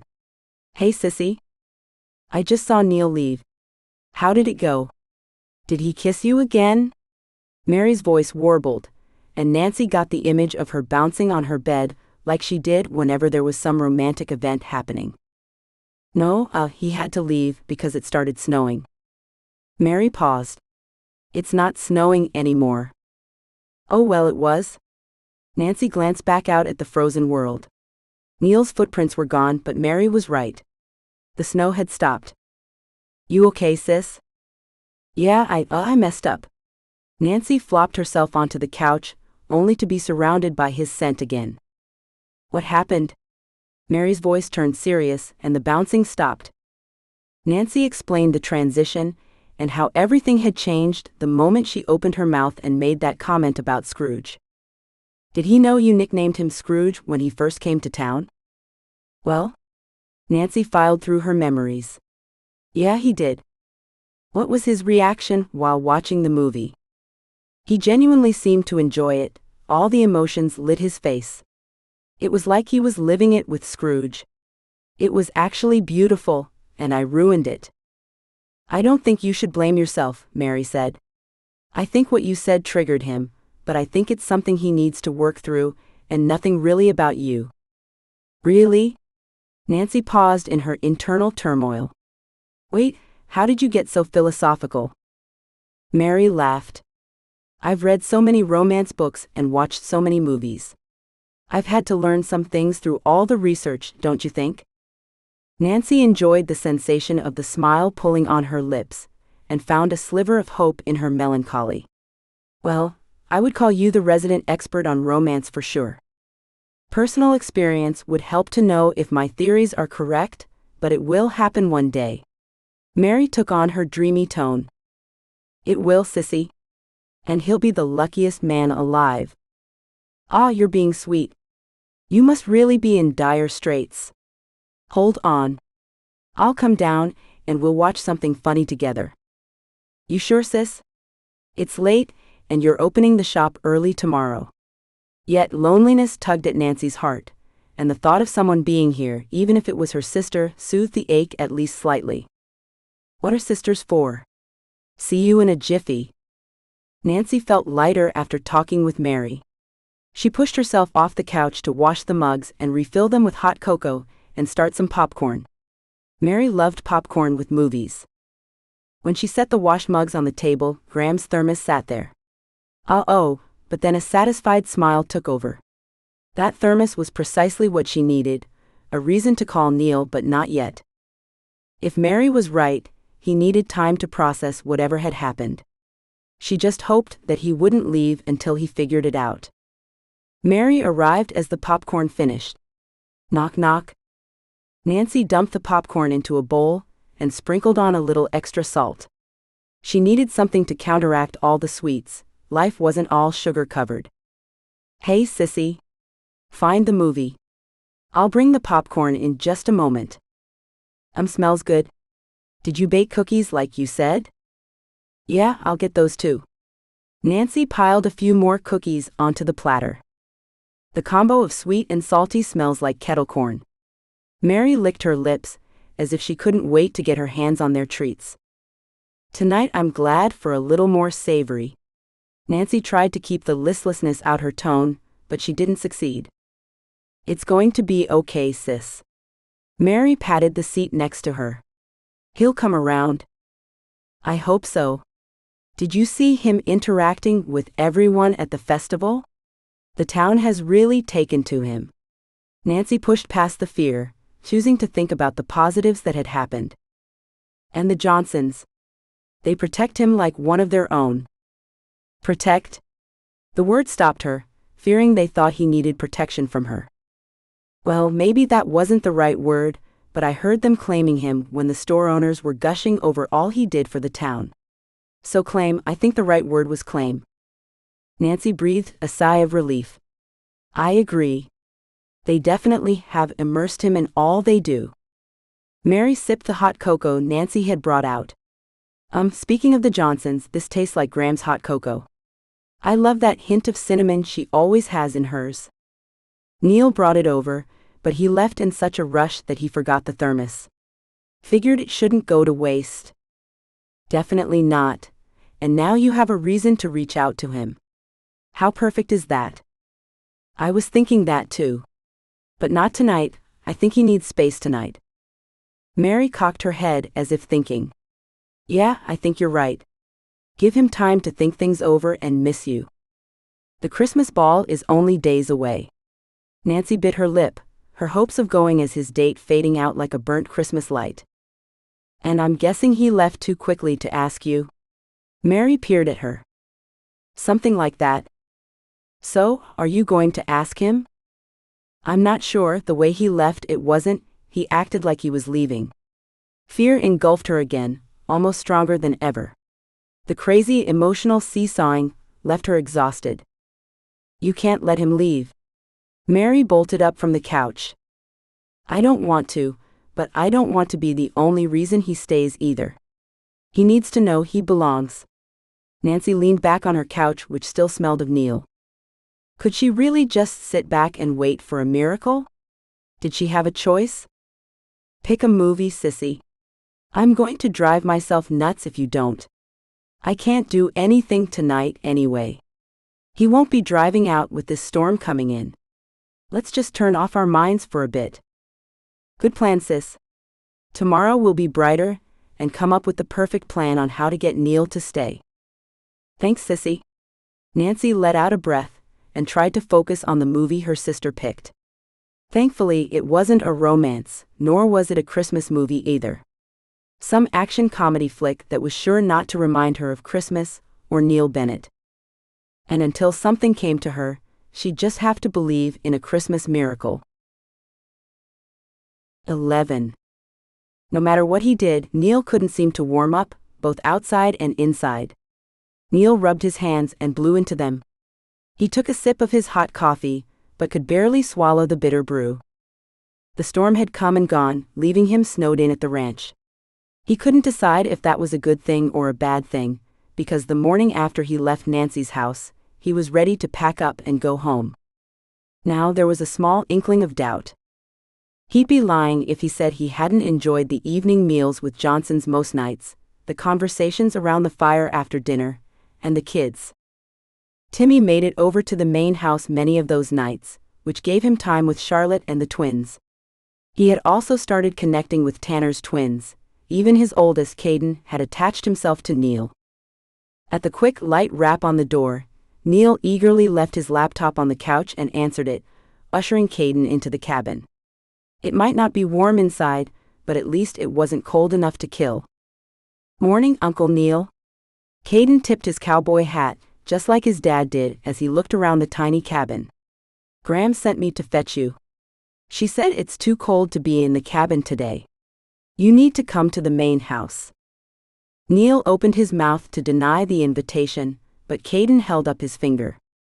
"Gram said to entice you. She's making an early batch of her Christmas morning cinnamon rolls." Caden leaned in. "Believe me, you won't want to miss these. The house already smells so delicious, I almost want to eat it." "She certainly knows how to make a man do her bidding, doesn't she?" "Yes, sir. Saying no to Grams just plain don't work. Besides, we're going to have a snowman building contest." "Here." "Yeah, just us family. I told everyone you were gonna be on my team, but others said you were gonna be on their team. So I ran out here to ask you first." Caden smiled. Neil didn't know how to respond, so he stood there for several seconds, staring at the boy smiling up at him like he was going to save the day. Why would Tanner's boy be fighting over being on his team? Why would anyone else? I hate to break it to you, kid, but I've never built a snowman in my life." Caden leaned in and lowered his voice. "I figured, but that's a good thing." "It is?" Neil scratched his cheek, realizing he hadn't shaved either. "Yeah, it means you'll be more creative, rather than locked into one way of thinking." Neil sat on a kitchen chair and blinked several times. "Where'd you come from, kid?" Caden only grinned wider. "Well, I was actually born to Daddy's twin sister. She was my birth mom, but she passed away when I was little, so Amma adopted me. Now she's my mom, and Tanner is my dad." Neil ran a hand down his face, trying to put it all together, but he had heard about this from Timothy way back in the day. How many years ago was that? It still didn't answer the question of how the kid got so smart. Most kids didn't talk that way. "So, are you coming? I don't want the cinnamon rolls to get cold. They're best when they're all warm and gooey." Caden licked his lips and headed toward the door. Neil stood up, closed his laptop, and glanced around the room. "Here." Caden handed him his winter coat. "Let's go." Caden dragged him across the ranch to the main house. When he opened the door, the most delicious scent he had ever experienced greeted him, and a rush of warmth drew him in. "I have Uncle Neil," Caden called as he kicked off his boots. "Yay!" a crowd cheered from the kitchen. Timothy opened the kitchen door and stuck his head out. "Knew you couldn't say no to the kids." "Oh, is that the game you're playing?" Neil asked, but the warmth of the house and the warm welcome enveloped him. The kitchen was full of all the Johnsons, well, everyone but the youngest twin, Ty, who had been deployed to the Middle East. Even Tilly and Logan were there. "Uncle Neil," the kids called as he entered, running to give him hugs. The adults also rose from the large kitchen table to hug him or shake his hand. It was always like this in the Johnson house, just one big family, better than the movies. "Well, now that everyone is here," Graham said, handing Neil a plate with a huge, decadent-looking cinnamon roll. "Dig in?" Neil paused before taking that first bite. He savored the people around him first, the ones who made him feel like he belonged. "You okay?" Ember touched his arm, her red brow pulled together in concern. Don't tell me you lost the sweet tooth that you finally found? No, not at all. Neil's mouth watered at the cinnamon sweetness that he couldn't wait to taste. This is. Ember followed his gaze and glanced around at the family. They're incredible, aren't they? Yeah. Neil's throat clenched. He had been going to tell them he'd go home the moment the roads were safe to travel, but now the thought of spending Christmas alone had him not wanting to leave. You know, I didn't have a family either, until they took me in, and once you're in and you are, they don't let go of their own easily. Ember nudged him. So dig in and get used to it. You're one of us now. But I'm not a Johnson, I'm not from here. Neither was I. You and me, we're the luckiest of them all. Ember smiled, her eyes full of knowing, before Charlotte pulled her attention away. The luckiest of them all. The phrase stuck with Neil, as he enjoyed the melt-in-your-mouth cinnamon rolls and the company. The family bantered with each other, brought back old memories, giving Neil a brief recount of it if it was something they thought he didn't know about, always including him in the conversations. Yeah, remember that Christmas ball when you punched my husband? Tilly started in on Tanner. He had it coming, Tanner said, grabbing Logan's head in a headlock. And he knows it, don't you, brother? Yeah, Logan said, pushing out of the headlock and playfully pushing Tanner back. If you ever get the hots for a Johnson gal, you better tell Tanner before you tell anyone else. Logan had directed the comment toward Neil, but Neil only smiled, enjoying the teasing between best friends. Nancy isn't a Johnson gal, but she might as well be, Joy said, raising an eyebrow. Do we need to have a talk, Neil? Tanner asked in mock seriousness. Neil swallowed. Nancy. The way he had left her hit him like a slap from Santa's full present bag. He had to fix that, or should he? He's just teasing, Tilly said. Geez, you made the guy go white as a sheet. Nah, it wasn't what Tanner said, was it, bro? Timothy asked. The entire family stared at him, and he pulled his collar. Ember leaned over. Oh, there are a few drawbacks, should have mentioned those. Everyone is all up in your business, always. So, what's going on with Nancy? Grams asked. She is such a sweet young lady. Surprised someone hasn't nabbed her yet. The family quieted, even the children, as everyone watched Neil. Sorry, son, Gramps said sympathetically. You're a part of the family now. Welcome to everyone knowing about your personal life. Gramps wheezed out a laugh, and the others joined in, releasing the tension, and soon the conversation started flying again. Neil dragged a hand down his face. You got off lucky on that one, Ember said. I have to go change Rowan's diaper if there was something you wanted help with. Neil swallowed. Timothy was eyeing him, but he tilted his chin toward his wife. She gives good advice when it comes to women. I do too, Joy said. She took the other twin from Timothy. Besides, this one needs a change too, don't you, little one? Come on, Neil, Ember tugged his arm. Neil stuffed the last bite of his roll into his mouth and followed the women into the living room, where they laid out changing mats in front of the fire. The pure domesticity of the scene froze him. Did he really belong in a life like this? He stepped back, his mind swimming. The back of his knees hit the recliner, and he fell into the plush chair. Have a seat, Neil, Tilly said with a laugh as she entered the room. Ember glanced up at him, with a slight touch of empathy in her eyes and an encouraging smile. We're just here to help. You don't have to tell us what's going on. Of course he does, Tilly said, lounging on the couch across from him. He wants to win her heart. He'll tell us. Neil opened his mouth, then shut it. We're your sisters now, Neil. Joy smiled up at him, as she rolled up the soiled diaper. This is just what sisters do. Tammy and Tilly taught me that. I just walked out. He rushed the words, and then the entire story spilled out, surprising him. The ladies finished changing diapers and sat near him, listening as he rambled about how he never thought he'd want to live anywhere but the city, isolated amongst the crowds. Yet everything changed as Nancy kept pushing him into the festivities, so eager to show him what small-town life offered. Then that movie that made him feel like she just saw him as a project. And I just left. I'm not someone's charity case. Do you really think she feels like you are? Ember asked. Neil hung his head, not sure what to believe, but knowing it hurt to think Nancy only saw him as someone to save. You said it yourself, Neil. She calms down around you. Her mind slows and she's more peaceful. Joy added, I can't imagine that happening with someone she only sees as a project.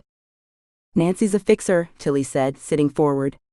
She's always trying to fix everything. Why wouldn't she try to help you? And it sounds like you're helping her. Thanks. It's a lot to think about. Neil wiped a hand down his face. Uncle Neil. Charlotte ran into the room. Be on my team. No, he's on mine? Caden ran after her, yelling. Oh.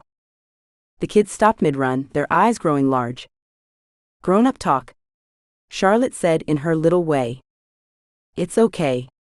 Neil stood up. Let's go build some snowmen. I want snow bears. Charlotte cried out. Snow bears are a great idea. Caden rushed over to pull on his boots. You can be on my team with Uncle Neil.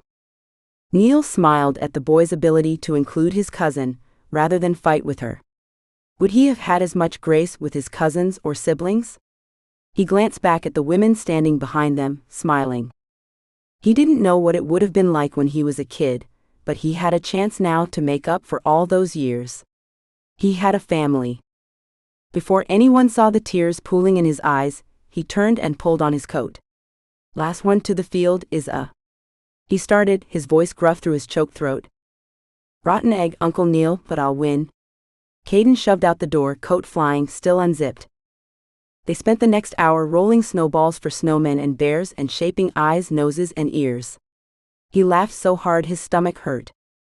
By the time they all piled back inside, pulling off wet gloves, waterlogged boots, and soaked socks, Neil realized this was a life he wanted. His fingers, toes, and nose burned in the heat, a tingling sensation that brought him to life.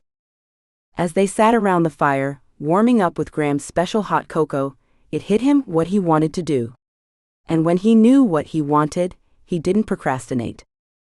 Hey Timothy, he said, waiting until his friend, who brought him into his family, turned to him. Is Mr. Gardner's house still on the market? Timothy's smile broadened and he whooped. He elbowed his wife. I told you I'd get him to stay. Uncle Neil is staying. Yay. Caden cheered, and Charlotte jumped up to cheer with him. Neil's heart had never felt so full, and yet there was a space within it that still felt empty, a space only one person could fill. He had to find a way to make Nancy believe he had changed, that he was no longer the Scrooge she had once dubbed him to be. The community hall turned ballroom looked almost perfect, and though Nancy smiled, she felt empty. As perfect as the room was, it was missing one thing, magic. A magic she didn't want to give up on, but wondered if it would happen for her this year. It had encompassed her, but she had ruined it. She shoved the garland against the wall with more force than necessary. Mary's words repeated within her, reminding her that she had to step back from blame. Her intention had been so far from meaning to hurt him. Surely once he calmed, he would see that. In the end, what mattered was if he decided to stay or not. And she hadn't wanted to push, so she hadn't called, just waited. There was nothing more she could do to show him that he belonged. This was something he had to believe for himself. Then and only then, could she share what she truly wanted for them. She stepped back, taking in the room as a whole. A few volunteers touched up things here and there. The DJ was setting up in the corner, and the concession stand was stacking drinks. Everything was just about ready. Where should we hang the mistletoe this year, Nancy? Matilda asked her.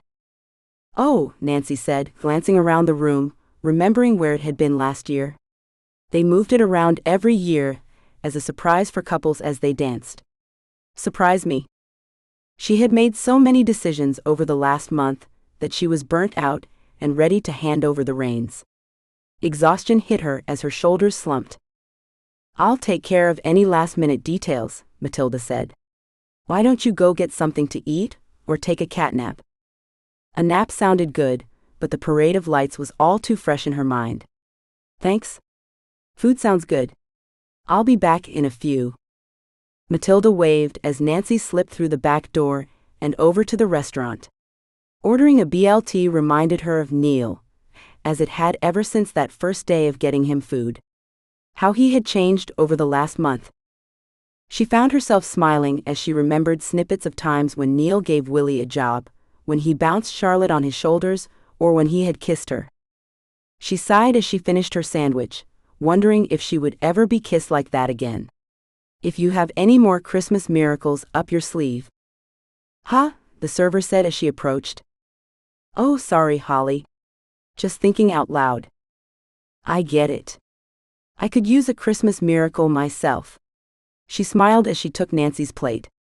Boss says it's on the house tonight, on account of all you did to make the festival so successful this year. It wasn't me, it was Neil, I know. He said the same thing, that it was you. Holly bent down to whisper. I don't like to gossip, but is he going to stay in town? People are wondering if you two are well, you know? Oh well, Nancy's cheeks pinked. I guess we'll just have to see how much Christmas magic is left this year. Well, I'm rooting for you. The whole town is. Holly waved as she took the empty plate back to the kitchen. Would Neil be able to see that the whole town was rooting for him to stay? Or had he left? She stopped by her office to change into something more fitting for the ball. The red velvet dress with white fluffy trim was cheery and classy, and very Christmassy. She had envisioned Neil dancing her around the ball, him sleek and stylish, unlike most of the cowboys in town, yet just as manly. Her heart squeezed tight as she realized she was once again attending the ball alone with no date. A knock sounded at the door, startling her and sending such a massive influx of hope that she had to take a moment to breathe some reality into herself, so the disappointment of it not being Neil didn't crush her in front of whoever it was. She shook out her hands and answered it. Ember stood there, smiling. Oh good, you're ready. Ready? Yeah. Tilly came out of the shadows, smiling mischievously. It's perfect timing. Step this way. Dare I ask what's going on? Joy motioned from between the buildings next to the road. Hurry, he's looking like he might give up. Who's coming? Nancy asked, though she hoped she knew. She reached back into the office to grab her coat, then followed the women out. He looks so nervous. Ember took Nancy's arm and motioned to a tall figure by the town Christmas tree. What's going on? Nancy asked, though her heart hammered as the tall man turned, Christmas lights illuminating Neil's face. He didn't leave. No, he didn't, but I'll let him tell you. Ember urged her forward. Go, hurry. He'll freeze if you don't. He's been waiting for you for half an hour now. He has, but... Tilly gave her a little push, and then the ladies disappeared into the shadows in a whisper of giggles. Neil spotted her, ran a hand over his slick-backed hair and started towards her. Her feet felt glued to the ground, but she willed them to move. Hey, she said, meeting him halfway. I was afraid you had left. Without saying goodbye? He handed her a bouquet. I should have asked you before this moment, but would you be my date tonight? Nancy's heart raced, and she no longer felt the frozen air on her skin. I wouldn't want it any other way. Neil tugged at his collar as he took her in for the first time. You look, He whistled. Gorgeous. Heat filled Nancy's cheeks, and she felt so light she might float away into the starlit night. You look pretty snazzy yourself. Not too city? Just perfect, she said, looping her hand in his arm. There's a vase in the supply closet in what is now the ballroom. Shall we? Neil smiled, his nervousness gone as if it hadn't existed. Definitely. Nancy's mind spun with questions, but before she could formulate any of them, they were inside, and the moment they entered, a rush of warm air bit their cold noses and cheeks, and the room exploded in applause. Nancy had been so lost in the moment with Neil that it took her a moment to realize the crowd was applauding them. Neil stepped back, looking at her with such admiration that she felt truly seen, and started clapping along with the crowd. She shook her head and pulled him back to her side. "Thank you, everyone. This was a team effort. We couldn't have done it without all the volunteers and store owners who pulled together." The crowd cheered for another long moment, then the Johnsons crowded around them, signaling the end of the appreciative welcome. "Told you that coming in together was the best way," Tilly said, grinning from ear to ear. "Well, we saved you, but you saved us, so guess we're even." Tanner slapped Neil's back and turned toward the refreshments. "Now, how about some cookies?" "You're as bad as Caden," Joy said, but she led him over to the tables where snacks, cookies, and drinks were laid out. "How about you, Neil? How's your sweet tooth?" Nancy asked. "Actually, I just want to dance with you." "I'll take these and get them in some water for you." Ember took the flowers. "Come on, hubby." Timothy winked and then followed his wife. Tilly and Logan were already dancing. "May I?" Neil asked, holding out his hand for her. "You don't mind, do you?" "Not at all," Nancy said as he led her to the dance floor. The song wasn't fast, but it wasn't a super slow romantic song either, which Nancy thought was perfect for her to gain her bearings with him as she tried to figure out how to ask him what she needed to know. "Why is everyone still staring at us?" Neil whispered in her ear, sending ripples of delight down her spine. "Oh well, you know, small towns." She knew why, but she didn't want to pressure him into feeling like he should act a certain way. All she wanted was the authentic Neil, however he showed up. He said, swallowing, his hand holding hers tightening. "Well, don't abandon me. I don't want to dance with anyone else." Nancy laughed. "Oh, is that why you asked me to be your date? And here I thought it meant something." Neil paused in his step and met her eyes. The twinkling lights strung around the room reflected in his dark depths. "Does it mean something to you?" "Well, usually when someone asks someone to the Christmas ball, it means something." She looked up at him through her eyelashes, unused to the shyness that crept up on her. "And you still said yes?" "I did." "Good." Neil continued their dance. He looked past her and gave a slight nod. Nancy turned, but didn't see who he had motioned to. She let it go. Everyone knew Neil now. It wasn't like last year when they danced. She had been one of many gals who danced with Neil that night, though if she remembered correctly, she had more dances with him than most. "Did you ever think last year when we danced it would all lead to this?" Nancy asked, her heart pounding in her throat as she tried to lead up to the question she most wanted answered. "Last year? Was it just last year?" Neil shook his head. "It feels like I've lived several lifetimes since then." "It does?" When faced with questions you never thought possible, yeah, a lot changes. "What questions?" Nancy asked, slowing as the music stopped. "What questions she asks?" Neil chuckled. The next song started, slow and sweet and tugging on the emotions. "I know this song." "I do too. Caden had me watch the Polar Express with him last night to warm up after our snowman building contest, or should I say snow bear." "You built a snow bear?" Nancy asked as Neil pulled her back into his arms. "Several, in fact. I have to say, they looked more and more like bears the more we built. Caden is really the master though. He's such a cool kid, and Charlotte." Neil sighed. "She's special." "You sound pretty attached to them." Nancy felt hope well within her. I believe I am." "Believe?" "Yes, that's the song's name. The first time I watched that movie, this song brought me to tears. It's so magical. Like it takes your heart on a journey of change." Neil pulled her closer.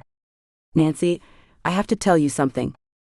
She wasn't sure if it was his heart or her heart pounding in her ears, but she held her breath until he continued. "I never in my life thought I would say this, but I can't leave Christmas Tree Hill. I found something here that I just don't want to be away from.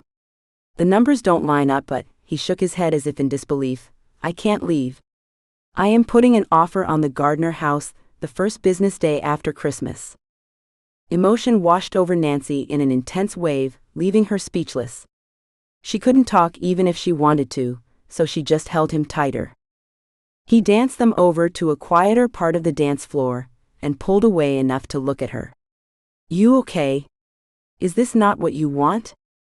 She blinked back the tears that blurred her vision and blew out a breath, freeing her throat enough to whisper, "This is most definitely what I want.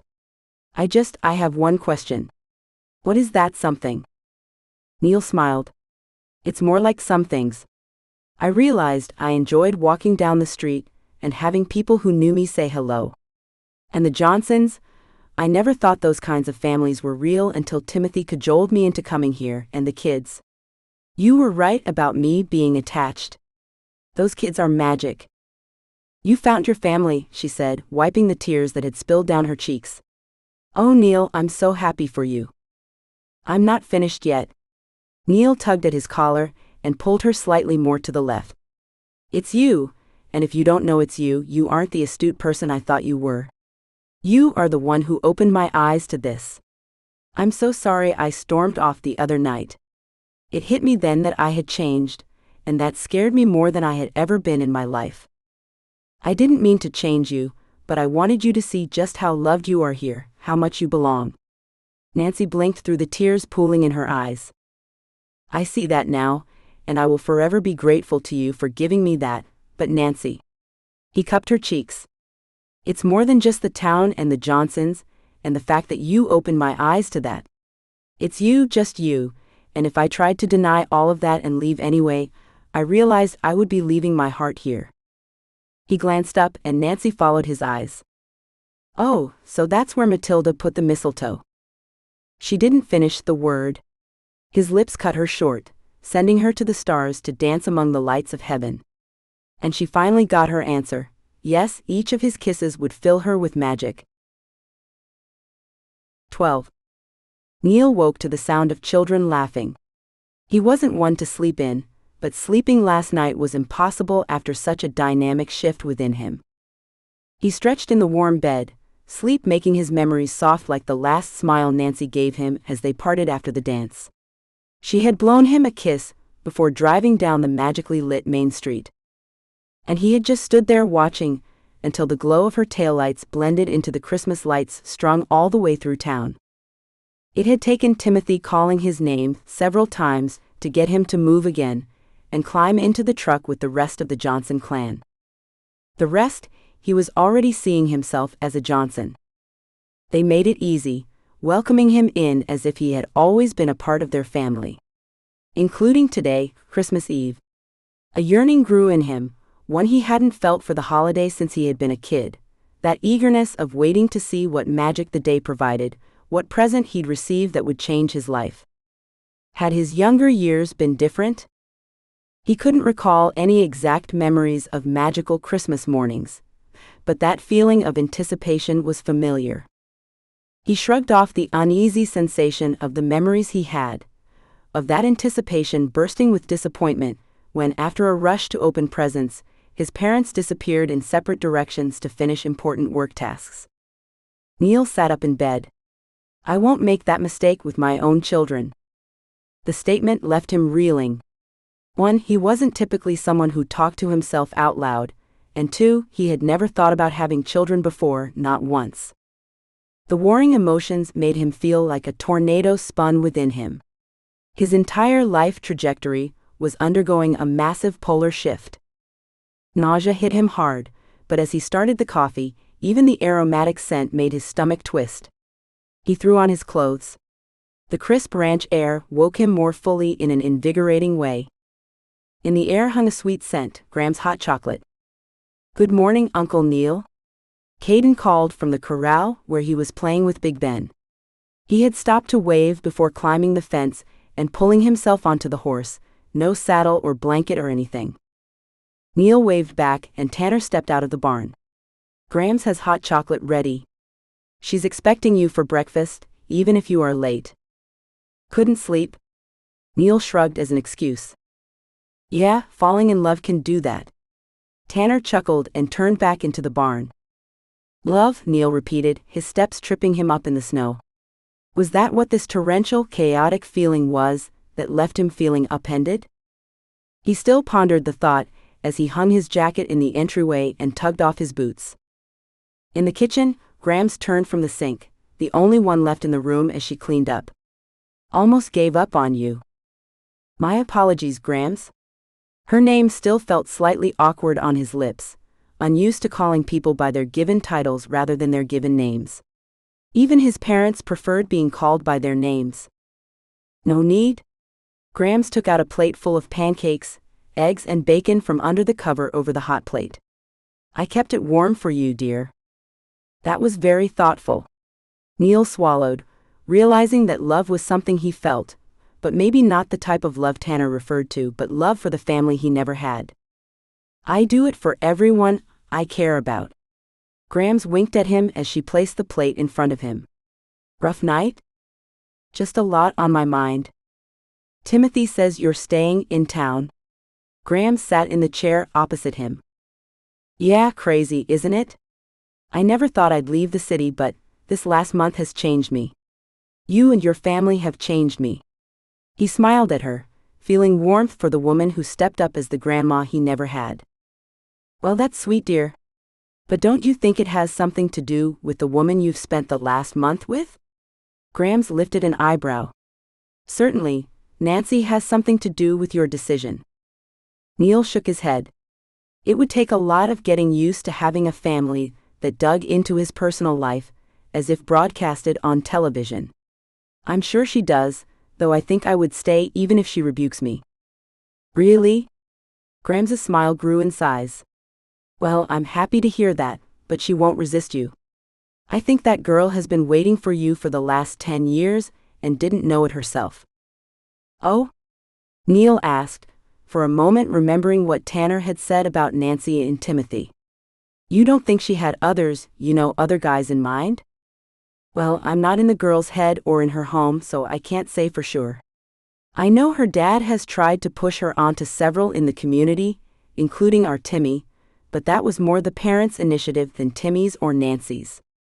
No, I think the gal has always craved having a special someone, but she has never seemed so settled as she has this last month." Neil processed what Grams said as he ate, wondering if he could let that slight twinge of jealousy go. It obviously didn't matter. Timothy and Ember were happy, and now had a family together. Even if Nancy had entertained thoughts about him, it was long in the past and shouldn't matter. He thought about what Tanner had said about falling in love again.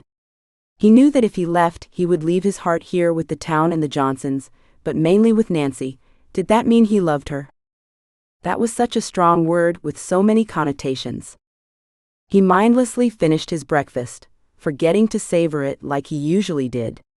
Grams gave him space, and gratitude filled him for the intuitive woman who had become his grandma figure. When she took his empty plate, she stopped and set a calming hand on his shoulder. For someone who doesn't grow up with the strength of love, it can be intimidating. I had a hard time deciding that I was meant to stay here, and that I loved Gramps." "You did?" Neil shook his head, having a hard time imagining Grams as anything but the steadfast matriarch of the Johnsons. "Oh, I had the normal small-town girl syndrome where I felt like I had to escape into a much better life where things were happening." She chuckled as she sat next to him, her eyes going clear with the memories. "I had no idea I'd miss it, or a certain someone so much." "So you came back?" "Not so easy like. Gramps had a plan. He got me here to help his mom, and then made me realize I didn't belong anywhere else." She looked at him knowingly. "That takes genuine love to do, Neil's eyes widened. "You're saying that Nancy?" Grams rolled her eyes. "You men are so helpless." "Well, it sounds like Gramps wasn't."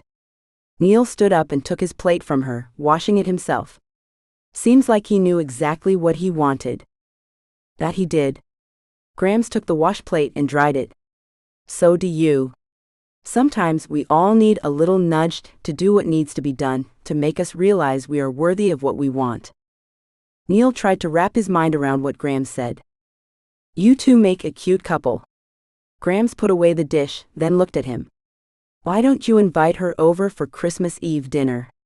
I know her family has a big one too, but you never know." The timing might work out perfectly. Are you sure? I'm already adding one extra.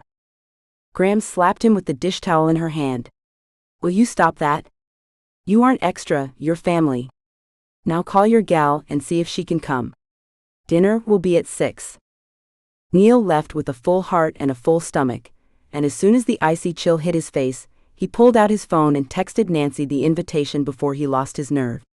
He didn't know where everyone was, but they were obviously busy, so he started walking with no destination in mind. When he ended up at the booth where he first kissed Nancy, he lost himself in the memory. Everything had seemed so magical that night, just like it had last night. Was it really magic, or just his perception of the moment? Then again, what was magic besides perception? He was a numbers guy, not a word guy. He pulled his phone back out, still no message from Nancy, then opened the search bar and searched for the definition of magic. He read, "The power of apparently influencing the course of events by using mysterious or supernatural forces." Had the kiss they shared held supernatural forces? It definitely influenced the course of events in his life. In fact, that influence had started weeks before. Inspiration flooded him, and he searched for the definition of love. An intense feeling of deep affection or a significant interest or pleasure in something or someone. He swallowed. According to that definition, he did love Nancy, because he did have an intense feeling of affection for the woman who had dramatically changed his life. And he definitely took interest and pleasure in watching her work her magic with others, including him. He sat on the bench under the romantic display, his knees suddenly giving way. He was in love with Nancy Harmon. He certainly had never had a feeling like this before, never felt a yearning to be constantly in someone else's presence, even if just to watch her work or have her by his side as he worked. It all hit him then, where his motivation to stay came from. It had been love the entire time, Nancy's love that changed him to a man who believed in the magic of the season, but mostly, a man who finally understood what it felt like to be loved. His body vibrated with the knowing and pent-up energy he didn't know how to control. The sound of his phone chiming startled him. His hands fumbled as they groped for the phone, eagerly seeing if the message was from Nancy. It was, and his heart raced. "We're having dinner with my uncle this year, and it's at noon, so yes, I would love to have dinner with you and the Johnsons. Please tell everyone thank you. I look forward to seeing you then." Neil surprised himself by letting out a whoop. He looked around, heat screaming up his neck, but no one was near. It was time for him to do this right. Last night he'd had the help of his Johnson sisters, as they called themselves. Tonight he'd do it all himself. It was way too soon to let the ghost of Christmas future take over, but Nancy needed to know where she stood in his heart now, in the present. He glanced around the booth where they shared their first kiss, but then he remembered what she had said. This was where Rachel and Drew had their special moments. They needed their own location, their own special place. He wandered down the line of decorations and booths, and finally he saw the perfect one. It was a booth with a scene from The Grinch, a movie Caden insisted he watch with him. He had never gone this far down the trail, so he hadn't seen the booth that showcased The Grinch with a heart 3 times its size. Just the image tightened Neil's chest. It wasn't Scrooge with Tiny Tim, but it showed the perfect picture of transformation. He hadn't transformed for others, but others transformed him for himself. That's what Nancy did for him. She could say it was the Johnsons or the town, but would he have seen that? Would he have been open to that if it hadn't been for Nancy constantly pulling him into situations that forced his eyes to open? It was time to show Nancy just how much magic this Christmas spirit could have. Nancy's hands were still shaking as she parked the car in front of the massive ranch house. She tried to convince herself it was because she was going to have Christmas Eve dinner with the Johnsons, but the truth was roiling her stomach too much to ignore. Neil wanted to spend this special day with her. After last night she'd been flying high, but still so much was left unsaid. He assured her he was staying in town, that if he left he would be leaving his heart, but that could be taken so many different ways. That didn't mean that he wanted a relationship with her. A lot could happen between a kiss and marriage, and she had her heart stuck on the long-term goal, which, as her sister often reminded her, got her into trouble more than not when it came to romance. Could she just ride this in the moment? She bit her lip as she tried to summon the courage to get out of the car. A knock on the window startled a small scream from her. Tilly stood there smiling and waving. Nancy blew out a shaky breath, hand over her heart as she opened the door. "You nearly gave me a heart attack." "Well, I was trying to wait until you got out of the car, but you kept sitting there." "All okay." Tilly's eyes filled with mischief. Not as much as her sister Tammy's would have, but enough that Nancy's heart gave a pang for the lost Johnson. "Yeah, of course." She glanced at the house before meeting Tilly's eyes again. "If it helps at all, I think he's just as nervous as you." Tilly grabbed her arm and half-dragged her to the main house. "You found yourself a good one, Nancy. I know you never thought you'd fall for an out-of-towner, but he's staying, so that means he's local now, right?" I never thought about it that way." Nancy gulped, not sure if she was more nervous about Neil now or the Johnson interrogation that she felt was imminent. The warmth of the house hit her, warming her cheeks and thawing out her fingers as she numbly unbuttoned her coat. As always, Grams had the living room decked to the nines with everything Christmas. Lights were strung throughout the room, and the Christmas tree glowed in the corner, chaotic with an assortment of child-made ornaments. The fireplace crackled, and the floor was littered with kids and babies galore.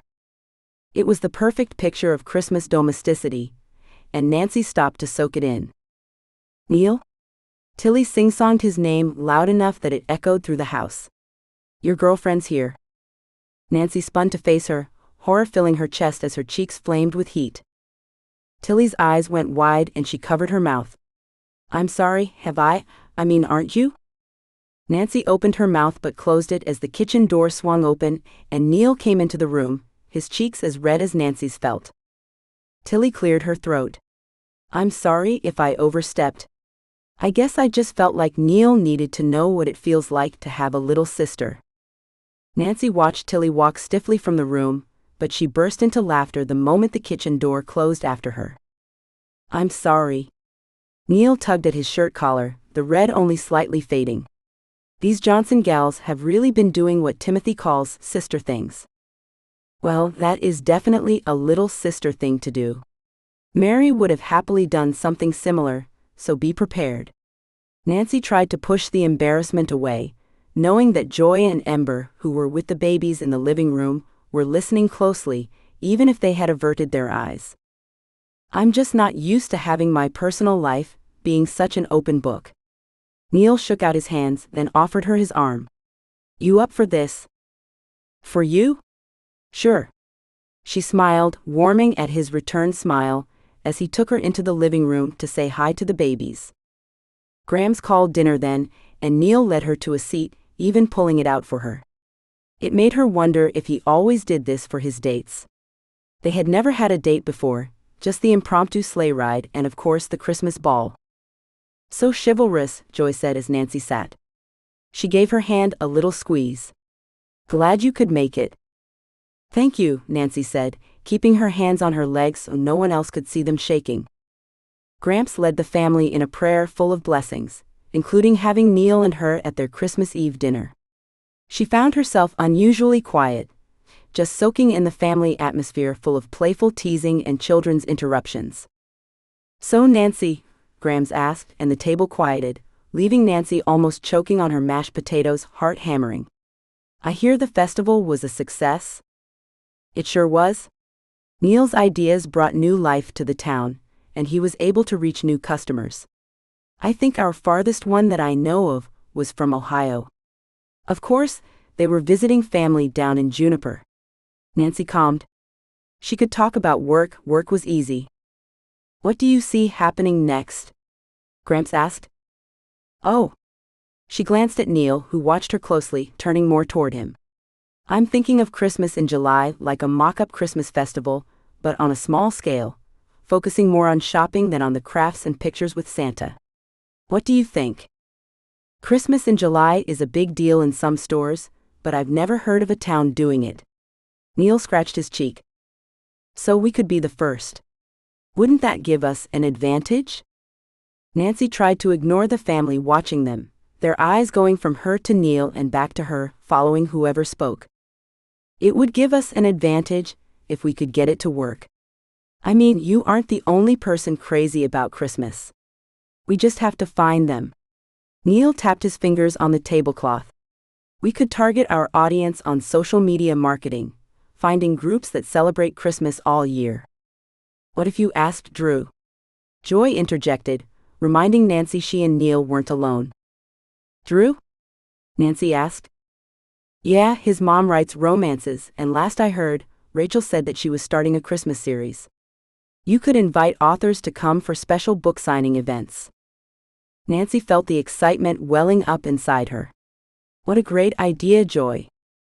Joy's cheeks pinked before she turned to help her toddler, who was trying to serve himself some more sweet potatoes. That could work. It opens another avenue to our audience. Neil smiled at Nancy, warmth filling her at the excitement in his eyes. I'm glad you think it will work. I want to keep the holiday spirit going all year. You know, keep the magic alive. Tilly made a snide comment that Nancy couldn't quite make out, but those around her laughed. Even though she knew Tilly probably wasn't making fun of them, her chest tightened and stomach twisted. Ember leaned forward and whispered. She said that with you two around, the magic wasn't likely to go anywhere. Oh, Nancy said, her annoyance instantly fading as her cheeks heated again. Well, looks like just about everyone is done. Graham stood. Why don't you two go for a walk and talk about how to make that magic stay in this town while the others help me clear the table and get dessert out? Oh, I would love to help, Grams. Nancy pushed to a stand, but Grams waved her off as she directed everyone else. It's a one-time thing, Ember said. Use it. Next year you'll be wishing she gave you a get-out-of-kitchen duty-free card. Thank you for the wonderful dinner, Neil said, grabbing Nancy's hand and leading her out of the dining room. We should take the chance while we can. His whisper sped her feet, and they looked behind them as they pulled on their jackets and boots, a rush of guilt and excitement rushing through Nancy. She giggled nervously as he pulled her through the door and out into the cold air. The moon snuck through a break in the clouds, making the blanket of snow sparkle in the waning light. Just like on the night of the sleigh ride, the trail was lit, inviting them to walk along it. So, she said after a few moments of silence, do you really think my Christmas in July event would work? I don't think it can hurt, and we won't know until we try. You really are staying, aren't you? She paused to look up at him in the warm glow of the Christmas lights and the soft glow of the moon. I am, he said and shook himself as if he was still adjusting to the reality of it. It will be a process. I'm not sure how quickly the purchase of the Gardner home can be completed, and I have to lease out my apartment and my office space in the city. Will you return there until you get that all settled? Nancy bit her lip. I'll need to go sometimes, but I won't be gone long, a week at most. Gramps and Grams said I can use that cabin, or even a room in the house for as long as I need. I have options, but I want to see how it feels to have a place of my own here. Neil's gaze wandered, and she knew he was seeing something that she couldn't. What about an office? Neil lifted a shoulder. I can work from home if needed. Timothy said his dad will be retiring soon, and I could use his office. I think the perfect place will open for you just at the right moment.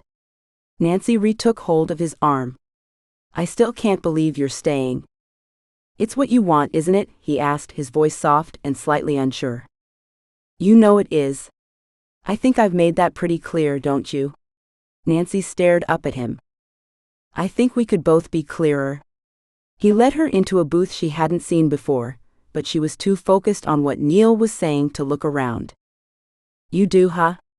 Nancy lifted an eyebrow. You mean so something like what Tilly did wouldn't be so awkward? Tilly. Neil turned toward her, his eyes slightly unfocused. They came back to the present, though, and he pulled at his collar. Oh, yeah, like that.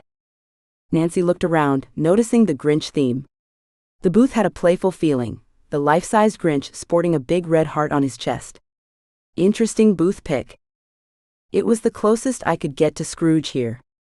He put his arm around the life-size green Grinch. Don't you think we share a resemblance? Nancy laughed, loving this new goofy side of him. Well, now that you mention it. Neil chuckled as he shoved his hand into a pocket and came out with a small present, not small enough for a ring, which let Nancy breathe fully.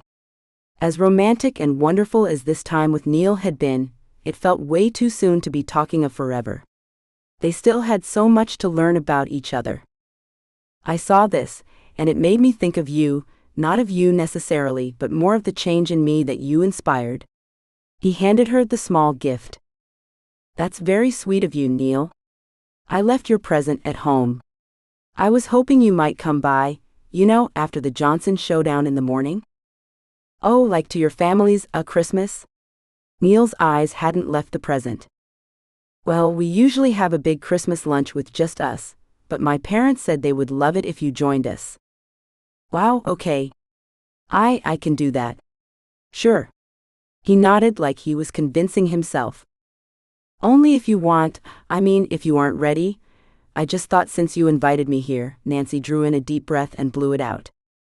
See, this is why I thought we should talk, so there isn't any more of this lightly treading, tiptoeing thing we're doing here. Neil shook out his hands. You gonna open that? Oh, right now? Sure, thank you. She smoothed the wrapping, wondering if the tightly folded edges were his doing or if he had someone else wrap it. You don't know what it is yet. Yeah, but you thought of me. Thank you for thinking of me. She held the present to her chest. Oh well, that part is easy. Nancy smiled at him and carefully unwrapped the small box to reveal an ornament. Not just any ornament, but one of Scrooge with Tiny Tim on his shoulder. Nancy's heart sank, wishing that she hadn't ruined that night. I know I left abruptly. Neil took her hand. But that movie made me realize a lot of things.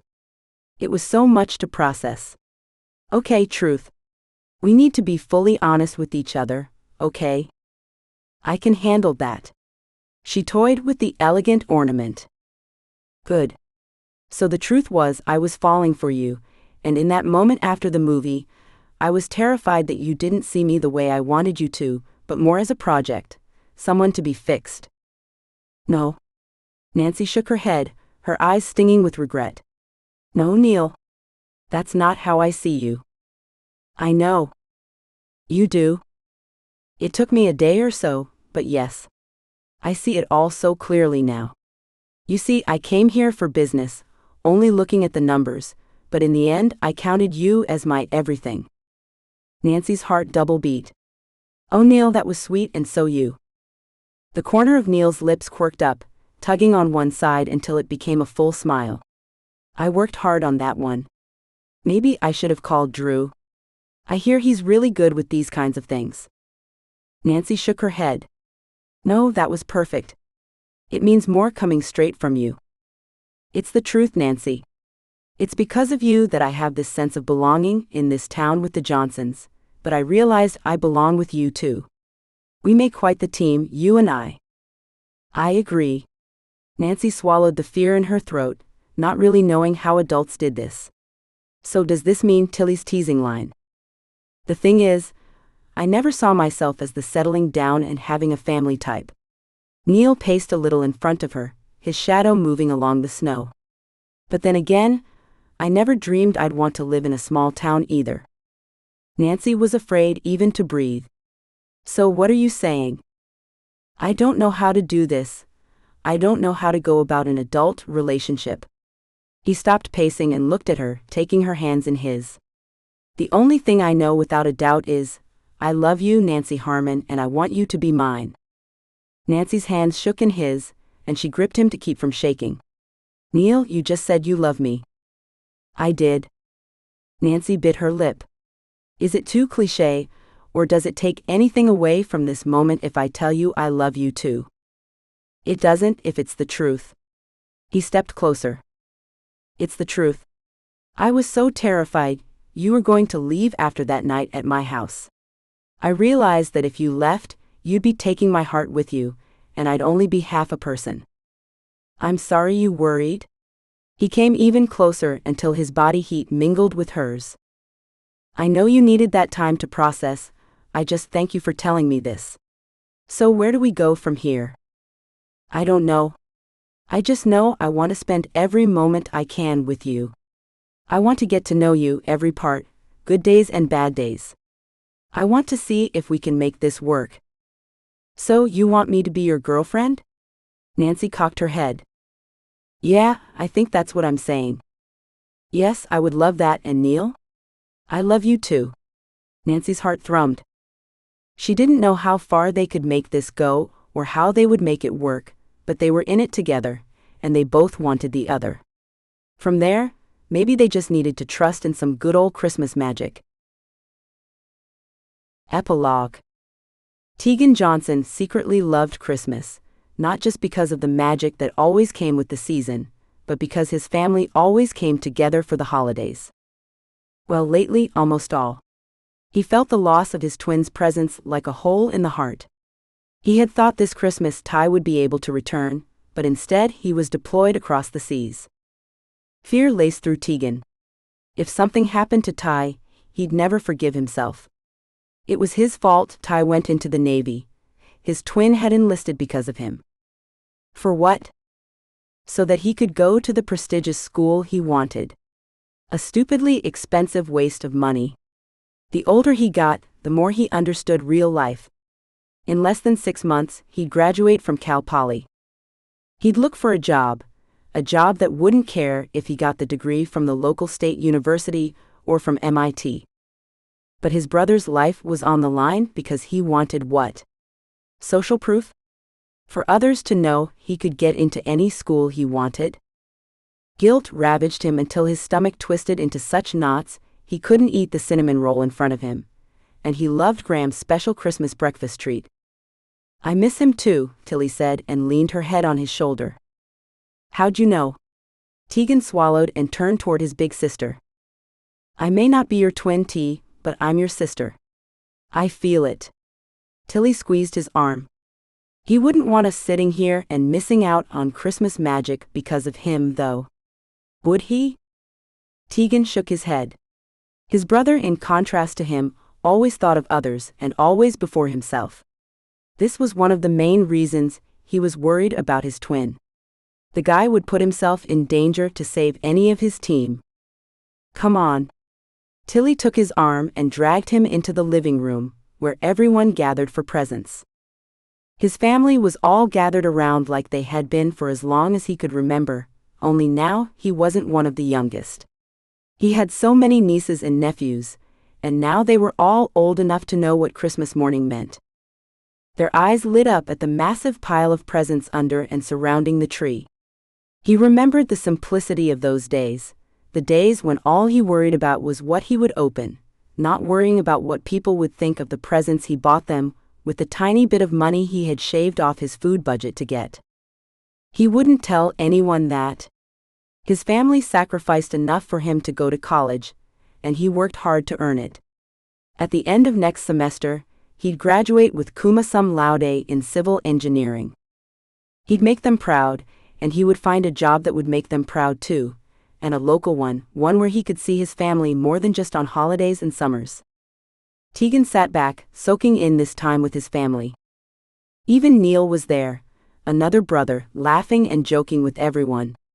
The guy was now a celebrated local, after he saved Christmas Tree Hill's festival last year. Tegan leaned over to Neil as he sat back with a sigh. Where's your gal? Neil pulled out his phone and looked at it. Actually, she and her family should be here any moment. Graham's invited the Harmons for Christmas lunch. Drew and Rachel are coming too, Tilly added. I think I hear them now. Tegan sat in his spot, digging his feet in the ground. His heart lurched at hearing that all the Harmons would be coming. He had mixed feelings about Mary being here. If there was anyone outside his family he'd love to spend time with, it was Mary, but he knew she wanted more than he could give, more than he deserved. Yet jealousy warred within him as he thought this might be the year she had found someone else, someone worth her. The house erupted in cheers and Merry Christmases, as both the Harmons and cousin Rachel and her husband Drew arrived. Still, he sat there, pretending to focus on watching his nieces and nephews play with their new toys. How life had changed. Everyone gathered in the room around him, and that made him wonder if there would be announcements. There usually were. Somehow, it seemed as if everything happened around Christmas. Christmas was when they found out Caden was actually Tammy's son, and when Ember's sister asked Ember and Timmy to take on Charlotte, and when Tilly and Logan finally made their engagement public, and when they found out Ember was pregnant. Last year there was really no big announcement, only Neil and Nancy's relationship that everyone was sure of except maybe them. With everyone here now, surely someone would speak up. In fact, he met Graham's expectant eyes as she glanced around. Her eyes lingered on Tilly and Logan, but nothing seemed out of the ordinary with his sister, and he could usually tell with her. Tegan could feel eyes on the back of his head. He knew Mary was there. He should turn, say hello, but he couldn't force himself to meet her eyes for fear he would see them full of love for someone else. What if she had brought him here? So? Grams finally said, quieting the din. Everyone looked around expectantly. Don't look at me, Ember said with a laugh. I have my hands full as it is. Me too. These guys are keeping me on my toes. I'm looking forward to preschool. Joy added, though she looked adoringly at her twins and Caden. Everyone stared at Tilly. Nope. We're not going there yet. Logan wrapped his arm around Tegan's sister. One day. Yes, one day, just not one day too soon, Tilly teased. Drew adjusted little Milo in his arms and looked down at Cousin Rachel, a sadness lingering in his eyes. It wasn't them. Finally, all eyes landed on Neil and Nancy. Neil tugged on his collar, but Nancy didn't seem to have anything she wanted to say. In fact, she had calmed down so much over the last year that Tegan really enjoyed being around her. It seemed like everyone did. Ember and Nancy seemed especially close. Graham's eyes dug into Neil's until he finally cleared his throat. Fine, Neil said, hands twisting in front of him. I was planning on a more romantic and private venue, but I'll sacrifice for the sake of family. Nancy looked up at Neil in bewilderment. The entire room fell into heavy expectation, and Tegan snickered. Neil was too gullible. Tegan wouldn't be caught dead doing something like this in front of the family, no matter how much he loved them. Yet it seemed a perfect completion for Neil's change, and Nancy's eyes lit brighter than any Christmas light he'd ever seen as Neil dropped to one knee. Nancy Harmon, you are the most generous woman I know. You see the best in everyone. You saw the best in me, and I live every day trying to live up to that belief. Because of you, I know now I have 2 families and a town where I belong. I'm happy for the first time I can remember, and I have a home. That home is you. Will you please make this the most magical Christmas ever by becoming my wife? Nancy squealed in an echo of her old self, then she dropped to Neil and threw her arms around him. You know my answer. I would love nothing more than to be your wife. They kissed so long that Tegan had to turn away. He glimpsed Mary then. Her smile softened, and a tear slipped down her cheek as she watched her sister and Neil. As if she sensed his attention, Mary glanced up and met his eyes. There was no sense of hidden worry, no sense of expectation, just pure love for her sister in her expression. She lifted her hand in a little wave, then looked away as Neil and Nancy finally broke apart. She clapped as everyone broke into cheers, standing up to give the couple congratulations. Tegan hung back, wondering at the changes that had rippled through his family. Something tingled within his chest, a premonition that the following Christmas things would look even more different, and he had a feeling his own life would be the one that changed. Thank you for listening to Neil and Nancy's story. If you want more small-town Christmas romance, be sure to check out the next book in Cowboys at Christmas Tree Ranch, where we follow Tegan as he struggles to make decisions that will alter his life forever.